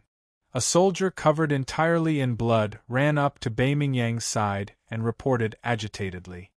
Bei Mingyang's expression turned to one of incredulous disbelief and immediately fired back. What? 6 defense lines already? How is that possible? Those 6 defense lines have 2 companies of soldiers keeping guard. How can they be wiped out so quickly? How is this possible? How can their forces be so strong? What about the alarm? How come we didn't receive any warning until we were attacked? Bei Mingyang wasn't a fool and had set up countless sentries around Tianxin district to prevent the ambush of enemies. However, those sentries had long since been wiped out by Ming Jiejia and Zheng Mingyi. Without any alerts from the sentries, Yu Zhong could bring his men and directly attack Tianxin district. Go notify the entire army, withstand the attack. No one is to retreat even a single step. I'll bring reinforcements right now. Bei Mingyang was after all passionate warrior, as his eyes flashed with a cold light and he hollered at the soldier. After which, Bei Mingyang pulled out a walkie-talkie and fiddled with the switch before he shouted, "Zhao Jigang, go gather the troops. Within 30 minutes, they have to be assembled." Zhao Jigang was the battalion commander of Bei Mingyang's elite 1st Battalion. Every single one of them was equipped with border guards equipment, and there was even a company of veterans. Their combat power was truly strong. They were the right and left arms of Bei Mingyang as well. Boss Bei, 30 minutes is too short. Today was supposed to be a holiday. If you want the entire battalion to assemble, it would take at least 3 hours. Zhao Jigang's exasperated voice resounded from within the walkie-talkie. Bei Mingyang bellowed out in rage, "I don't care. I'm giving you only 30 minutes, after which you had better bring the troops to the front lines. Otherwise I'll execute you." It was a moment of crisis now, and Bei Mingyang had no way of retraining his calm demeanor. Zhao Jigang gritted his teeth and replied in a low voice, "Understood, Boss Bei." Zhao Jigang had also surmised the critical situation from the sounds of fighting at the front lines. Who knows, Tianxin district might really end up in Yu Zhong's hands if they were careless. Bei Mingyang recollected himself before shouting into the walkie-talkie again, "Bai Shaoxing! Bai Shaoxing!" However, regardless of how much Bei Mingyang shouted, there was no reply from the walkie-talkie. Bei Mingyang's face had turned steely as he cursed, "Damn bastard!" At this sort of critical juncture, he had actually disappeared. Bai Shaoxing was the commander of the expert battalion that Bei Mingyang had groomed, and he possessed decent strength. At the same time, he commanded 12 level 30 enhancers, 26 level 20 enhancers, and a 168 level 10 enhancers. Bai Shaoxing and his experts battalion was also part of Bei Mingyang's arms, and they were truly strong. It was precisely because Bei Mingyang had the experts battalion under Bai Shaoxing and Zhao Jigang's elite battalion that he could control the entire faction at Tianxin district. However, Bai Shaoxing was a free spirit, and he liked to play and fool around with women, and was often not found anywhere. Bei Mingyang could tolerate his disappearances often, but at this crucial time, he was still nowhere to be found. That led Bei Mingyang to be furious beyond belief. At Tianxin district's front lines, Yu Zhong had brought his most elite forces from the 1st Battalion 1st Company, as well as Wu Yin, White Bones, Ming Jiajia and Jing Mingi, as they slaughtered their way through Tianxin district like a sharp knife. Ming Jiajia had summoned her 5 shadow wolves, which melded into the shadows and would appear suddenly, biting the opposing soldiers in their necks, leaving them with no way to react. On top of that, those shadow wolves could sniff out the location of humans, and Ming Jiajia would point out the hiding locations to Yu Zhong. Yu Zhong was wielding his 03 rifle. He clearly split his attention. On one hand, he took out any soldier within his line of sight. On the other, he continued commanding his troops in the course of battle. White Bones was the sharpest and most dangerous vanguard he possessed. It could easily charge into the midst of the enemy and dance about with its bone blades, slaughtering the soldiers as easily as killing chickens. Its front was dyed full of blood, and those poor soldiers who got in its way would either be sliced in half or beheaded. The cruelty of their deaths shook their comrades greatly. On the other side, Wu Yin wielded his dark magic blade and weaved in and out of the enemy, following Yu Zhong's instructions to rout the enemy and attack them from behind. Jing Mingi was proficient with modern weaponry, and he used a grenade launcher, as he followed Yu Zhong's instructions in firing at different important buildings, causing destruction everywhere. These 5 experts of Yu Zhong coordinated and caused widespread destruction amongst the 1st company of soldiers they fought. The 1st company that followed Yu Zhong closely behind were also the elite of the elite, each of them decked in Type 3 mutant snake hide, as they pushed forward. They were adept at using grenades and mortars as they also blasted the enemies in front of them into pieces. In a battle on the streets, the hardest thing was determining your enemy's locations. In this aspect, Ming Jiajia and her shadow wolves were more of use compared to Yu Zhong in doing so. Due to the ease at which the wolves could detect the enemy, Yu Zhong's soldiers could easily wipe them out. Without Ming Jiajia, the frontal assault would not have gone so smoothly. Yu Zhong brought the 1st Company and continued their rapid advance in, breaking through 6 defense lines, and finally slaughtered the border guards of Beimingyang. He left the remaining few soldiers to escape in sobs towards the center of the district, leaving their backs open to Yu Zhong. They were easily slaughtered.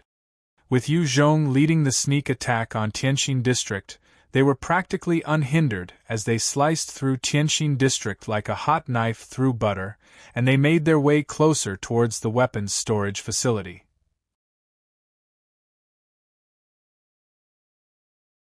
Chapter 368, Break.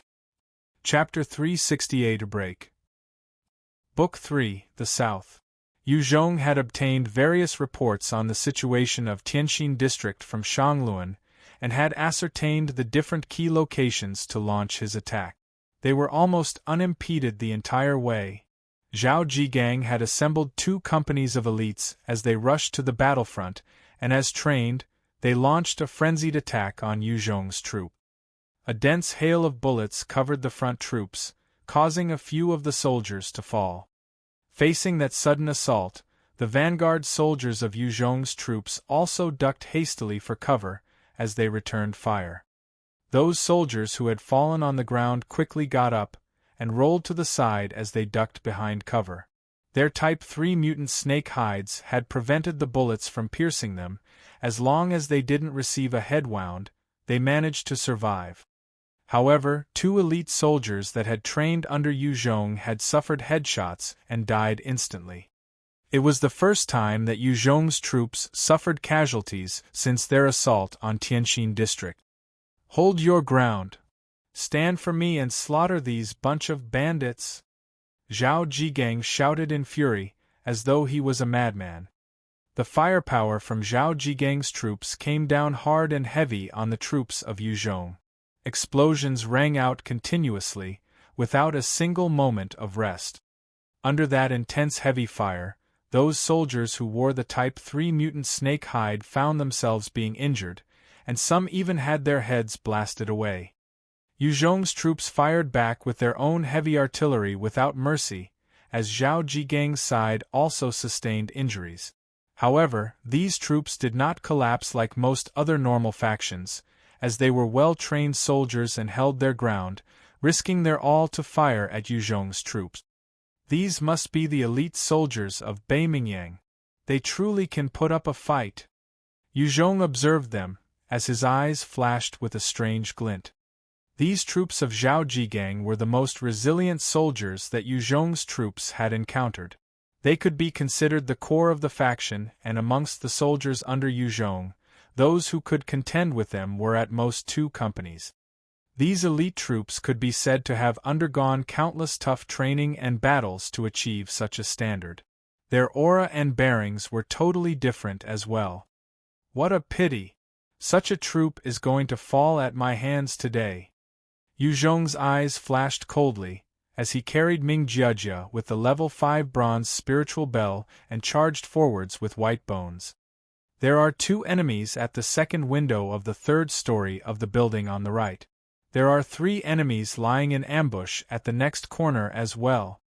Ming Jiajia reported dutifully as she rode on Yu Zhong's back, her shadow wolf hidden in Yu Zhong's shadow, and its acute sense of smell detected the positions of the enemies.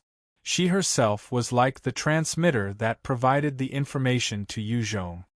White Bones' eyes flashed, as a bone spike shot out explosively, piercing into the ceiling of the 3rd story of the building. It then retracted the bone spike, while it leapt towards the window, and raised its left hand. 2 sharp bone spikes burst out instantaneously and penetrated the heads of the 2 elite soldiers. Yu Zhong took a deep breath, as he activated his 11x normal speed, and in a few seconds, appearing behind the corner of the alleyway. He took up his 03 rifle and fired wildly, causing those 3 lying in ambush to be punctured full of holes. After disposing of 5 of the enemies, Yu Zhong and White Bones continued their advance like a sharp knife towards Zhao Zhigang's troops. Strong enhancers! Damn it! These freaks! Inside a building, Zhao Zhigang was using his binoculars to observe the situation. He watched on helplessly as Yu Zhong and White Bones slaughtered his troops, and his heart sank, while his lower lip split from all his biting. Zhao Zhigang had also seen the prowess of a high-level enhancer from the likes of Bai Shaoxing. Although they weren't invincible entities, they did possess all sorts of capabilities. With the right training, their combat power was definitely way above normal people. However, to actually kill their way through his troops without breaking a sweat, Yu Zhong and White Bones were terrifying existences that exceeded his imagination.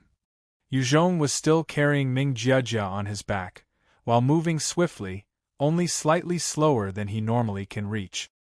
He continued to charge forwards, using his gun skills and grenades to hunt the elite soldiers.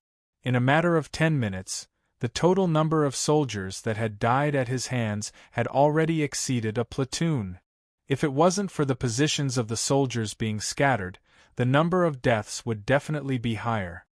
If it was a normal company of soldiers, facing this death god like Yu Zhong, they would have long since lost all sense of fighting spirit and ran after so many of their soldiers died. However, these 2 companies were the elites of the elites under Beimingyang, and have gone through several battles. Their aura and bearings were vastly different from normal troops. Since they could not overcome Yu Zhong, then they would fight to the death. A large number of bullets were continually fired at his position, and some of the bullets would actually land on him, but the protection of the bronze spiritual bell caused the bullets to ricochet off. A pale-faced sentry came to Zhao Zhigang's side and reported, "Commander, the 1st platoon and 2nd platoon of the 1st company had died. What do we do? If it's just us, we have no way of blocking those monsters." Yu Zhong, White Bones and Ming Jiajia had easily taken out 40 over people with just the 3 of them, and their own troops behind them weren't pushovers as well, killing a number on the enemy. Damn it! Why is that bastard Bai Shaoxing not here yet? Zhao Zhigang cursed out furiously. If Bai Shaoxing took his expert battalion over as reinforcements, Zhao Jigang had more confidence to contend against Yu Zhong. However, with just the soldiers under him, it was simply not enough to withstand Yu Zhong's assault. "Commander! The third platoon has fallen as well. They are already exchanging blows with the second company." Just as Zhao Jigang had cursed out loud, an intelligence officer walked in, his expression pale as he reported. "What? The first company has already fallen? How can it happen so quickly? How?" Zhao Jigang was truly pale now as he bellowed. The first and second companies under Zhao Jigang were warriors who could truly fight, having been forged through countless battles. He had confidence that the combat prowess of these two companies could match the American troops with full equipment. They had a strong sense of fighting spirit, and even if they could not possibly overcome Yu Zhong's troops, they would at least be able to put up a decent fight to drag out the time.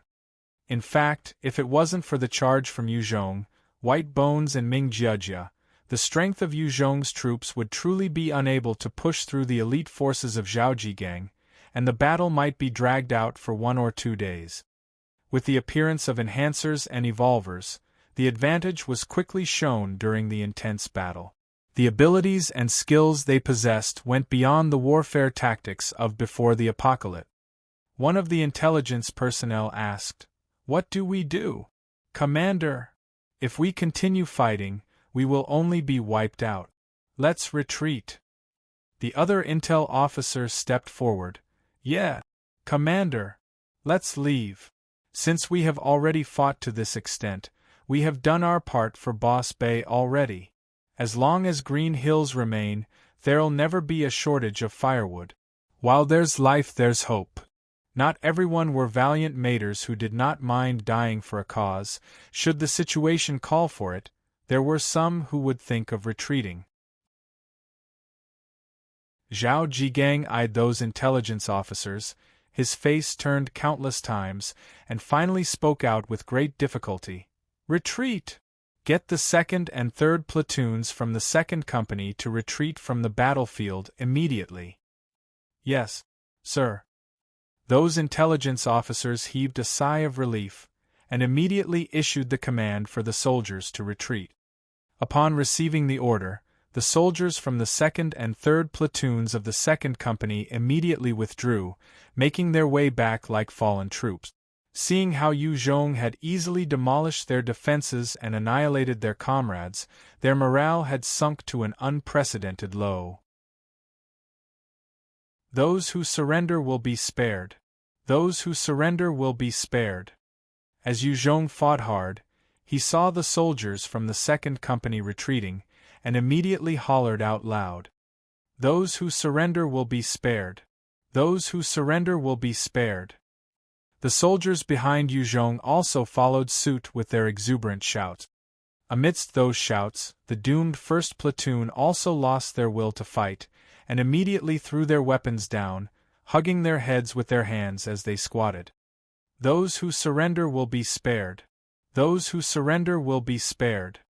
Yu Zhong brought his troops towards the retreating soldiers of the second company, and he quickly caught up, as he shouted out loudly while beginning his slaughter amongst them.